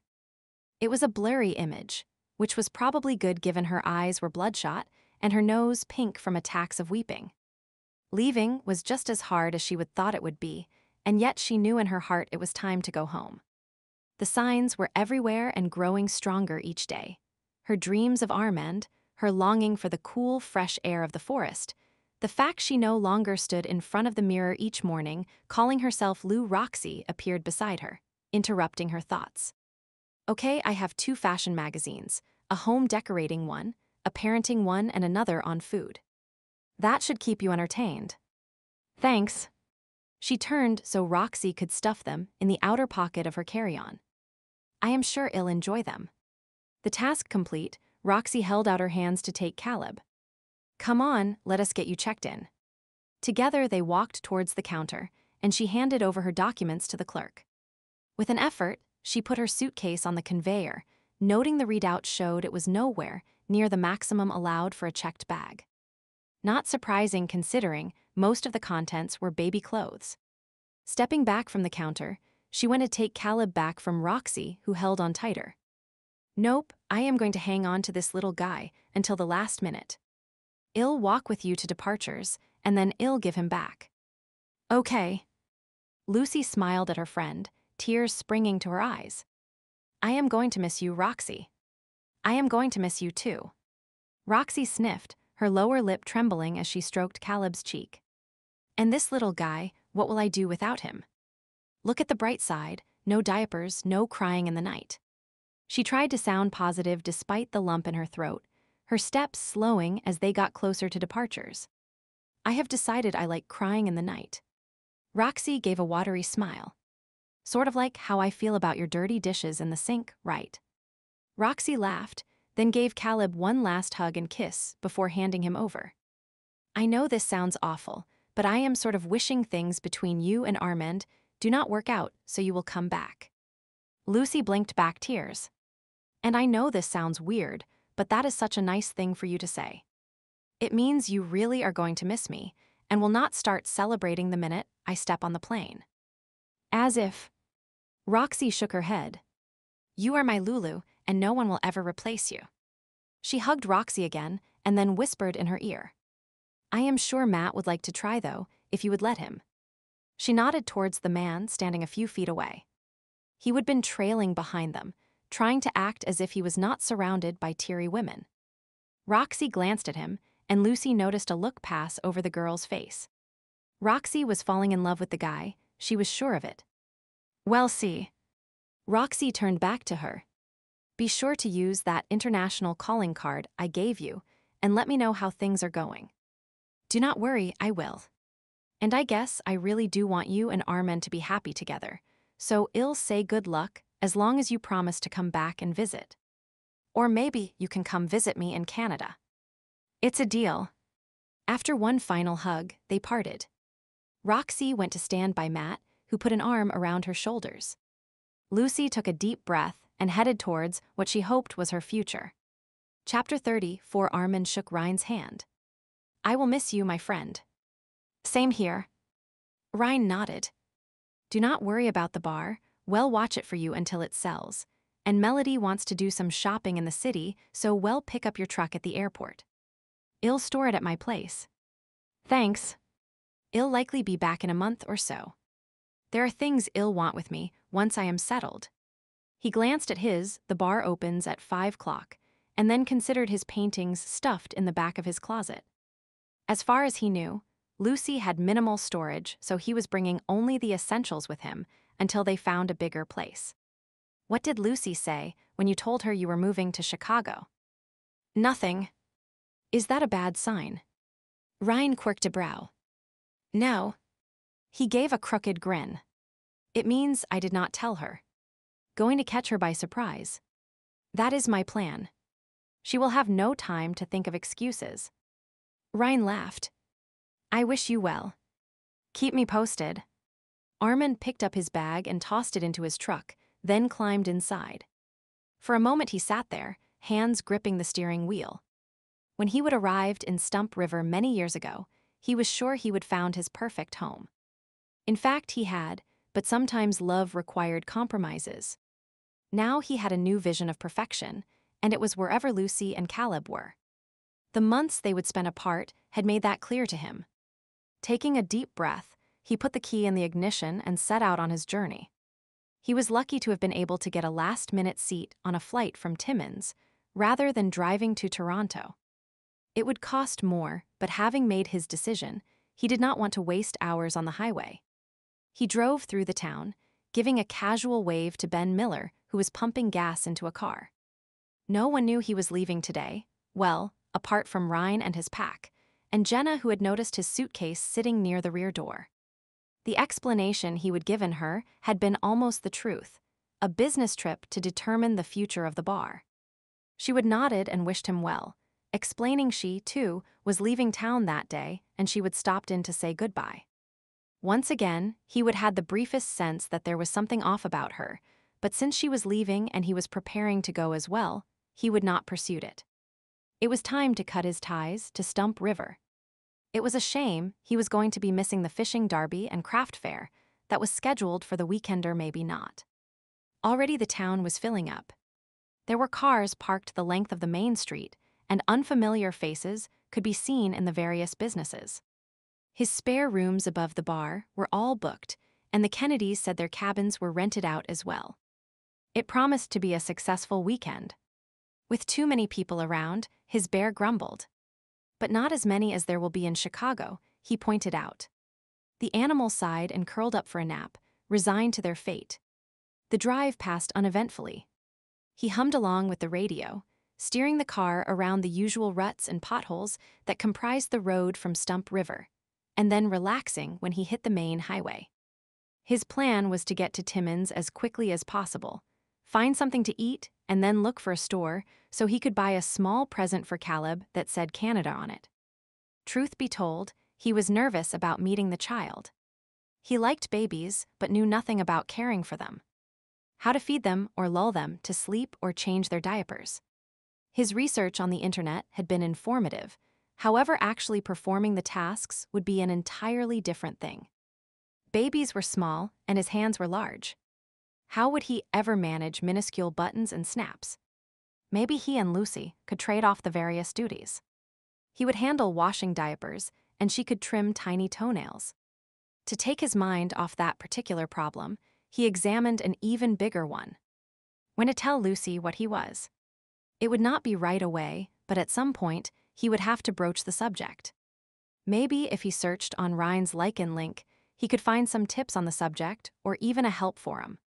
He snorted at the idea and turned the radio up louder, hoping to drown out the concerns that swirled through his head. Lucy gripped the steering wheel as she made her way down the road towards Stump River. The last time she would traveled this way, she had not noticed what poor condition it was in. Carefully, she maneuvered around a large pothole, then glanced in the rearview mirror. Caleb was sleeping soundly in the car seat she would rented along with the car. Bless him, no doubt worn out from entertaining everyone on the plane. If he would been fussy or hungry right now, it would have been even more difficult to concentrate on driving, a task she had not done since leaving for Chicago with Mel. She checked a mileage sign and calculated she would be in town around 5 of the clock. It was not the best time. Armand would be working in the bar, and she did not want an audience for their reunion, plus the broken antler was no place for a baby. She could call Armand from the parking lot, say something cute like look outside, and see who is here, but that did not feel right either. Instead, she planned on enlisting Ryan's help. She would call him when she got to town, sure he would know of a way to lure Armand away from the bar. It should be somewhere private. Even though she looked different with glasses, a scar and her hair its natural color, it was too much to expect no one would eventually recognize her. She definitely wanted to make things right with Armand before dealing with that problem. A sign announcing Stump River came into view, and she slowed the vehicle, tears pricking her eyes. She had not expected that and dashed them away, taking deep calming breaths. There were so many memories wrapped up in the place. Just outside of town, there was a little cemetery, and she pulled over to stare at it. Her mother was buried there. If Caleb had not been in the car, she would have gotten out and walked over to the gravesite to pay her respects, but that would have to wait until later. Instead, she peered out the window and squinted her eyes, finally making out the marker. It was at the edge of the cemetery, near a grove of trees. It was surprisingly well tended, the grass neatly trimmed around the base, the same for the stone beside it. With a shiver, she realized it was hers. It gave her a queer feeling to see her old name, Lucy Chalmers, carved in marble, to think that very well could have been her buried there. Fate had been kind to her. Taking a deep breath, she donned a pair of sunglasses, knowing a strange car would draw some attention, and she wanted to stay under the radar as long as possible. She flipped the sun visor down as well just to be sure, then pulled back onto the road and headed into town. It was busier than she remembered, cars lining the street and people filling the sidewalks. The buildings were the same, though. She passed the medical clinic and then Ruth's diner. Next came the church with its modest spire and pioneer graveyard that contained the remains of the founding fathers of the community. The newspaper was on the other side of the road, as was Miller's garage, and then the broken antler with a for sale sign on it. She almost slammed on the brakes to stare, barely having enough presence of mind to pull over to the curb. What was going on? Why would Armand sell the bar? He loved that place. Her hands shaking, she took out her phone and called Ryan. As soon as he answered, she started talking. Ryan, what is going on? Lucy. What do you mean? What is wrong? Why the hell is the broken antler for sale? Why is the... He paused. How do you know about that? Because I am sitting across the road from it, and there is a gigantic sign on it. The sign probably was not that big, but at the moment it certainly seemed that way. Sitting across the road. You are in Stump River. Of course I am here. How else would I be across the road from the bar? I wanted to surprise Armand. Well, shit. She shifted in her seat, sensing everything was not as it should be. What is wrong? This is complicated. His sigh sounded in her ear. Armand is not there. He's on his way to Chicago. To see you. Oh no. All her imaginings of a reunion with Armand evaporated into thin air, and she slumped back in the seat. Tired from hours of traveling, she felt tears threaten and tried to hold them back. Caleb, possibly sensing her distress, had no such reservations and began to whimper in the back seat. Is that the baby I hear? Ryan questioned. You have Caleb with you. She nodded, realized he could not see her, and cleared her throat. Yes. Oh damn, now what am I going to do? Let me think. There was a pause, and she could picture him scowling, eyes narrowed while he ran a hand through his dark hair. Okay, listen up. The town's bursting at the seams due to the fishing derby and craft show, but you can stay at my place. Do you remember where it is? Good. I want you to go there. I'll have Melody meet you at the front gate. Melody. Does she know about me? Still being alive, I mean. Yep, no worries there. You can spend the night with us, and in the meantime, I'll try to get hold of Armand. I do not think he'll be on the plane yet. Really? Her spirits perked. Oh, thanks so much, Ryan. I really appreciate this. It's okay. She winced. The tone of his voice did not exactly match his words. Ryan ended his call with Lucy, and then immediately called his mate to warn her of their unexpected guests. Of course, Melody was ecstatic at the thought of seeing Lucy again, and having a baby in the house quite suited her, as she would been making noises that it was time they expanded their family again. Given that Grace was in her terrible twos, he had his reservations, but the activities involved in trying to make a baby certainly helped. Next, he called Armand, checking the battered clock that hung on the wall in the repair shop at Miller's. Armand's flight was due to leave soon, if he remembered correctly. Hopefully, he was not already in the air. If he was, it would be hours before he would get a flight back. Damn, what a mess. He hoped to hell those two could get their relationship sorted out. He was not made to play Cupid, or whatever you called what he was doing. Armand's phone rang several times before he answered. Ryan. What is wrong? Are you boarding yet? No, it's been delayed by a few hours. I am at a fast food joint nearby. Good. Do not get on that plane. I need your ass back in Stump River. Why? He rubbed his neck debating if he should say Lucy was here or not. It seemed she would been hoping for a surprise reunion, but unless he spilled the beans, he doubted anything else would keep Armand off that plane. Ryan. You still there? Yeah, listen. He took a deep breath. Lucy's here. In Stump River. With the baby. Armand muttered several curses in French before replying. I'll be there as soon as possible. The call ended abruptly, and Ryan imagined the Ursa striding across the parking lot towards his truck, chin jutted and eyes blazing as people quickly stepped out of his way. About to go back to work, the sound of a plane overhead had him looking up. Probably another float plane, with a fishing crew from the more northerly areas. The nearby lake had transformed into a temporary airport, and the locals were acting as taxi drivers, even renting out spare rooms to fishermen who did not want to camp out. The town had never been this busy, and the merchants were already talking about holding the event again next year. Even Ben Miller was pleased about all the gas that had been sold, and the potholes on the road into town had resulted in several cars needing repair work as well. Which reminded him, he grabbed a wrench and looked at the car he was fixing. He would wasted time doing his imitation of advice for the lovelorn, so he would have to stay later to finish this job. Then he would head to the Broken Antler and make use of Armand's shower to get cleaned up. Daniel's band was doing a special performance tonight with some new original music he would written. Most of the pack said they would be there to support him, and it would not look good if the alpha did not show up. Of course, Daniel was probably only worried if Tessa was going to be there or not. It was not her night to work, but Marco and Olivia would likely bring her in. Daniel and Tessa sighed, another set of star-crossed lovers. Why could not they all be sensible, like he and Melody had been? Well, at least he would been sensible. Melody, on the other hand, shook his head. He loved women, but they could be damned complicated. Sensible ones, like that Jenna who worked for Armand, were few and far between. Too bad she was moving, she seemed to fit in nicely. Friendly, helpful, interested in the town. His wolf stirred inside of him at the mention of the woman. The creature was puzzled by her. She exuded some wolf-like qualities that seemed out of place in a normal human. For himself, he dismissed them. Maybe she had some Lycan in her background. It was not unheard of, but he was not about to go poking about in Jenna's life to find out.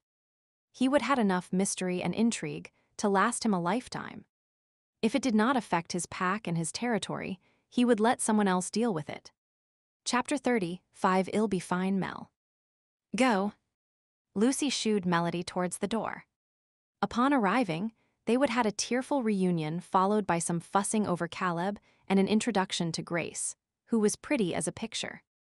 Now settled in a guest room with a playpen for Caleb to sleep in, Lucy was looking forward to some time alone. Traveling with a baby was tiring, and, combined with the stress of returning home and anticipating Armand's reaction, well, she was exhausted. Are you sure? Mel gave her an assessing look. You have just arrived. You should not have to babysit Grace as well. No one is expecting me at the bar, then it will be a nice surprise for everyone. Lucy folded her arms and gave Mel a stern look. Go and enjoy yourself. If you have another baby like you were talking about, your days of partying will be limited. Well, she took Mel by the shoulders and gently pushed her towards the door. If there is a problem, I'll call you. You gave me your cell phone number. I am going to rest until Armand shows up. I suspect I am going to need my wits about me then. It will be fine. Mel assured her. He loves you, I know it. Well, see. I'll have Ryan call you as soon as Armand arrives at the Broken Antler. I can head home then and watch the kids, or maybe he'll want to come here. She frowned and then shrugged. We'll work something out. After a bit more discussion, Melody was on her way, and Lucy sank down in an armchair that was near Caleb's makeshift bed. Grace's room was across the hall, so keeping an eye on her should be easy. It would be a quiet night, exactly what she needed. She looked around the room, appreciating the high ceilings and natural woodwork, the muted paint colors and comfortable furnishings. Ryan and Melody had done a nice job on this place. Melody had explained they would build some cabins on the property and rented them out to friends and family who wanted to live in the area. It was a way to help pay for the upkeep of the house and the large tract of private land. A yawn escaped her, and she took off her glasses to rub her eyes. Maybe she would take a nap, so she was wide awake and thinking clearly when Armand arrived. The bed did look exceptionally inviting. The sound of a helicopter overhead had her pausing and looking out the window. Armand would not have rented a chopper to bring him back to Stump River, would he? No. That would be way too expensive. It was most likely more people heading into town for the fishing derby. Melody had mentioned the increased air traffic when they would been talking earlier. Setting her phone on the night table, she settled on the bed, drawing the comforter up over her. Her head sank onto the soft pillow, and she sighed. Distant sounds drifted by, voices talking, car doors slamming. Mel and the others were leaving to head into town. With a soft sigh, she drifted off to sleep. Some time later, she woke with a start from a dream about being in a helicopter, trying to catch up to the airplane Armand was in. It had seemed so real, she was sure she could still hear the sound of the chopper. How strange was that? She yawned, then pushed herself up with her elbow to check on Caleb, who, it turned out, was still sleeping soundly. He must have found traveling as tiring as she had. Easing back down so her head rested on the pillow, she slowly exhaled, allowing her mind to wander. She imagined her life with Armand, their joyful reunion, the two of them creating a playroom for Caleb at the Broken Antler, maybe a swing set in the garden. Eventually, they would get their own home, but living over the bar would do for now. Once they were settled, she would sign up for her courses online. Armand would watch Caleb when she needed to study. It would work. It had to work. All that was needed was for Armand to forgive her, to want her back. A soft sound drew her attention, and she cocked her head, trying to place it. It was not Caleb. Maybe Grace. Mel was trying to potty train her, so maybe the little girl had woken up and wanted out of her crib. She stood up, intending to check on the child when she heard the sound again. It was not coming from the bedroom across the hall, though. Head cocked, she listened carefully. It definitely sounded like footsteps, but they were overhead. Had not Mel said no one would be home, and the security alarm would be set, the outer gate locked. She would not heard an alarm, so no one had broken in. Or had they? Security systems could be disarmed, could not they? Quietly, she moved to where Caleb was sleeping, trying to think of logical explanations for the noise that did not involve a criminal element. Grace could have climbed out of her crib and gone exploring. Melody had said she was an imp. Or perhaps there were raccoons on the roof. No. Those were definitely footsteps. SHHH. She made soothing sounds as she picked up Caleb and cradled him to her chest. He sighed and snuggled closer, thankfully not waking up. Crying now would not be a good idea. She tucked her phone in her pocket, headed to the door. The house was in semi-darkness, silent except for the occasional shuffling sound above. She tiptoed across the hall and peeked into Grace's room. The girl was still in her bed, tiny lashes fanning over sleep-flushed cheeks, one thumb tucked between her slack lips. Not daring to leave the children alone in order to investigate the noise, she set Caleb in the bed beside Grace and called Mel. It could be that the house always creaked and made noises like that. It was not likely, but she held on to faint hope. Mel. She spoke in a hushed tone, crouched in the corner, hoping not to be overheard. Hi, Lucy. Is everything okay? You sound weird. I am trying to be quiet. Everyone is gone, right? Yep. We're all here and accounted for. Oh. That was not the answer she would have been hoping for. Someone having stayed behind would have been much more comforting. The reason I am asking is that I keep hearing sounds, like footsteps coming from upstairs. Upstairs. Over the guest room. That is Daniel's space. No one should be up there.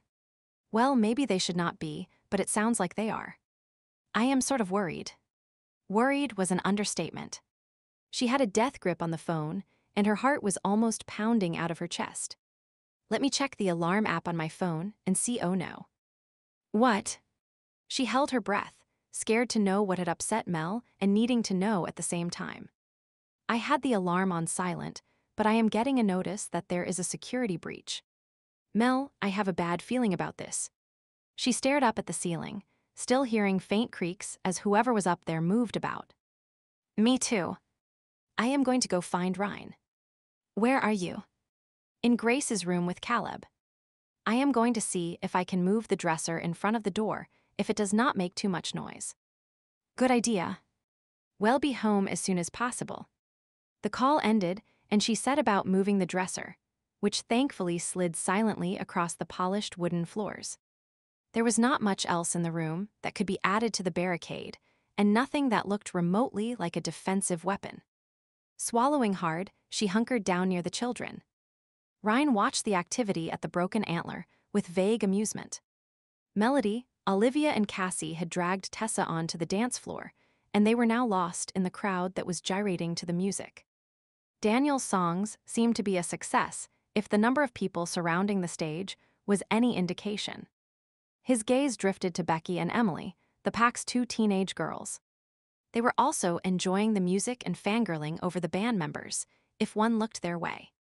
Technically, they were too young to be in the Broken Antler, but he was keeping a close eye on them, as was their father, Levi. Near the back of the room, Marco was talking on his phone, no doubt checking on his son, Angelo, who was having a sleepover with a friend from preschool. Brian was behind the bar, serving drinks. Yep, everyone was accounted for. He took another drink and checked the time, then headed towards the door. Armand should be arriving in town soon. The man was probably driving like a maniac to get back here. He would meet him in the parking lot before he barged into the bar and made a spectacle of himself searching for Lucy. Well, Armand probably would not do that in reality, but the mental image it created had him chuckling. Sure enough, as soon as he stepped outside, Armand's truck pulled into a parking space near the rear of the building, and Armand hopped out almost before the engine had quit running. You made good time. He approached the truck, the light from the street lamp barely reaching that distant corner of the lot, yet still bright enough to allow him to see his friend. Armand looked tired, his hair sticking out in what he referred to as his wild man look. I drove as quickly as I dared. The front end alignment of the truck has probably suffered for it though. I think I hit every pothole on the road. Call Ben on Monday, hell schedule in your truck, and we'll see what needs to be fixed. Armand grunted, his attention on more important matters. "Ooh, Lucy. Upstairs in my rooms." He began to walk towards the door, but Ryan held out a hand to stop him. "Nope. I was not sure how long it would take you to get back and figured she could hide out at my place until you got here. Bonnie day. People here will be shocked to see her again." Shocked is putting it mildly. The rumor mill will be in overdrive. Armin groaned, no doubt thinking of all the questions they would have to fend off. "Do not worry, we'll have a day or two to come up with a plausible story if we're lucky." Ryan pulled his keys from his pocket. "Follow me back to the house. I'll disarm the front gate so you can get in." His hand had just touched the door when an alarm sounded on his phone. "What the?" Armin turned, his attention also caught by the sound. "What is that?" "My home alarm signal. It must have a malfunction." He quickly opened the app and began to check the settings and video feed from the surveillance cameras just as Melody came running outside. "Ryan." She looked around, spotted him, and ran to his side.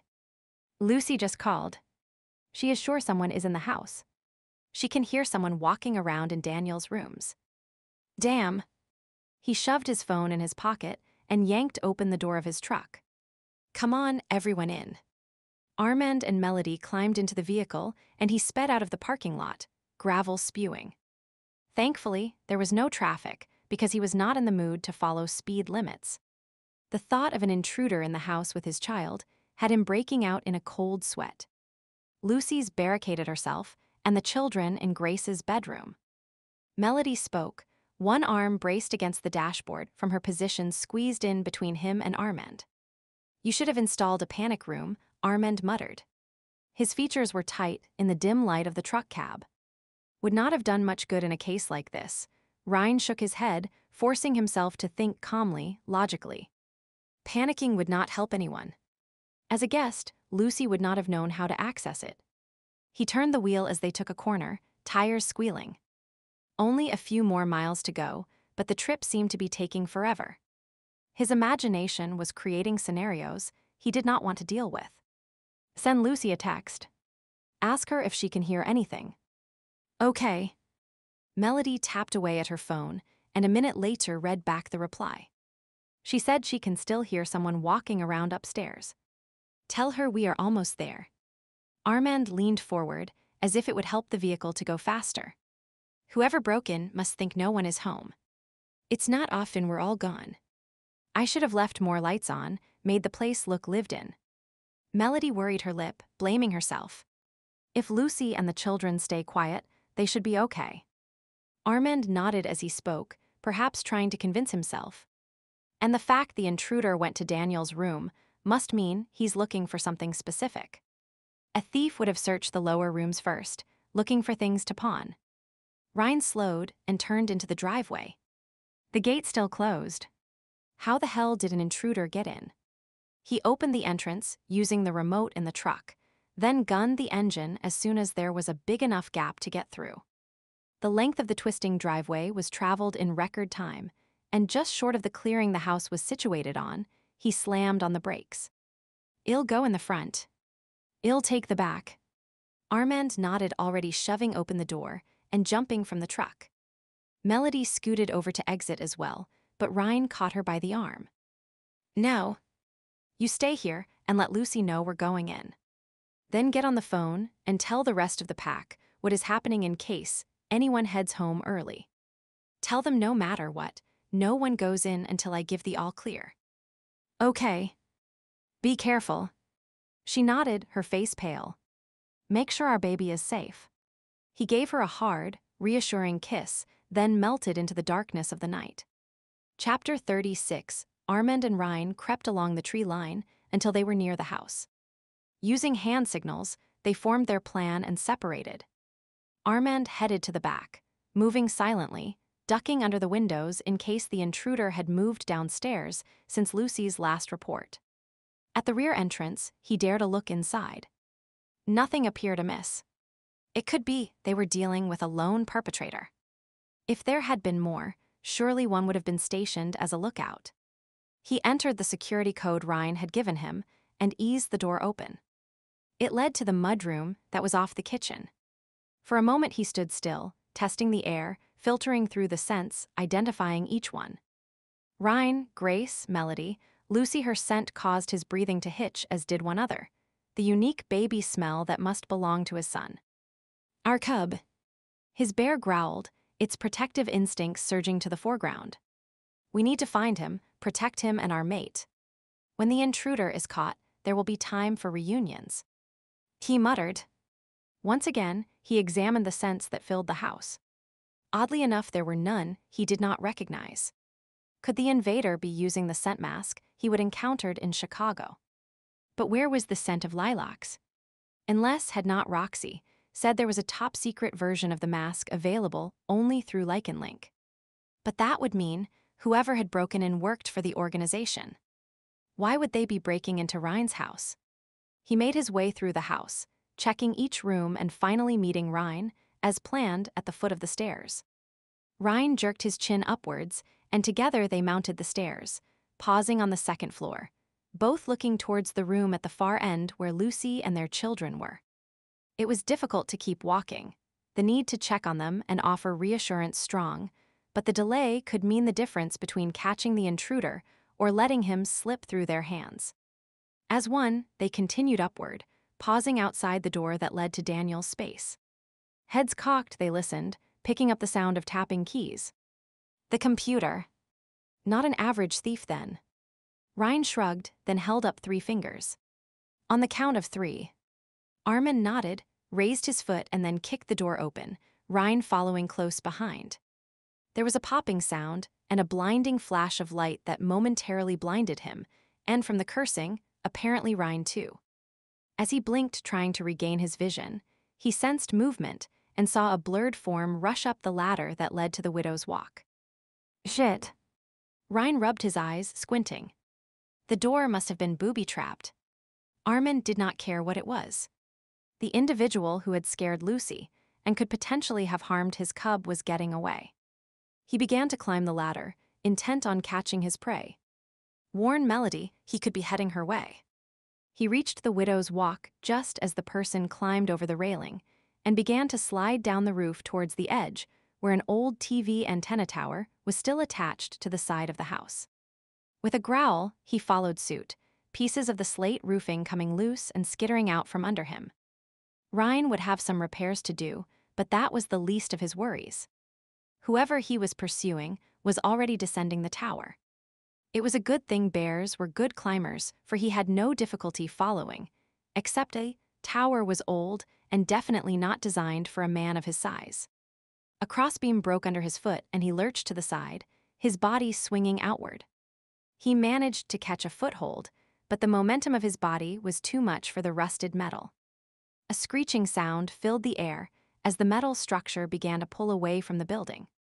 He felt himself falling backward and reached out, his fingers scrambling to catch hold of something, anything that would prevent him from plummeting to the ground.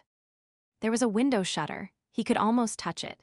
His hands grazed the wood, but before he could grab hold, the stomach-curdling sensation of falling through space took over. The air rushed past him, he could sense the ground's rapid approach. He tried to twist around, to brace for the fall, to kick himself away from the tower so it would not land on him, but there was not enough time. He hit the ground hard, his breath whooshing from his lungs, pain searing through his body as the weight of twisted metal landed on him.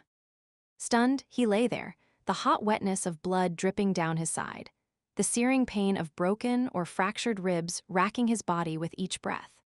A groan nearby drew his attention, yet even as he turned his head, he realized it was the intruder already getting to his feet and running. Broken ribs be damned, that bastard was not escaping him.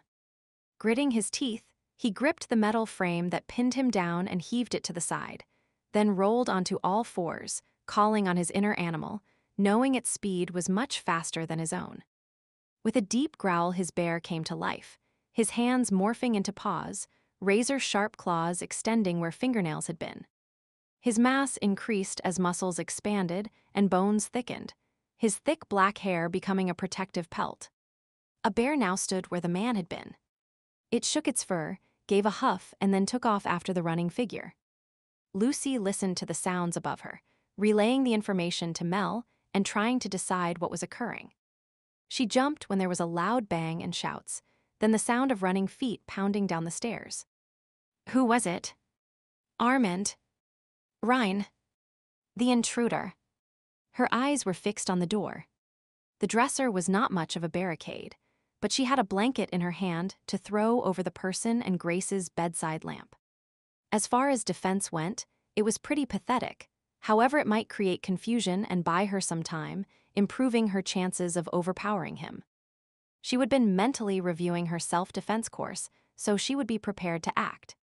There would be no repeat of the mugging debacle. So intent was she on the door that when there was a sound outside the window, she screamed, pivoting around just in time to see a dark shape falling past. Armand. She rushed to look outside, peering into the darkness below. For a moment, she could not see anything as her eyes adjusted to the dark. Then she began to make out a form on the ground.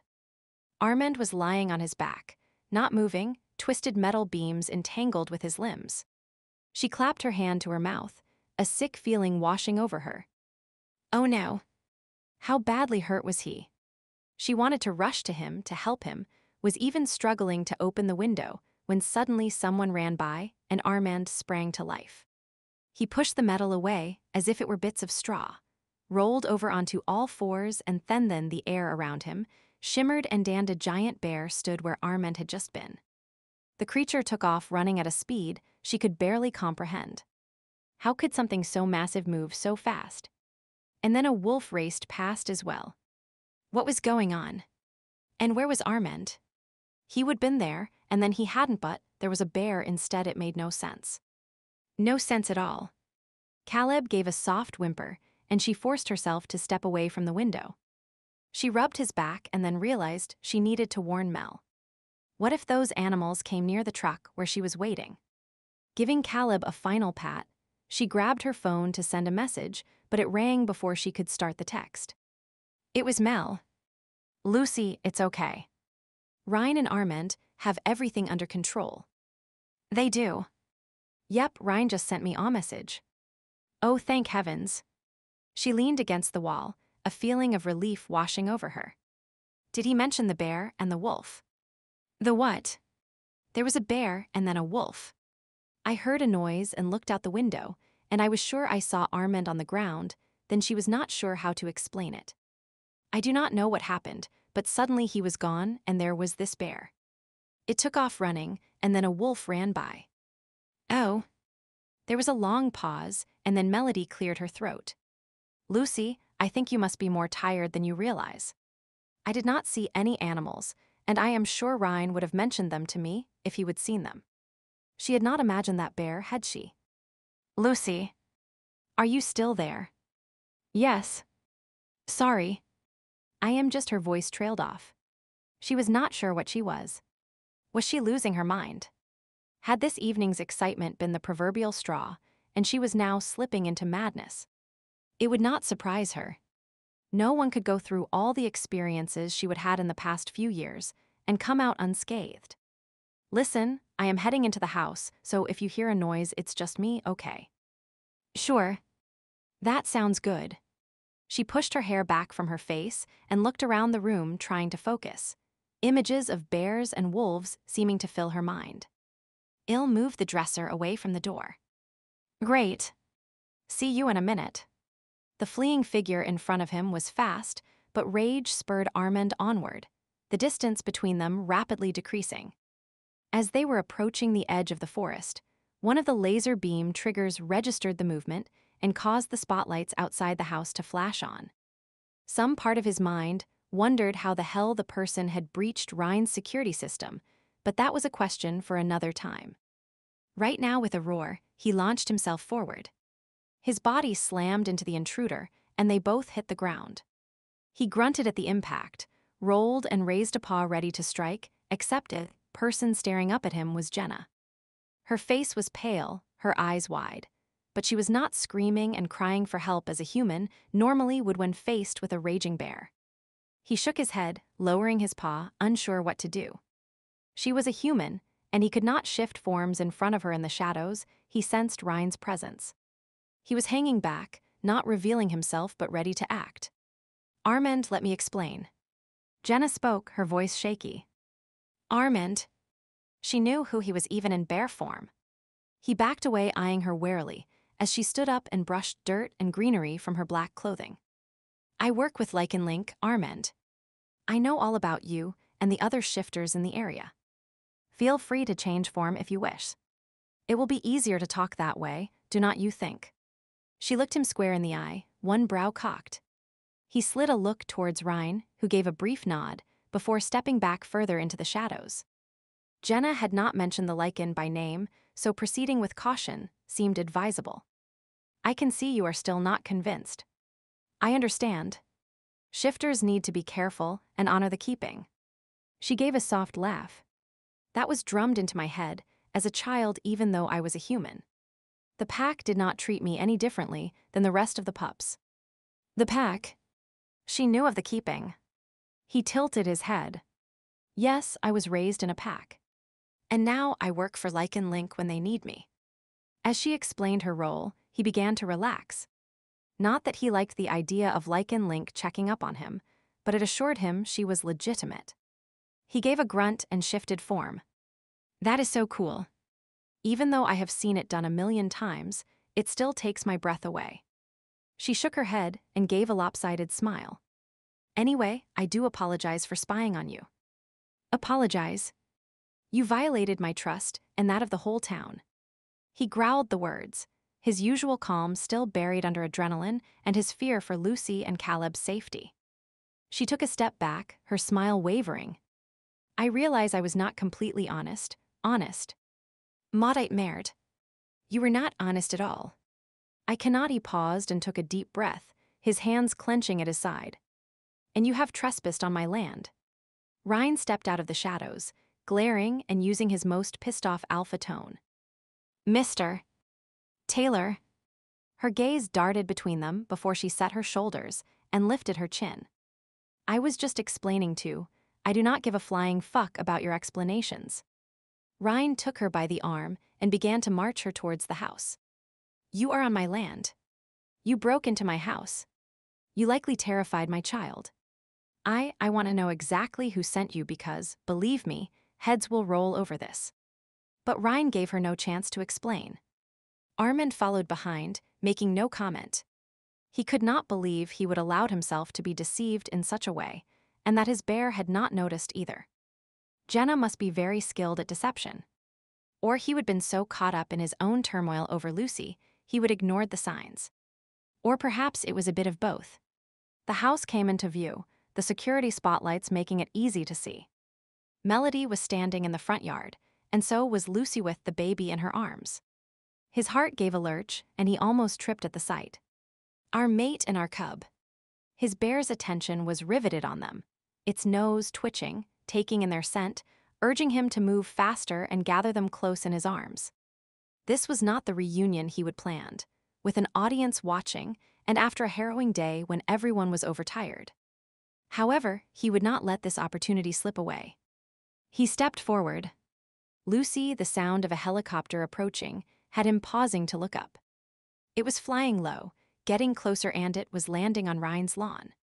Dust and leaves were stirred up into the air, the breeze buffeting the group and causing them to squint.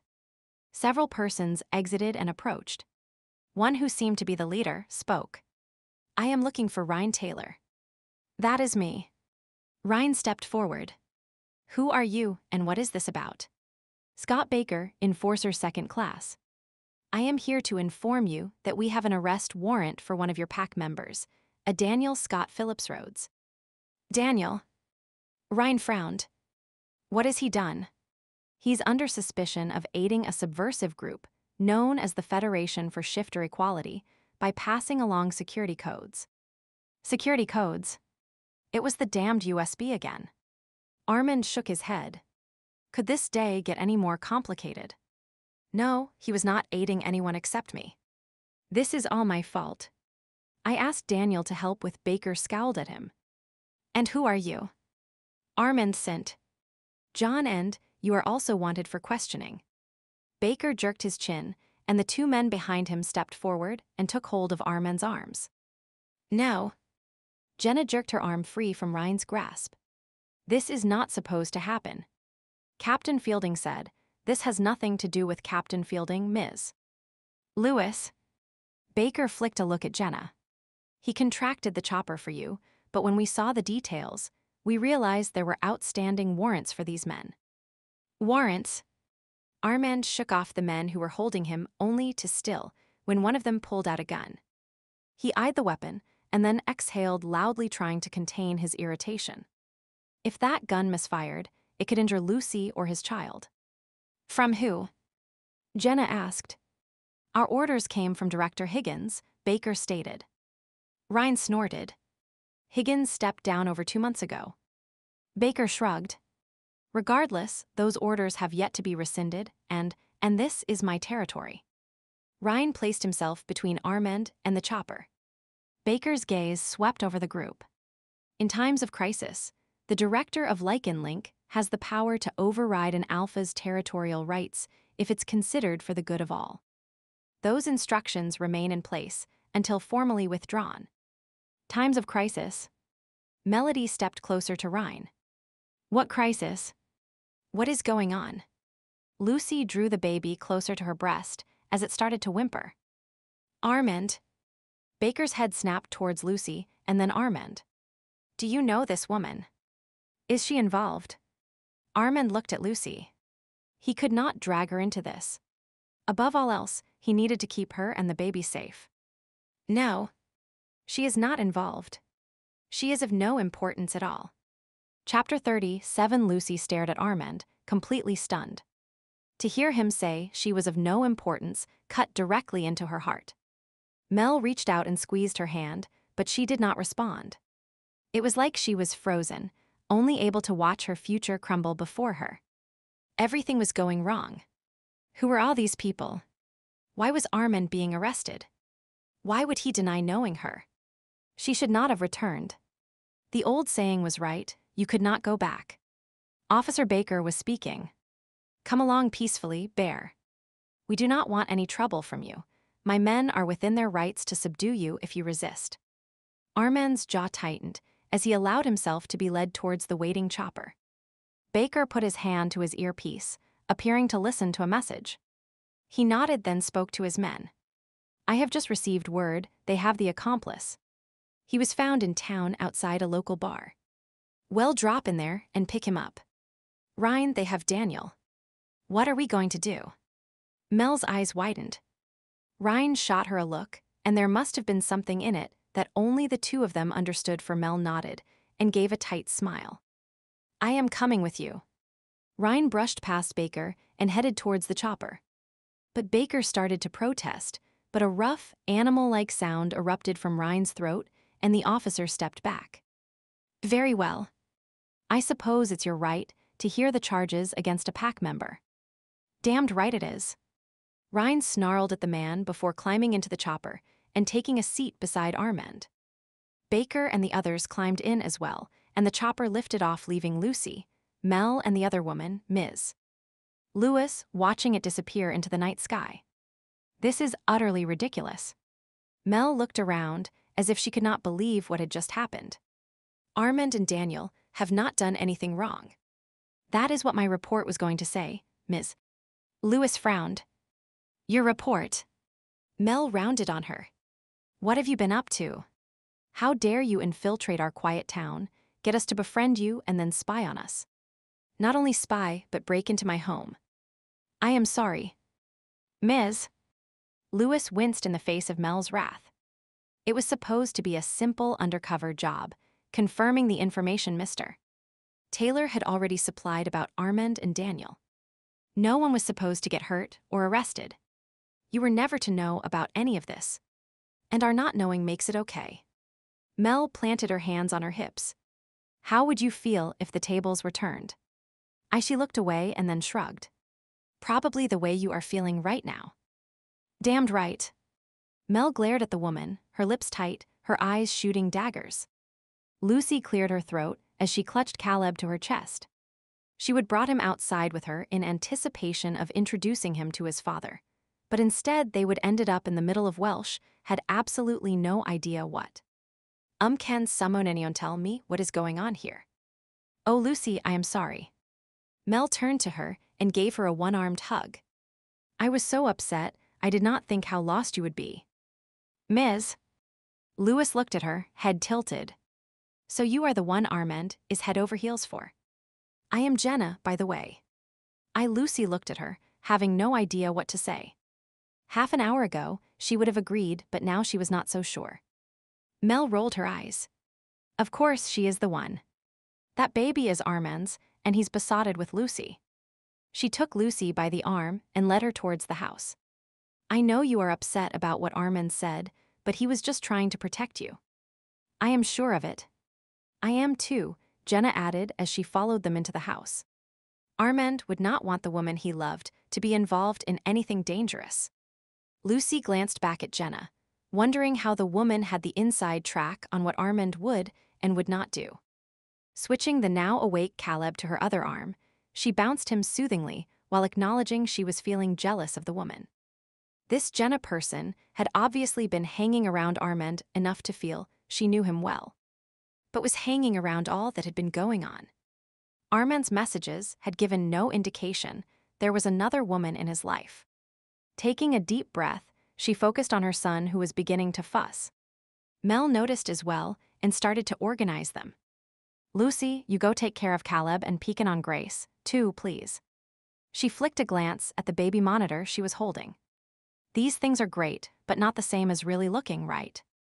Once you are done, head back down here and we'll discuss what happened. Jenna, you and I will make some coffee. From the look Mel gave the other woman, Lucy was pretty sure Mel had reservations about Jenna Lewis as well, and more than coffee making was going to happen. Whatever. At this point she was so confused, she did not really care.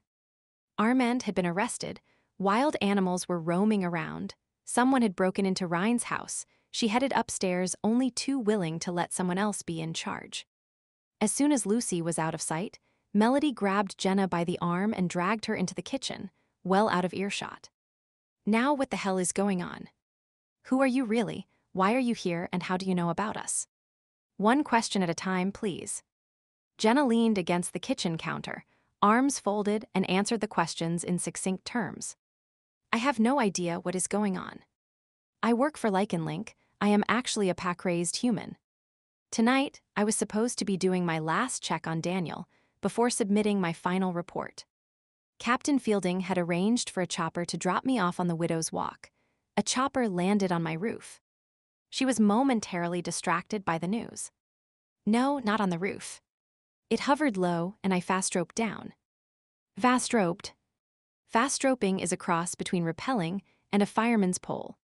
You need leather gloves with, never mind, it's not important.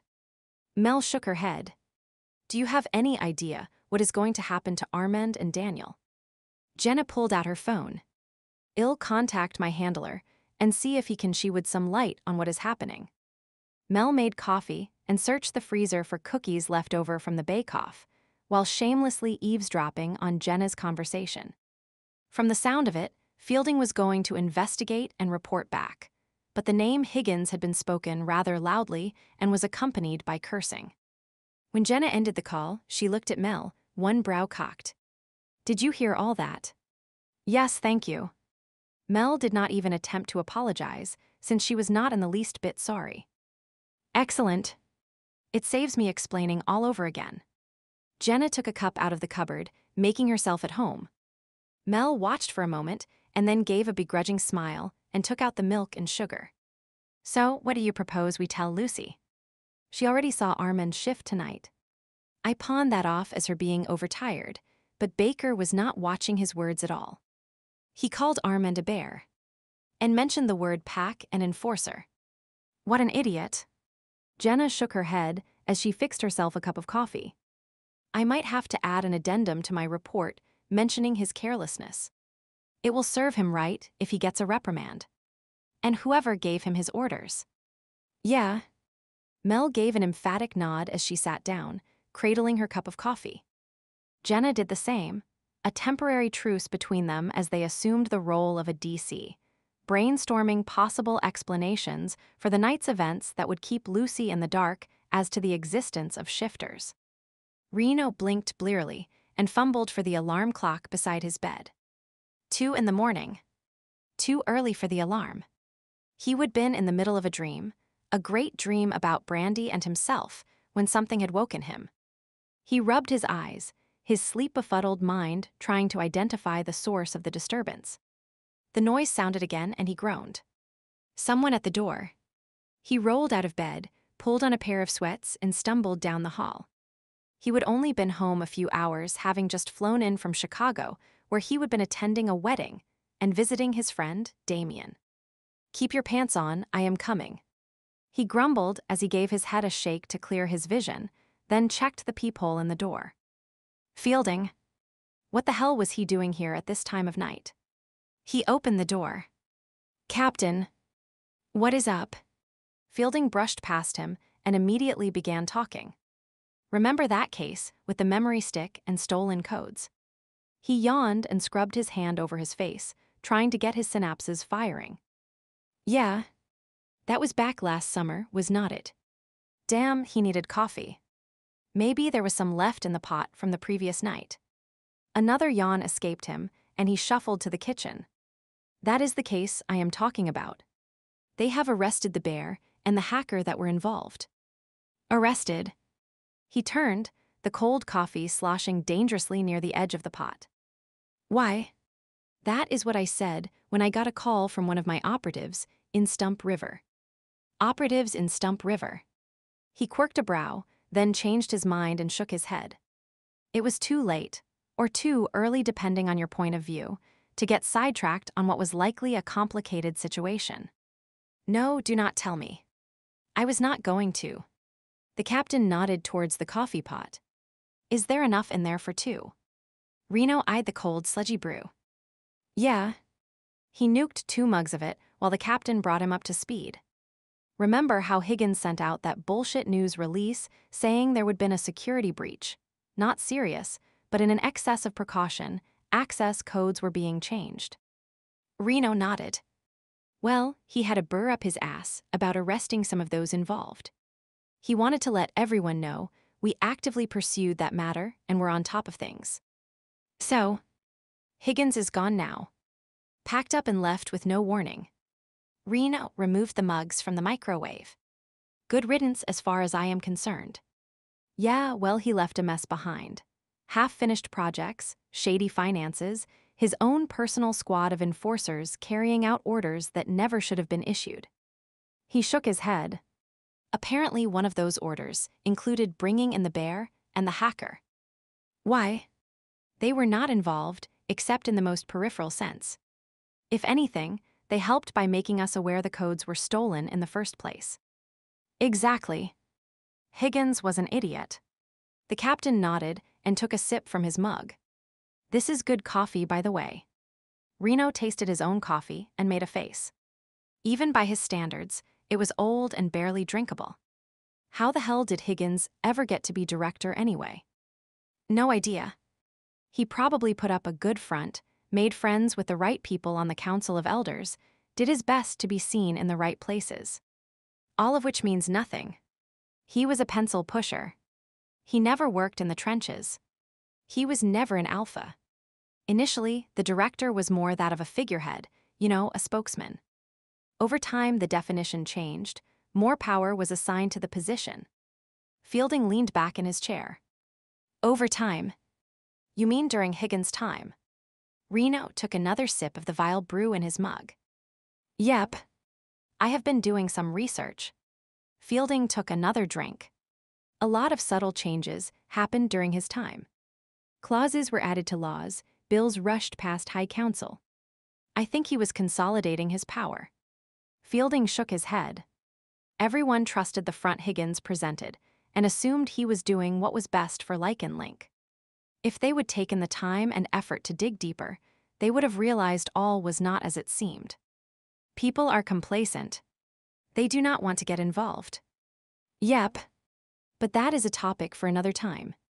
Right now, We need to make sure 2 innocent men are not thrown in detention. What do you want me to do? Reno went to take another drink, frowned at the contents of the cup, and set it aside. Contact the pack in Stump River and assure them we're on this, and then get a hold of any pack alphas you know who have some influence. Tell them the facts. We need to put pressure on High Council, give them the correct version of what went on, not the cock and bull story Higgins probably told. Kane Sinclair will be the best man for the job. His opinion carries a lot of weight. He actually asked to be taken off the candidate list for a position on High Council. I remember that. Created quite a buzz. High Council was impressidance. They got over having their noses put out of joint. No one had ever refused the honor before. The captain finished his coffee in one gulp and stood up. I am going back to headquarters to see if there is anything I can do to get the charges dropped. Reno nodded, and after the captain left, wandered into the kitchen. Might as well make a fresh pot of coffee, he muttered to himself. I will not be getting any more sleep tonight. Lucy sat at the kitchen table in Ryan's house, Mel on one side of her, Jenna on the other. She must be dreaming. Or they were crazy. Or maybe both. There was no way the man she loved, the man she would had sex with, had created a child with, was an animal. A bear, no less. I know this is a shock. Mel reached out and patted her hand, but it's all true. We debated about telling you. Very few humans know the truth. However, Melody assured me you were trustworthy and would keep our secret. Our secret? She looked at the women on either side of her. Are you telling me you are both bears too? No. Mel shook her head. I am actually a wolf, or a Lycan as we prefer to be called. And I am a human, just like you. Jenna added. But I was raised in a wolf pack when my mother married a Lycan. Wolves. Bears. Lucy gave a strained laugh. It's like I am in the middle of a box of animal crackers. Where are the cows and elephants and giraffes?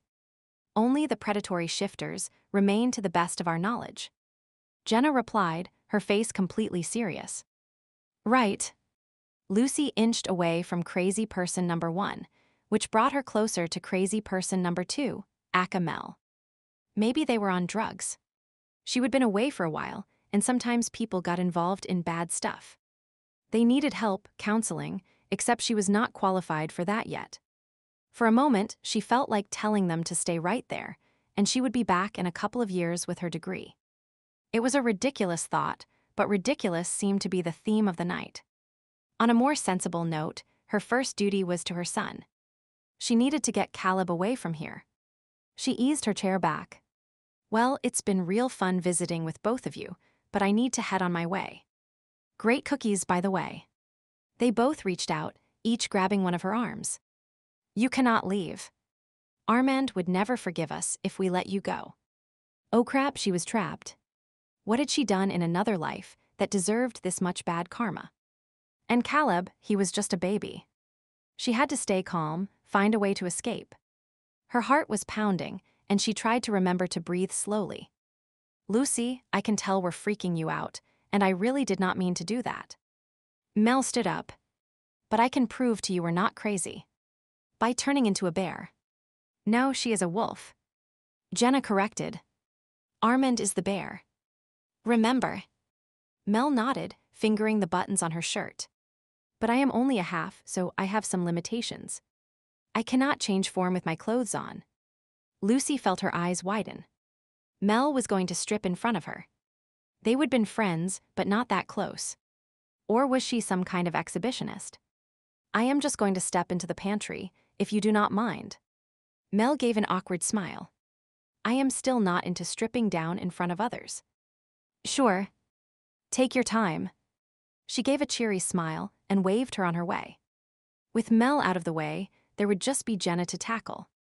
Maybe she could overpower the woman, and would you like another cookie? Jenna passed her the plate as if nothing wacko was going on. Or more coffee. Coffee. That would be wonderful. If Jenna stepped away to make more, it might give enough time to bolt for the stairs. She would barricade herself and Caleb in the room, call 911, and a soft yip interrupted her thoughts, and she turned to see a pretty, light brown wolf trotting out of the pantry, head held high and tail wagging. Oh. My. Gosh. Chapter 38. Armand sat in a detention room, arms crossed, outwardly as calm and steady as a mountain. The fact that his shirt was covered in dried blood, and his ribs still ached from the antenna tower falling on him, was of no importance. Physical discomfort was nothing compared to his internal turmoil. He needed to get back home, explain his words to Lucy, and repair the damage to their relationship. Would she understand he would been trying to protect her and the baby? Hopefully, Melody was doing damage control in his absence, so when he returned, they could finally have their happy reunion. If we return, his bear muttered. So far, they have not brought formal charges against us, but that does not mean they will not. True. His jaw clenched, and he consciously forced it to relax. There would have been no chance to speak with Ryan during the flight, as they would have been surrounded by enforcers, and within the walls of Lycan Lake, he sensed a lack of privacy. However, if charges were indeed brought, he needed Ryan to send Lucy back to Chicago or some other safe location, so their connection was minimized. He did not want Lycan Lake deciding Lucy knew more than she should.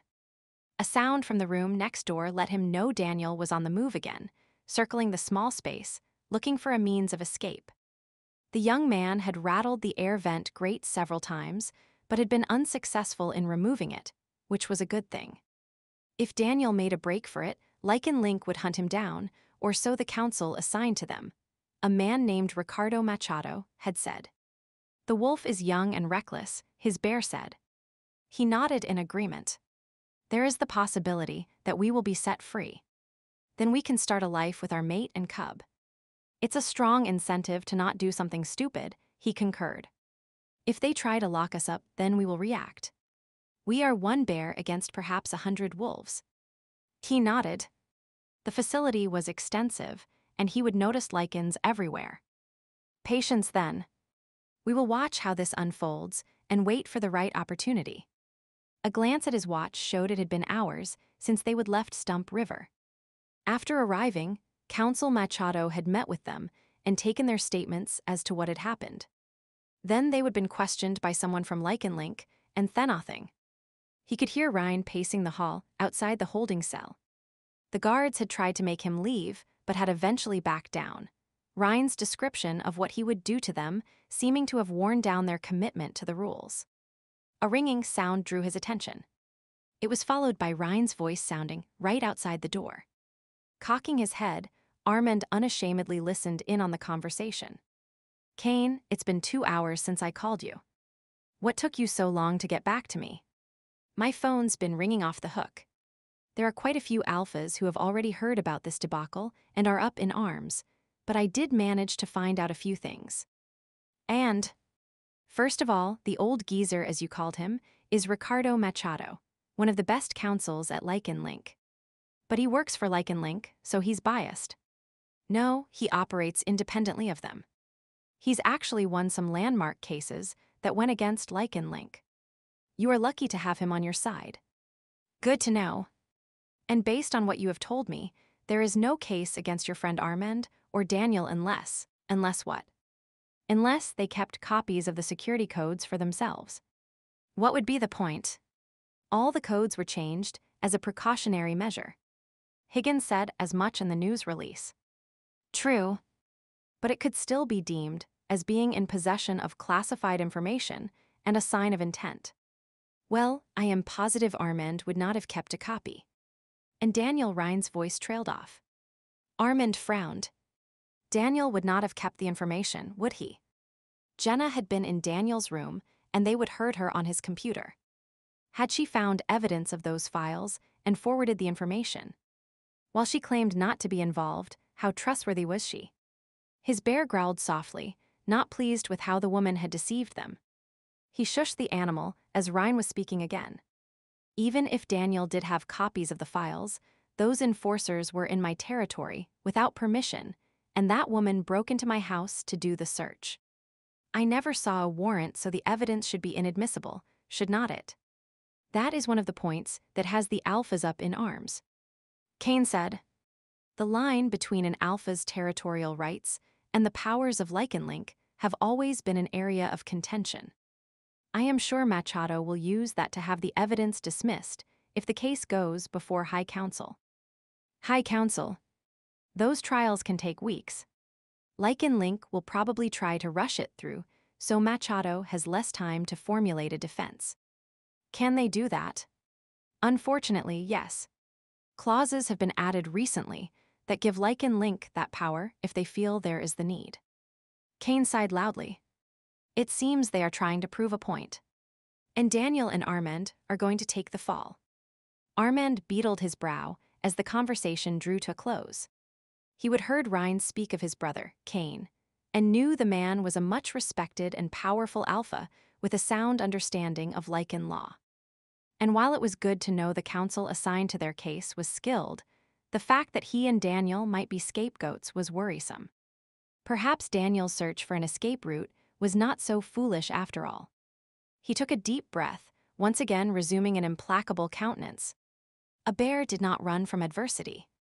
He would face his accusers before the Lycan High Council, tell the truth and trust in the rule of law. And if it fails? His bear asked. He stared straight ahead. No jaw-clenching, no fisting of his hands, no outward sign of perturbation. If it fails, we will follow our own rules and make them listen. His bear grumbled happily at the idea of bashing a few enforcer heads together, especially those that had taken them into custody. Lucy had finally recovered from the shocking events of the night. Well, not all of them, but at least from the revelations Mel and Jenna had told her. Mel had shown her books on cryptozoology and even a secret website for Lycans, and then related her own experience with discovering this strange new world.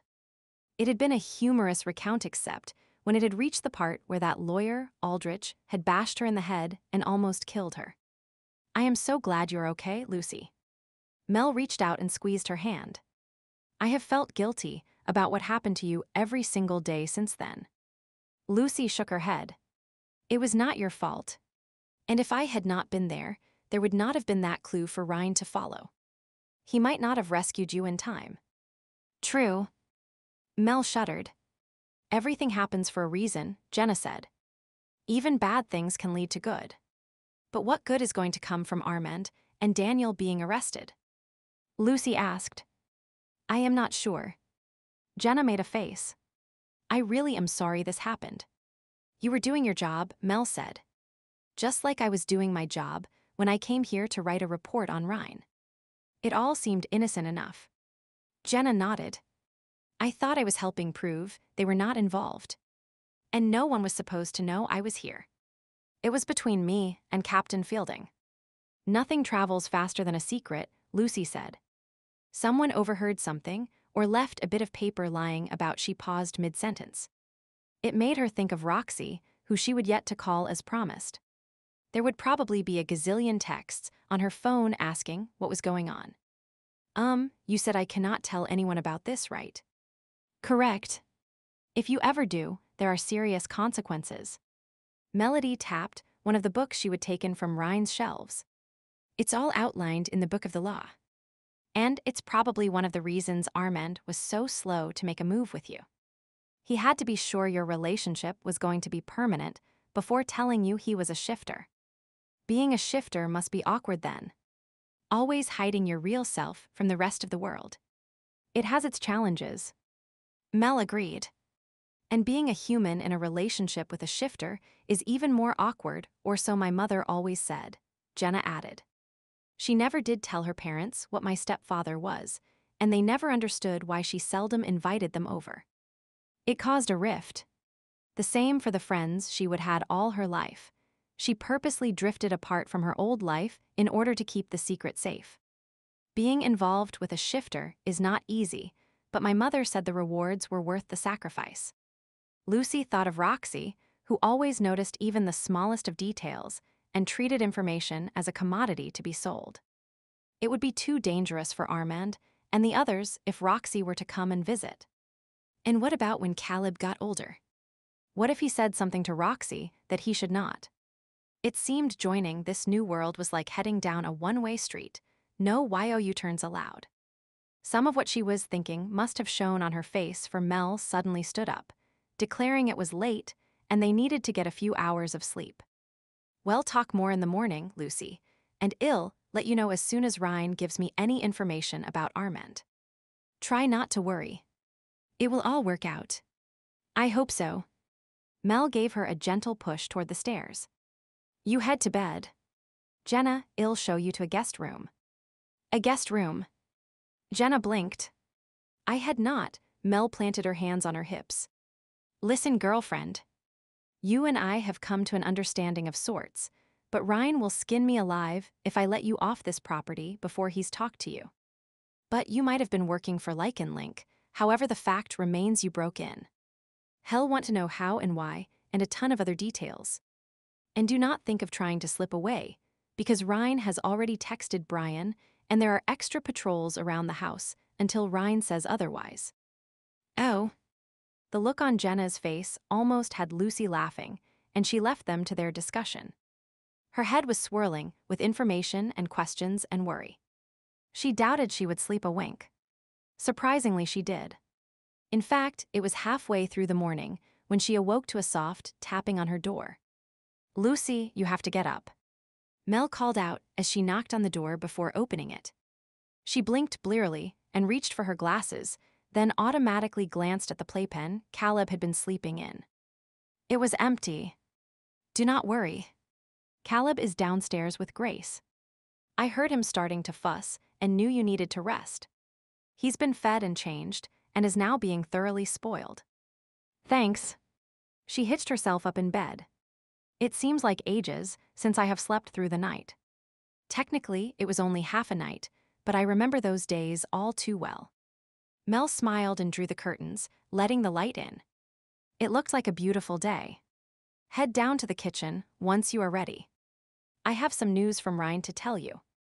That was incentive enough to have her flying out of bed. After a record-fast shower, she dressed and hurried to the kitchen, anxious to know how things were unfolding. Unfortunately, the news was not as good as she would hoped. Armand and Daniel were still being held and would be seen by High Council, which Mel said was like a court of law, the next day. It's not much time for their counsel. That is like a lawyer to assemble a defense. Mel nibbled on her fingernail.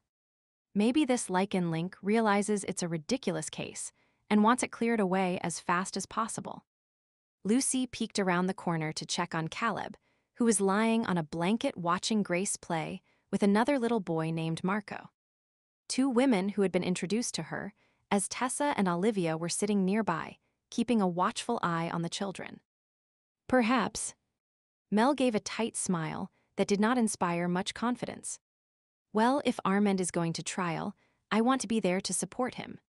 Last night he might have said I was not involved, but I am. I do not think that is possible. You are human. You and Armand are not officially mated." Jenna pointed out from where she stood at the sink, doing dishes.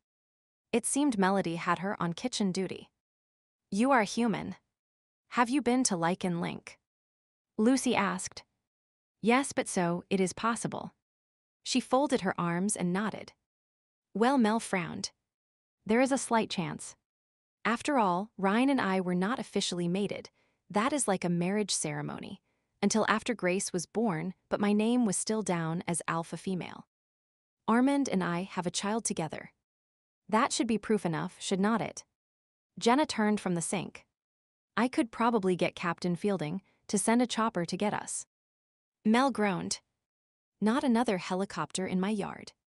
It did not take long for them to get organized, and by that evening, they were watching a chopper land in the front yard for a second time in as many days. Jenna climbed in first. Allowing her to accompany them had been the only way she would agree to call Fielding. And then Tessa followed, reaching out to take Caleb from Lucy's arms as she prepared to board. The young girl had volunteered to go along to watch Caleb, a fact that had Mel smiling and whispering in Lucy's ear. She has the hots for Daniel, but she is too shy to act on it. As the others settled in their seats, Mel gave a few final instructions to Brian, who would be in charge while she was gone.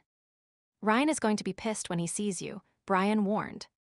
"He called and specifically told me you were to stay put." Well, when he's not here, I am in charge, and I say circumstances require our presence at the trial, and she gave Brian a warning look. Do not you dare tell him we're coming. You realize I am going to be in deep shit when he gets back home. You are a tough guy, you will survive. She patted his arm and joined the others. Chapter 39. Yes, I am Reno Smith. Why?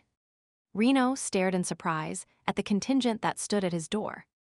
Why were 4 women and a baby knocking on his door at midnight? Was this some kind of joke? He peered into the hall, expecting to see a group of enforcers laughing their asses off. Nope. No one was there.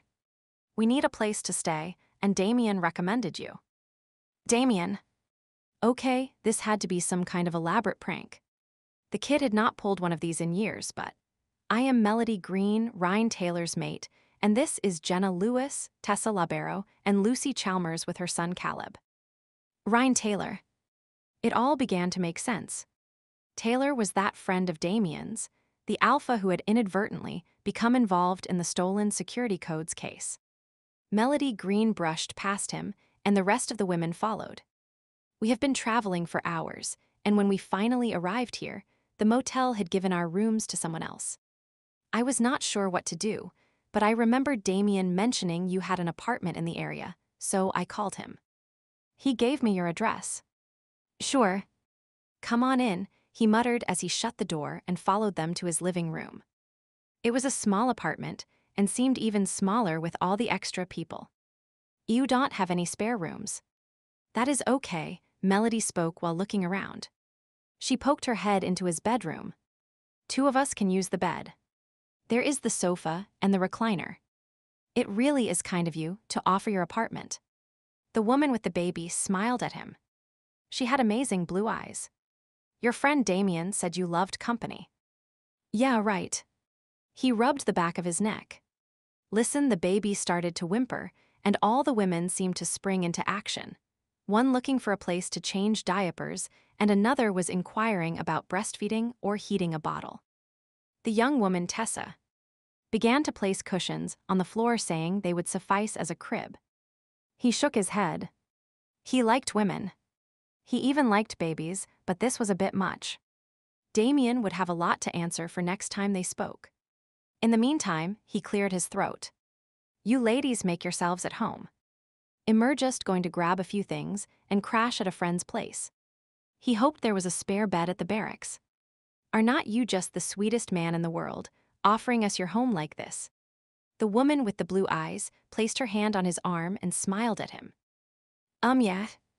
He noticed how the thin wire frame of her glasses matched the color of her eyes. Damn, she was beautiful. If he was not head over heels in love with Brandy, he gave his head a shake and realized she was still talking. Now you be sure to get here in plenty of time for breakfast in the morning. We'll whip you up something extra special before you take us to where the High Council will be meeting. What? They were going to High Council. It's a surprise, so do not tell Ryan, please. Melody Green handed him his coat. Before he knew it, he found himself ushered out of his apartment and standing in the hallway, car keys in hand. What just happened? You were scammed by a bunch of females. His wolf smirked. I was not. His voice trailed off. Scammed. His wolf chuckled, turned in a circle, then settled down to sleep. Lucy pressed close to Mel as they walked down a hall within Lycan Link headquarters. It was a lot like any other corporate headquarters, she supposed, modern with neutral-colored walls, fluorescent lights, cubicles, and computers. There was even the occasional sickly plant propped in corners, and a few paintings hung on the walls trying, and yet failing to create atmosphere. Private offices lined the hallway, and she caught glimpses of meeting rooms with long tables and projection screens. People sat at desks working on computers or talking on phones, while others walked down the halls carrying file folders or gathered around break stations drinking coffee. Yep, it was like most office buildings, except it was situated inside an enormous fenced compound in the middle of nowhere. And most of the building was underground beneath a fake organization called the International Center for the Study of Cryptozoological Phenomena. Just a minor difference, nothing to be concerned about. They would pass through layers of security to get this far and missed her. Smith had muttered the whole time about pulling strings and his ass being in a sling. Now that they were inside, his mood had improved. Not to the level that it had been during breakfast when he would inhaled the meal they would prepared as promised, but at least he was not scowling. Melody did not seem to notice, but there was an aura about the man that made everyone they passed step out of his way. She was still surprised they would been able to hustle him out of his apartment last night. The halls were growing busier, and she began to notice people staring at her and Jenna, giving them assessing looks. It's because they can scent that we're human, and humans rarely get this far inside the building. I have only been here twice, and never this deep, Jenna explained before lifting her chin and returning the looks with a hard one of her own. The most important thing is to be confident and act like you belong. That was easier said than done. The idea that she was surrounded by people who could turn into animals at any moment was unnerving. She held Caleb closer and walked a bit faster to keep up with Mr. Smith's long strides. At least the stares usually melted into smiles when people saw Caleb. Apparently, a baby was as big of a rarity as humans were within the organization. As they stood in yet another elevator, several people were making silly faces at Caleb. He gurgled in response, and a wave of soft laughter filled the small space. It helped her relax, and she managed her own smile. Okay, we're outside the chamber, where the case is being heard. Reno led the way from the elevator and stopped outside a set of double doors. Well, slip into the back row of seats. High Counsel has no sense of humor, so be on your best behavior. He cracked the door open and peeked inside. Shit, the room is full of reporters.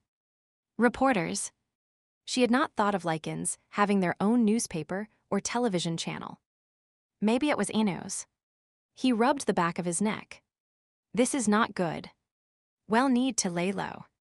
Follow me but stay quiet and keep your head down. We do not want to attract attention. They slipped into the room and sat in the back as instructed, and she immediately began to look around hoping to find Armand and Daniel. Neither was present, but there were empty seats at the front, which she assumed were reserved for them. High Counsel will sit there. Mr. Smith explained in a low voice as he pointed to a long table at the front. The counsel representing Lycan Link and bringing the charges before High Counsel will sit on the right. Armand and Daniel will be on the left with their counsel. They will come through that door where the enforcers are standing. She located the guards, or enforcers as he called them, and nodded. Thank you, Mr. Smith. Call me Reno. And do not worry. Machado is good.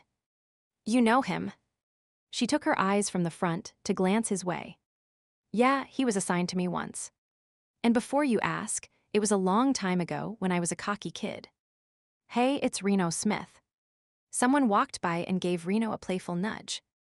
In trouble again. I thought you had that rogue side under control. Not funny. He slunk down in his seat and scowled. After a pause, he leaned closer to her and whispered he was joking. Right. Lucy nodded, but began to wonder as others started to turn around to stare in their direction. She was not sure if they were looking at her or Reno, but she did hear his name murmured several times. She reached over and patted his leg. It's okay. I know what it's like to have a certain reputation. Just hold your head high. No one knows your real story but you. He looked at her for a moment and then chuckled. Before he could reply, there was movement near the front of the room. The door Reno had previously pointed out opened. It seemed the trial was about to begin. Armand sat listening to Counsel Machado discuss the trial that would begin in a short while. The trial should go in your favor, Machado said. Should. There is never a guarantee. In theory, High Counsel is impartial, but I'll be honest with you. Lycan Link has been in turmoil since the director unexpectedly quit. A lot of irregularities have been uncovered, and the council might use your case to try to show the population that they are still in control of the situation. Thanks for being honest. He nodded, outwardly calm but inwardly concerned. If the trial does not go in our favor, what will happen? I'll file a protest on your behalf. However, in the meantime, you could be put in detention. His hands tightened into fists below the cover of the table that separated them. Being locked up would be worse than living in a city. His bear paced restlessly. He agreed. A bear lived up to its responsibilities, accepted the consequences for its actions, but he had done nothing wrong. And Lycan law, technically, did not apply to him. Should he be found guilty, the urge to escape would be hard to resist. Bear community. Pardon. He had been lost in his thoughts and missed what Machado had said. I asked if there was anyone in the bear community who could speak on your behalf if the ruling is unfavorable. He considered the option, then shook his head. No. Urses are not as organized as Lycans. There are fewer of us, and we operate as loosely associated families or clans. There is a royal Ursa lineage. Bears do not flaunt power or position. Really? Machado waited a beat, then stood up and pushed in his chair. Very well, it's time for us to go then. He followed the council out the door, then stood with an enforcer on each side of him while Machado went to speak to Daniel. Holding back a sigh of frustration, he shifted his weight from one foot to the other, wishing he could do something to alleviate his pent-up energy. The tiny room he would spent the last 2 days in had felt like a cage with minimal room to move about, stodgy food, and a bed that was too small to sleep on even if he had been able to relax enough to rest. Combine that with the suit Machado had arranged for him to wear, and he was feeling decidedly uncomfortable and out of sorts. There was the sound of a keypad being used, and then Daniel appeared at his side, freed from the cell he had been in. Armand gave him a nod while taking in his appearance. Daniel looked as if his stay had been equally taxing. Lines of strain showed on his face, and the uncharacteristic stubble gave a scruffy, hard edge to his appearance. He wondered if Daniel would keep the look if when he got out of this place. A nudge from the guards had him moving, traversing a maze of passageways that must lead to the chambers where the Lycan hierarchy judged its cases. As they walked, images of Lucy kept teasing his brain, and he hoped she was safe, that this debacle would not touch her or their son. Beside him, Daniel was looking around, clearly on edge. Hopefully, he would not do something foolish. He gave Daniel a warning look. Lucy, our mate his bear, was muttering, shuffling its feet. She is near, her scent. It was wishful thinking on the bear's part, and he shook his head, trying to clear his mind. He needed to remain focused and listen carefully to the proceedings. Staring at the ground, he took a deep, calming breath. They stopped walking and Ryan appeared at their side. Having successfully argued, it was his right as Daniel's alpha to be present at the defendant's table. They exchanged glances, but did not speak as they watched the guards speak into an intercom. The door before them opened, and they stepped into the room. Armand froze in the doorway, the sounds and scents of a multitude of Lycans hitting him, but that was not what had him pausing. His head snapped up. Lucy's scent filled his lungs, so pure and real he knew it could not be due to his bear's imagination. She was here, but that was impossible. Was not it? He searched the gallery, scanning the rows of spectators until he noticed a group seated at the very rear of the room. Lucy. Tessa. Melody. Ryan and Daniel spoke in unison with him. Melody, Tessa, Jenna, Lucy, and even Caleb were at the back of the room.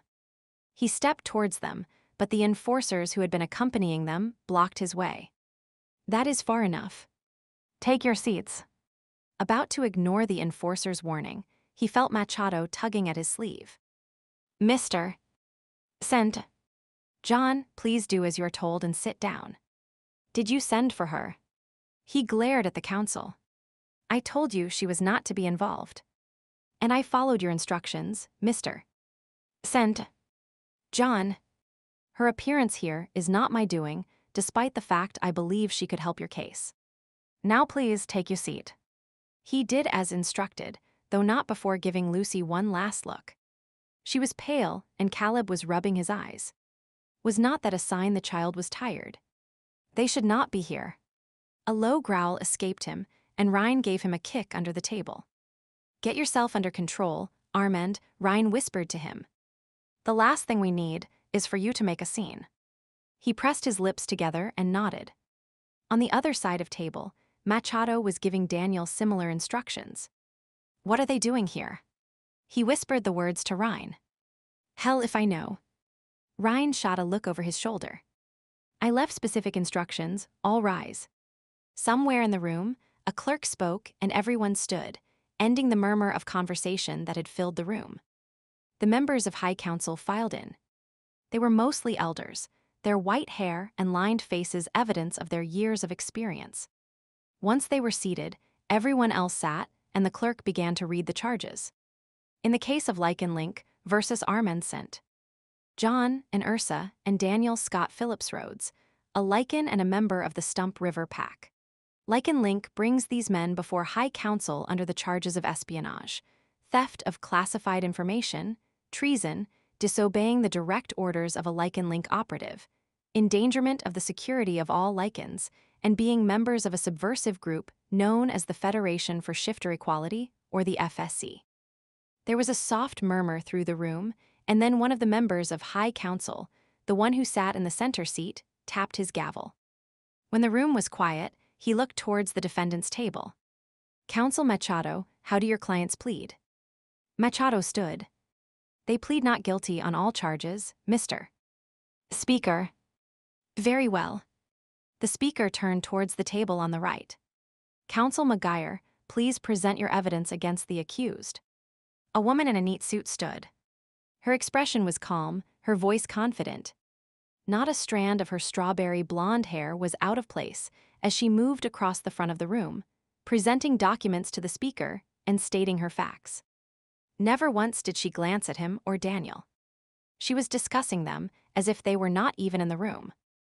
Armand scowled as he listened to the supposed evidence that he would had 2 copies of the codes on USB, that Sol Doty had to ask more than once for him to hand over the second one, that Daniel had been caught several times trying to hack into Lycan Link's system.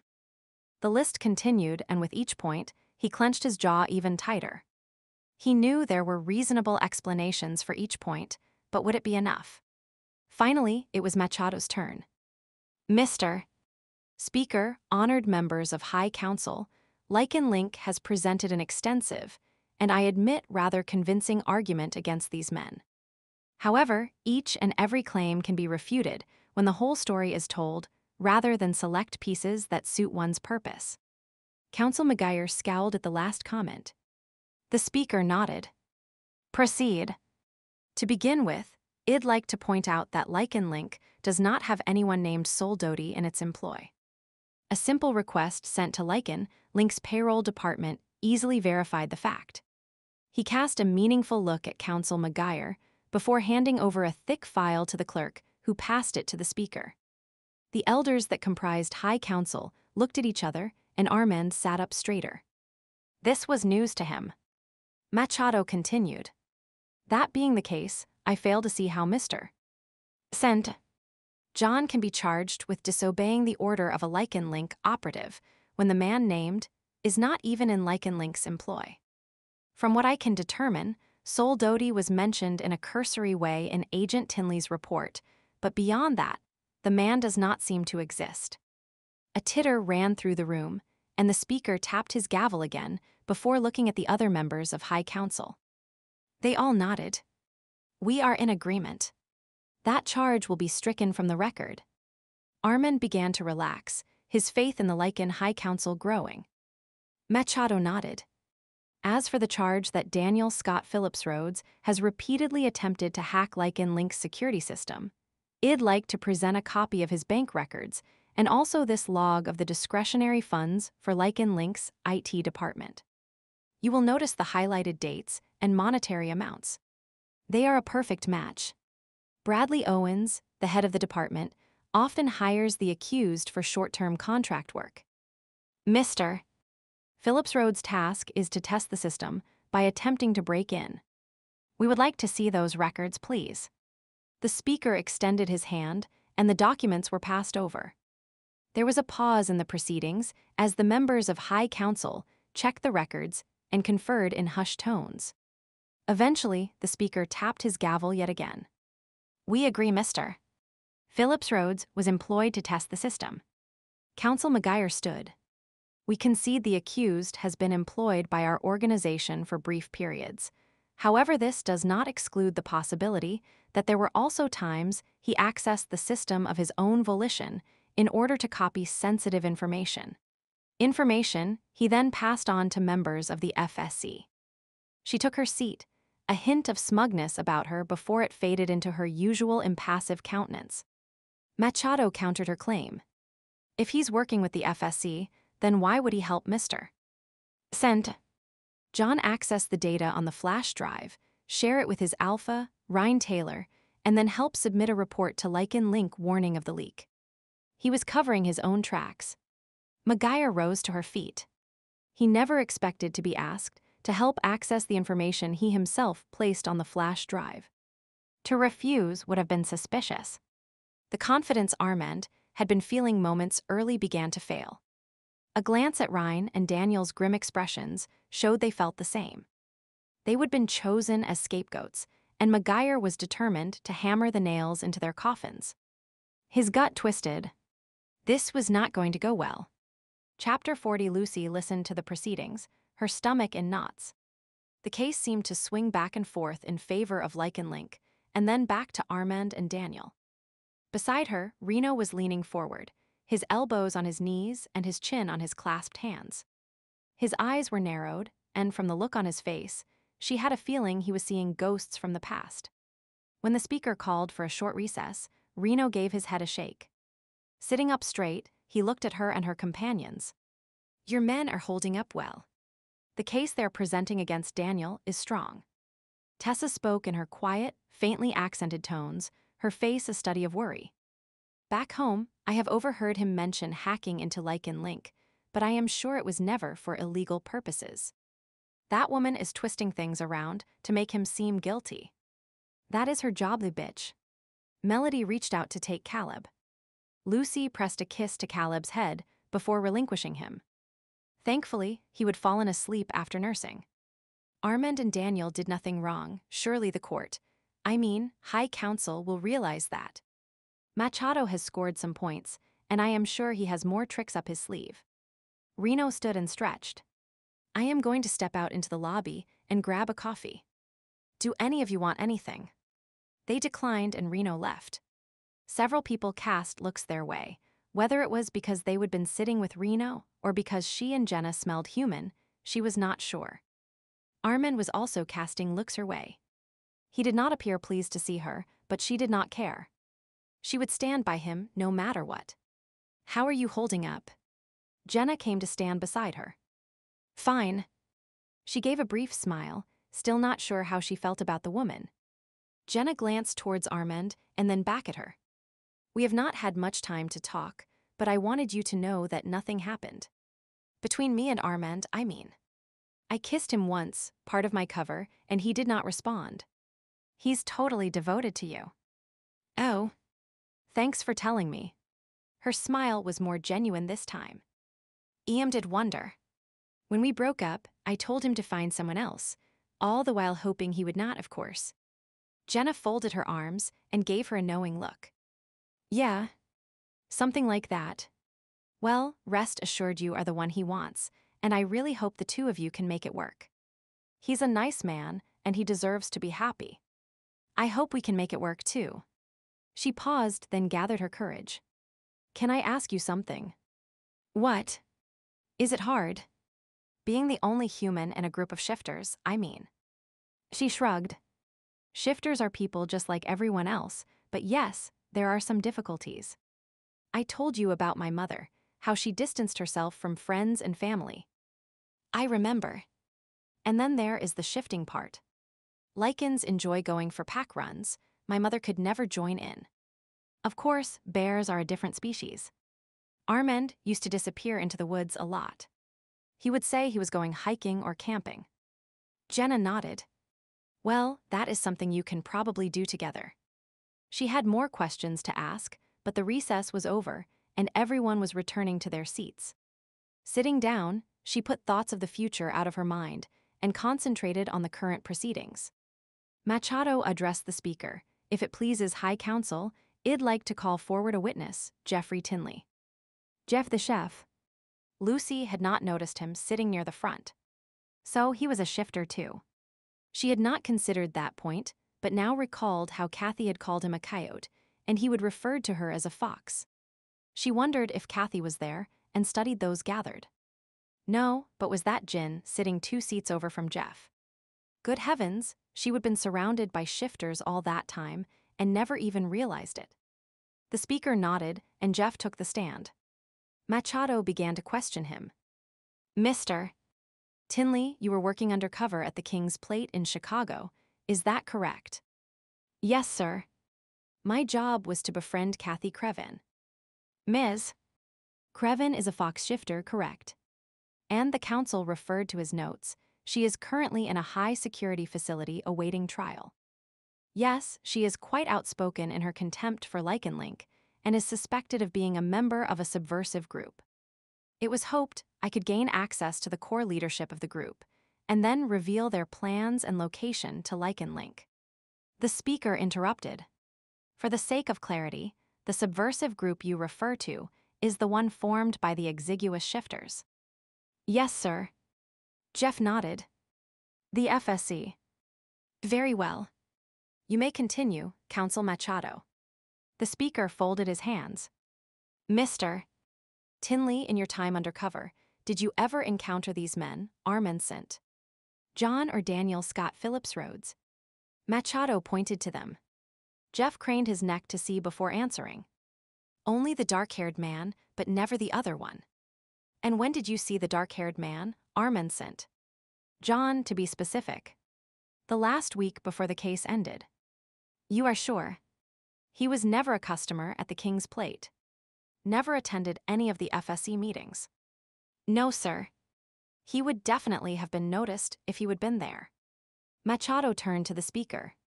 I present to High Council the fact that bears have never been considered exiguous shifters, and Mr. John is not a member of the subversive group, but rather a victim of circumstance who inadvertently stumbled into this case. Counsel McGuire stood up. Mr. Speaker, this is all conjecture. Mr. John could still have been part of the FSC. There are members of the more prominent shifter groups who have some sympathy for the exiguous ones. The fact that Agent Tinley did not see the defendant could simply mean Tinley had not infiltrated the FSC as deeply as he believed or that Mr. John was highly skilled at staying under the radar. The speaker nodded. Point taken. Lucy clasped her hands tightly together. This is complete and utter nonsense, she muttered. It's all my fault. If I had not called Ryan when I was mugged, Armand would not have come looking for me and gotten involved.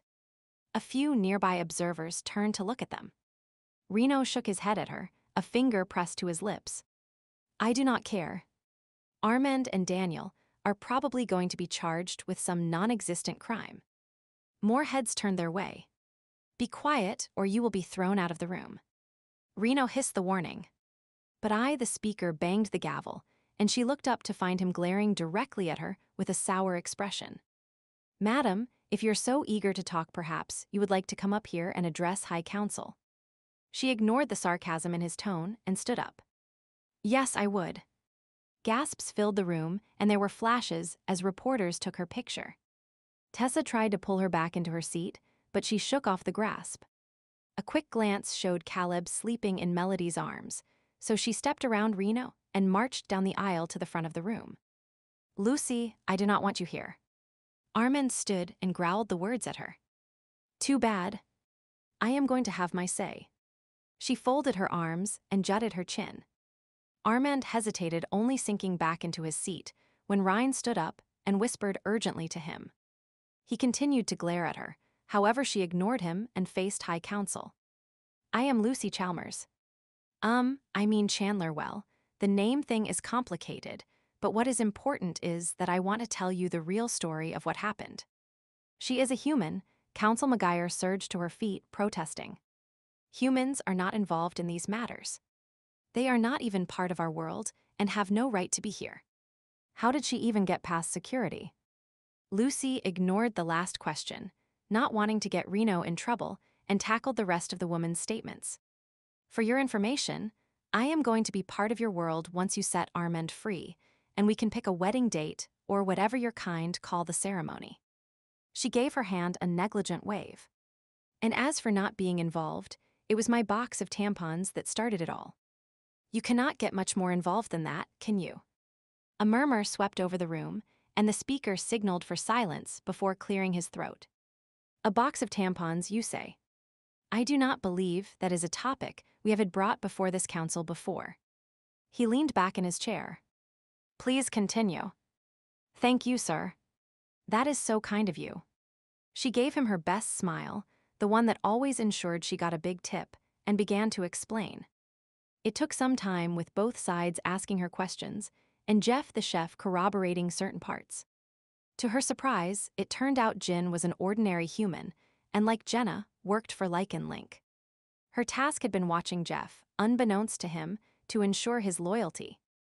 The tale of who knew what was more twisted than a nest of snakes, but eventually everyone on High Council seemed to understand the sequence of events. When she was done, she took a deep breath. So you see how it happened. They were just trying to help me, and we handed the information over to you as soon as we could. Or at least we thought Wed handed it over, but since this soul Dodie is not really one of you, I guess we did not.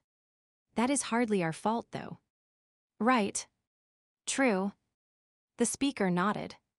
And I commend you on the style of your oratory. It was both entertaining and informative. Thank you.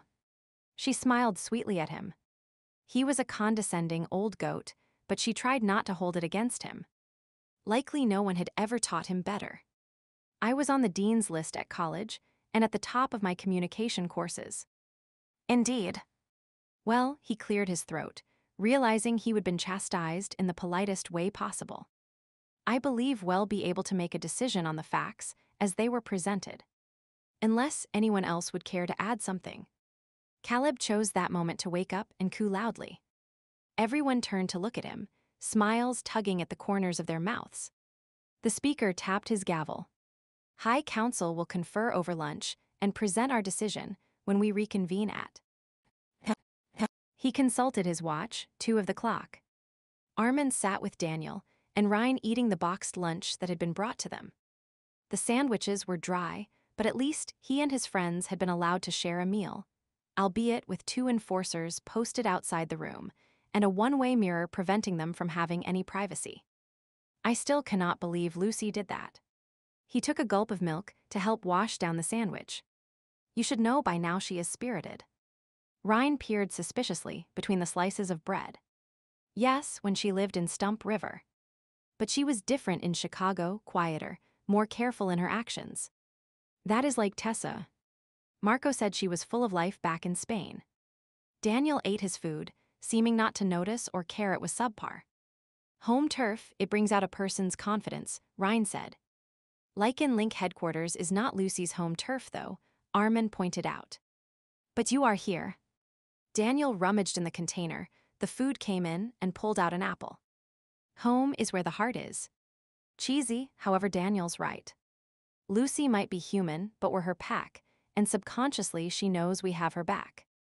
Ryan dumped the debatable sandwich back in the box and munched on the small package of store-bought cookies instead. Armand mulled over what they had said.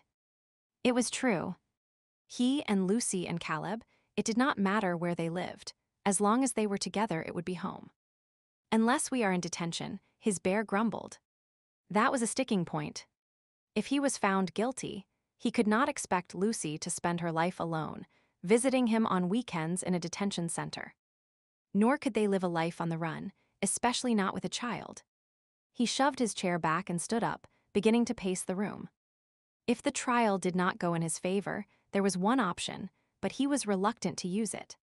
Relax, Daniel dusted the crumbs from his hands and leaned back in his chair. Lucy did a great job defending us.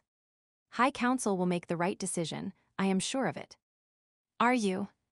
He raised a brow. You were a bundle of nerves earlier. Daniel nodded.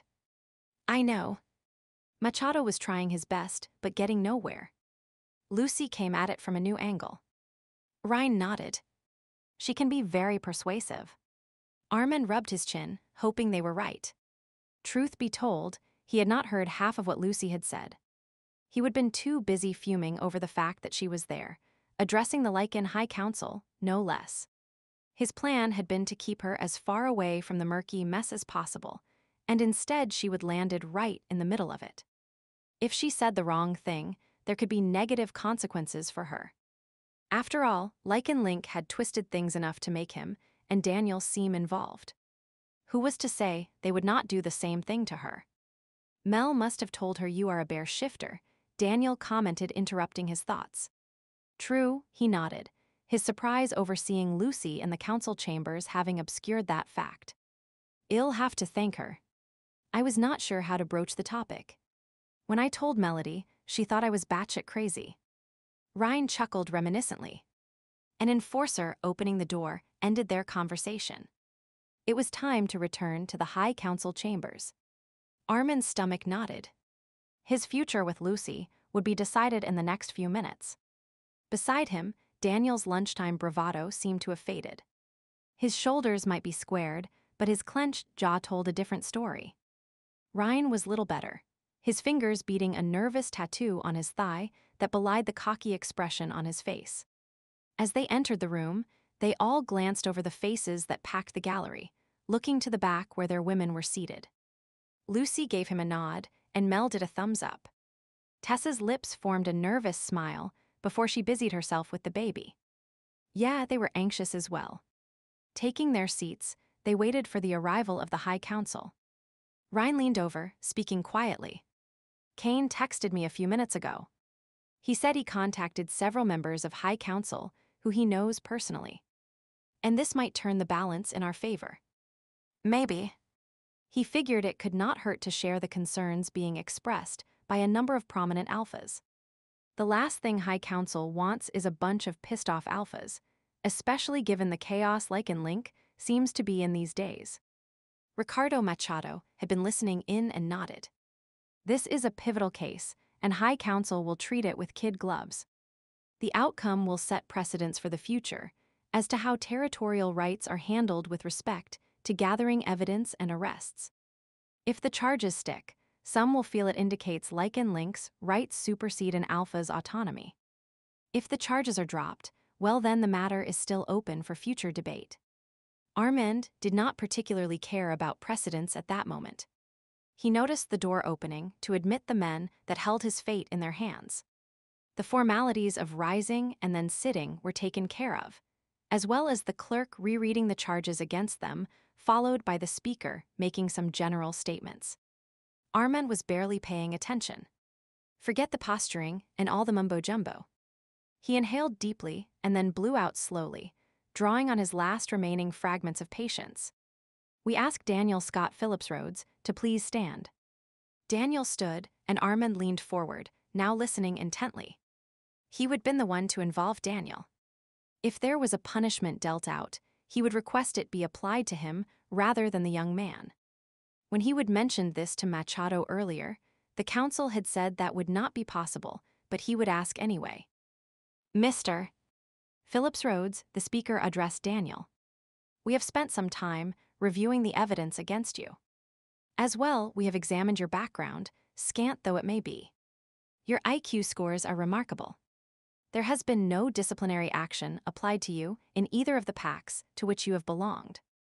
You briefly attended the academic strand of the academy, where you achieved exemplary grades in math and computer science. However, you left after the first year. Daniel nodded. That is correct. Why was that? He shrugged.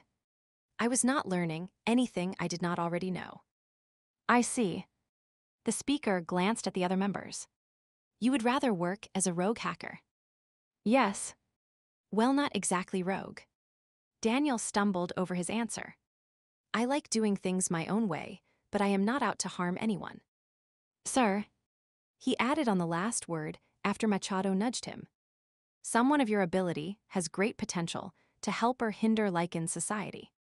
While High Council has not found you guilty at this point in time, there is concern as to which path you might choose in the future. It took a moment for the words to sink in, and then a smile began to appear on Daniel's face. Not guilty. That is correct. However, we will be making certain recommendations to your alpha as to your future. For someone with your skills to have too much free time on their hands could be a recipe for disaster. The speaker shifted his gaze to Ryan. Mr. Taylor, before you leave today, you will be required to set a date for a formal meeting on this matter. Ryan gave a brief nod. He did not seem impressed with being told what to do, but held his tongue. You may sit down, Mr. Phillips Rhodes.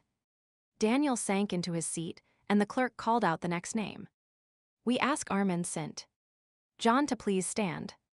Armand rose to his feet, legs spread, hands clasped behind his back, chin up so he could look the speaker squarely in the eye. Mr. St. John, the speaker began. You are not a Lycan. That is correct. And as such, being in possession of our security codes could be deemed espionage. While we were given a convincing explanation of how these matters unfolded, we still have some reservations that, having stumbled upon this situation, you did not attempt to use it for your own gain, passing on copies of the codes either for monetary or financial gain. You made one backup copy. Who is to say you did not make more? I did not make extra copies, nor did I pass the information on to anyone. So you say, but what proof is there of that? The speaker asked. With the formation of the affiliation office several years ago, species have begun to unite, and, as is to be expected, each has a different agenda. Some groups are keen on forming an alliance. Others are more reluctant. Some even feel they are being overlooked or treated with less respect than they deserve. Some openly refute the idea and seek to undermine the work being done. He did not say anything when the speaker paused. What category do Ursa's fall into, Mr. St. John? I am not sure, sir. I do not involve myself in politics. Really? The speaker waited a beat and then shuffled his papers. Let me enlighten you. Based on what we have been able to learn, the Ursas have thus far been a rather silent group in the negotiations, rarely sending a representative to the meetings. However, there has also been no evidence of their involvement in subversive activities, a fact which plays in your favor. That sounded promising, but he did not dare get his hopes up too soon. A lack of evidence does not necessarily mean a lack of guilt. Counsel Maguire spoke out. You are out of order, Counsel. Please refrain from commenting. The speaker gave her a reproving look, then returned his attention to Armand. The point Counsel Maguire made is valid, however, and one we have considered. It troubles us that you tried to seek out the perpetrators of the crime on your own. As a non-Lycan, you were overstepping your boundaries. He opened his mouth to speak, but then closed it. He would not implicate others by saying why he would try to track down the owner of the USB. You are a tight-lipped individual, Mr. St. John. It can be an honorable characteristic at times. However, today it may not be to your benefit. Damn, that did not sound good. The speaker was about to continue when there was an audible curse from the back of the room and the sound of a chair being shoved back. He turned to see the man who had been sitting beside Lucy striding towards the front. Now just a damned minute. Mr. Smith. The speaker addressed the cursor, his expression less than pleased. We meet again. I must admit I am surprised it's been so many years. You seemed destined to be a repeat offender. Cut the C.R. Smith seemed to catch himself and cleared his throat. I mean, if I may address High Counsel, sir. Please. We cannot wait to hear why yet another individual has decided to interrupt our proceedings. He folded his arms and leaned back in his chair. Oh, and Mr. St. John, you may resume your seat. Based on past experience, this may take a while. Armand sat down and Machado leaned close, whispering a quick explanation that this person was the Reno Smith with whom Ryan had been in contact when the whole situation began. Reno cleared his throat and began to speak. I am the one that asked the bear to do some footwork with regards to the security codes found on the thumb drive. We were not sure who we could trust or who was leaking the information. Keeping it under wraps for as long as possible seemed best. A few key individuals within Lycan Link were informed, but that was it. This was while Director Higgins was still working at Lycan Link. McGuire questioned, earning a stern look from the speaker. It was. McGuire spoke again, sliding a glance at the speaker, no doubt wondering how far she could push the rules. And yet you did not feel he should be told. No. Higgins was busy man.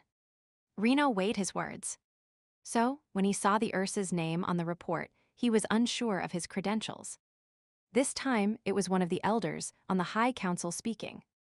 Something like that. Reno shoved his hands in his pockets and then quickly removed them. But you know, Mr. Sent. John well. Another elder asked. Perhaps you have been friends for years. Not exactly. And yet you trusted him to carry out investigative work on behalf of Lycan Link. McGuire questioned yet another point. Before Reno could speak, Ryan stood up. I can vouch for Armand. The speaker pinched the bridge of his nose. This proceeding is becoming a three-ring circus. He took a deep breath and waved at Ryan. Very well, have your say. Everyone else has. Since I arrived in Stump River, I have known Armand to be honest and reliable. Everyone in the community knows it. He's been to my house numerous times. If I can trust him around my mate and pup, there is not much higher recommendation, is there? While it is true one of an alpha's primary duties is to ensure his pack's safety, the word of one individual can hardly be deemed as a guarantee of the man's trustworthiness. The speaker folded his hands. Please take your seats, Mr. Taylor and Mr. Smith. But Mr. Smith, at a future date, we will be discussing your decision with regards to how you conducted the investigation of the security breach. While we support the concept of uniting all shifters, you were precipitate in including a member of the Ursas in this situation. Reno gave a twitch, rather like a suppressed shrug. The speaker raised an eyebrow, but made no comment. Machado leaned close to Armand. I strongly recommend we pull a certain rabbit out of the hat at this time. Unless you want to be charged with meddling in affairs you had no right to. Armand looked at the council, who met his gaze with a steady one. Damn. Obviously, the man had dug deep in the short time he would had to prepare for the case. He made a face before giving a reluctant nod. It's for the best, Machado whispered. Having a charge hanging around your neck is not how you want to start your new life with your mate and cub. Before he could reply, Machado rose. Mr. Speaker, I would like to present one more piece of information. The counsel for the defense has already had his opportunity. McGuire issued a complaint. Machado gave a tight smile. And you have taken liberties by questioning these unexpected witnesses, so I'd say we're even. He turned to face the speaker. I believe this one fact could greatly impact the final decision. The speaker glanced at his fellow council members before nodding. Very well. Machado nodded his thanks and pulled a large tattered book from his briefcase. I'd like to read an excerpt from the Book of the Law. He paused, carefully opening the tome to a bookmarked page. It says, Lycans have the right to sovereignty, to manage their own affairs, without the influence or interference of other species. I am sure High Council knows the law as well as anyone, and this particular passage is the basis for their concern over the Ursa's involvement. McGuire sank back in her chair with an overly loud sigh. Ignoring the comment, Machado set the book down. However, over the years, there has been a growing unity between shifter species. In 1934, communication channels were opened with the Panthers. In 1963, the Fae Queen formally acknowledged the existence of Lycan Link. Baby steps, but significant as each builds on the other. Most recently, the Affiliation Office, with the input of numerous others, penned and presented an addendum, one which was ratified 2 years ago. It states he paused, extracted the sheet of paper that had been serving as a bookmark, and cleared his throat. Due to increasing globalization and general species interconnectivity, the need for a trans-species, multi-level policing service has become essential. Combining services will not only lead to greater efficiency and cost savings, but will allow each group to benefit from the various strengths and areas of expertise the others might hold. While the exact structure and form of this police service is still evolving, we acknowledge the right of other species to assist in law enforcement, provided Lycan Link and the governing body of the other species in question are in agreement. Machado set down the page he had been reading from. Mr. Smith has served as a spokesman for Lycan Link on numerous occasions and asked for my client's assistance. I believe that fulfills the requirements. Maguire stood. We concede, Mr. Smith has spoken for Lycan Link in an official capacity on numerous occasions. However, it does not address the trustworthiness of the Ursa. Nor did a member of the Bear Clan royal family condone his involvement. Given that Mr. St. John is second in line to the throne, the Ursa Prince, or Regulus as his people say, it would be rather like giving oneself permission to sneeze, do not you agree? And questioning the honor of the Ursa royal family. Machado shook his head while making a tutting sound. Armand slunk lower in his chair as he felt all eyes turned towards him. Damn. He would lived under the radar for years and had hoped to do so for many more. He was not suited to be royalty, never had been. In fact, he had indicated his intention to abdicate the position if it ever became his. His older brother could have the dubious honor while he enjoyed his peaceful life in Stump River. Mr. St. John, is this true? The speaker addressed him. I thought the current Ursa Rex, or monarch, was Legene. He stood and nodded, answering in his mother tongue. Oui. Anton Legene sest mon père. He is my father. You changed your name. I anglicized the surname. He wished he dared turn around. What was Lucy thinking? He would hoped she would not find out, at least not for some time. The council was conferring, speaking in hushed tones. He tried to read their body language, but they were a dour-faced group that gave few clues as to what they were thinking. 1 minute turned into another, and then still more. Finally, they resumed their seats, eyes fixed on him.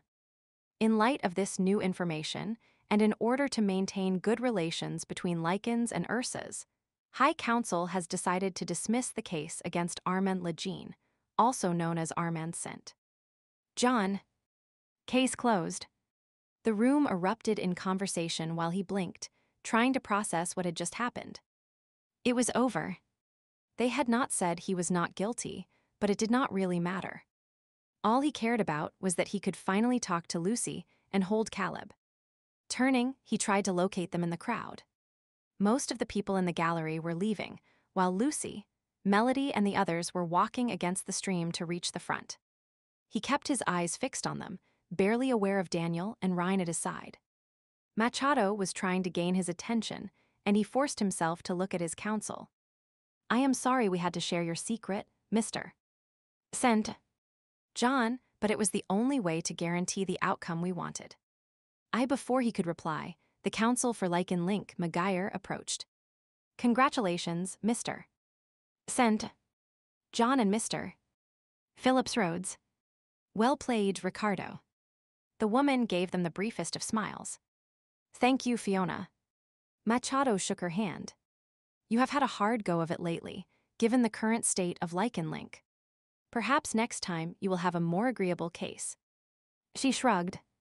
I am paid to take whatever case Lycan Link assigns me and present it to the best of my ability. Whether the charges are personally agreeable to me or not does not factor into the job. Armand had no interest in the woman's ethics and returned his attention to Lucy and the others. They had almost reached the front. About to go meet them, someone tugged at his arm. Mr. St. John, could I get a statement from you, please? A reporter stuck a microphone in his face. He bit back a growl. This was another thing he disliked about being a royal, having to weigh his words when answering questions from pushy press. With an inner sigh, he schooled his features into a polite but distant expression. Reno remained in his seat, letting the chamber empty out rather than joining the throng. He leaned back, legs crossed, and watched the scene unfolding near the front. Jenna Lewis was talking to her sister, Jin, and he eyed them with interest. Pack-raised humans, it was an angle he would never considered. Sharp of fielding to put them to use. Completely undetectable from the general human population, they were an effective tool for gathering intelligence from unsuspecting Lycans. He wondered if the captain would try to get mention of them stricken from the official transcripts of the proceeding. Brad Owens slipped into the seat beside him. "Hey, Reno. You just could not sit back here and be quiet, could you? You had to let High Council know you were in the room and try to rile them up. Knock it off, Brad." He gave his friend a dirty look. "I could not let them blame the guy. Yeah, you always have to be the one on the white steed, charging in to save the day. And where were you when Phillips Rhodes was being buried up to his neck? I planned to be here, but got held up in a meeting. I barely made it in time to see you go into action. Let me guess, this meeting was with the new clerk in archives." "Nah, it was about a possible security breach." "A breach?" That caught his attention. "Yeah. An alarm went off for sublevel 13, but there is no sublevel 13. He mentally reviewed the buttons on the elevator, but they stopped at 12. Technically there is, but it was closed over a quarter of a century ago due to structural instability. Something to do with a tremor and water leaking in. Anyway, it's sealed off and no one can go down there, so when a security alarm for that area started pinging, it caused quite a stir. We traced it to an electrical short, probably moisture." Brad gave a one-shouldered shrug. "We're going to send a maintenance team down to sublevel 12 and see if they can access anything through the flooring." Interesting. He thought he knew the building inside and out. Were there any other unknown areas? He made a mental note to check the archives for an original blueprint of Lycan Link someday. But back to more important matters. Brad nodded towards the front. "Fiona Maguire. Lycan Link's counsel." "Yeah. She has been chilly towards me ever since she arrived here, but she has to warm up eventually. After all, who can resist me? Well, since she just lost her case, I do not think this is the time to approach her. She might need cheering up, who knows?" Brad gave him a crooked grin and headed towards the front where Fiona had just finished packing her briefcase. Reno debated staying to watch Brad get shot down by the prickly counsel. Nah, he would leave the guy with some dignity for now. Tomorrow was soon enough to tease Brad about his love life. What he should do was head to the High Council's table and talk to the speaker. He shifted his gaze to the front of the chamber and noticed Ryan Sinclair was still there. The alpha had his arms slung around his mate's shoulders while they talked to Ricardo Machado. The young girl, Tessa, was standing near Daniel and must have said something to him, for he suddenly grinned. Young love, Brandy would be all dewy-eyed at the sight, but it made him shake his head. Did the two youngsters know what they were getting into? Love, real love, was never easy. It was a journey filled with twists and detours, unexpected bumps and breakdowns. To make it work required stern stuff, patience and compromises, and lots of forgiveness. But the good times, so yeah, those made up for the hardships along the way. And shit. He stopped and rolled his eyes at himself. Was he turning into some kind of sap? What happened to the hard-edged, rule-breaking rogue he used to be? He stood, rolled his shoulders, and shoved his hands in his back pockets, then once again considered if he would search out the speaker or not. The man had said they would need to discuss his actions, but on the other hand, why go looking for trouble? He shrugged and made his way towards the door. Yeah, that was more like it. There was plenty of work that needed his attention more than High Council having its nose out of joint over a minor point of protocol. Plus, Brandy had said she hoped to make a stopover between cases. Brandy. The very thought of her brought a smile to his lips, and he left the chamber, happily closing the door on Lycan Link in favor of spending time with the woman who was his mate, his love, his life. Armand struggled to remain patient with the reporter's tedious questions. Lucy was standing a few yards away with Caleb, nervously biting her lip while she waited for him to be free. "Mr. St. John," the reporter prompted him. He realized he had no idea what the question was and, quite frankly, did not care. "I am sorry, I have pressing matters I need to attend to." Contact my father if you want an official statement." With that, he brushed past the reporter and hurried to where Lucy was waiting. He swept her into his arms, pulling her as close as possible given that Caleb was between them. "I am sorry you had to wait." He muttered the words, his lips pressed to her temple as he savored having her near. "I did not mind waiting. You are an important man, and nothing is more important than you. Never forget that." He pulled back and stared into her eyes. "Oh, Armand. That is so sweet of you." She looked up at him, her eyes shimmering. "And you are important to me. I was so worried for you. And I was worried for you. You should not have been here. If she had not been, you could have been in big trouble." Melody interrupted as she passed by making a beeline towards where Jenna stood on the far side of the room. Humph. Begrudgingly, he admitted Melody was right. A stirring near his chest caught his attention, and he looked down to see his son staring up at him. "Caleb." He breathed the word, and then reached out to brush his hand over the dark curls that were so like his own. His hand was enormous next to the small child, his fingers trembling as he stroked the soft skin of the baby's cheek. "Would you like to hold him?" Lucy stepped back and held the baby out to him. He nodded, awkwardly taking Caleb in his arms. The small bundle felt so light and fragile, and yet there was such a rightness about cradling the baby close, breathing in its scent. There was a feeling in his chest, a warmth that seemed to be expanding until it filled his entire being. Is not he perfect? Lucy leaned against his arm, gazing down at the baby. "Oui." He cleared his throat. "Yes, he is. I cannot wait until we can go home and be a real family." "Home?" "To Stump River." "What about Chicago?" "I have put the bar up for sale and I am taking it off the market." "You love that bar and the forest." He shook his head. "But you love the city. And the people in town will have a lot of questions. You do not look that different. Someone will realize who you are." "Probably, but well, think of something." She shrugged and glanced towards the front of the room where the others were standing. "Ryan always seems to come up with a way to fix these kinds of things. Or maybe I can say I had amnesia. I have spent a lot of time trying to figure out who I really am. I knew who you were the first time I saw you. You were perfection, and that will never change, no matter what." He used his free hand to reach out and brush his knuckles over the curve of her face. "You are my sweet, beautiful Lucy. That is all that matters." And yet she paused and seemed to be choosing her words carefully. "It took you years to finally make your move." "I suppose I was afraid." "Of me?" "Oui. None." He sighed.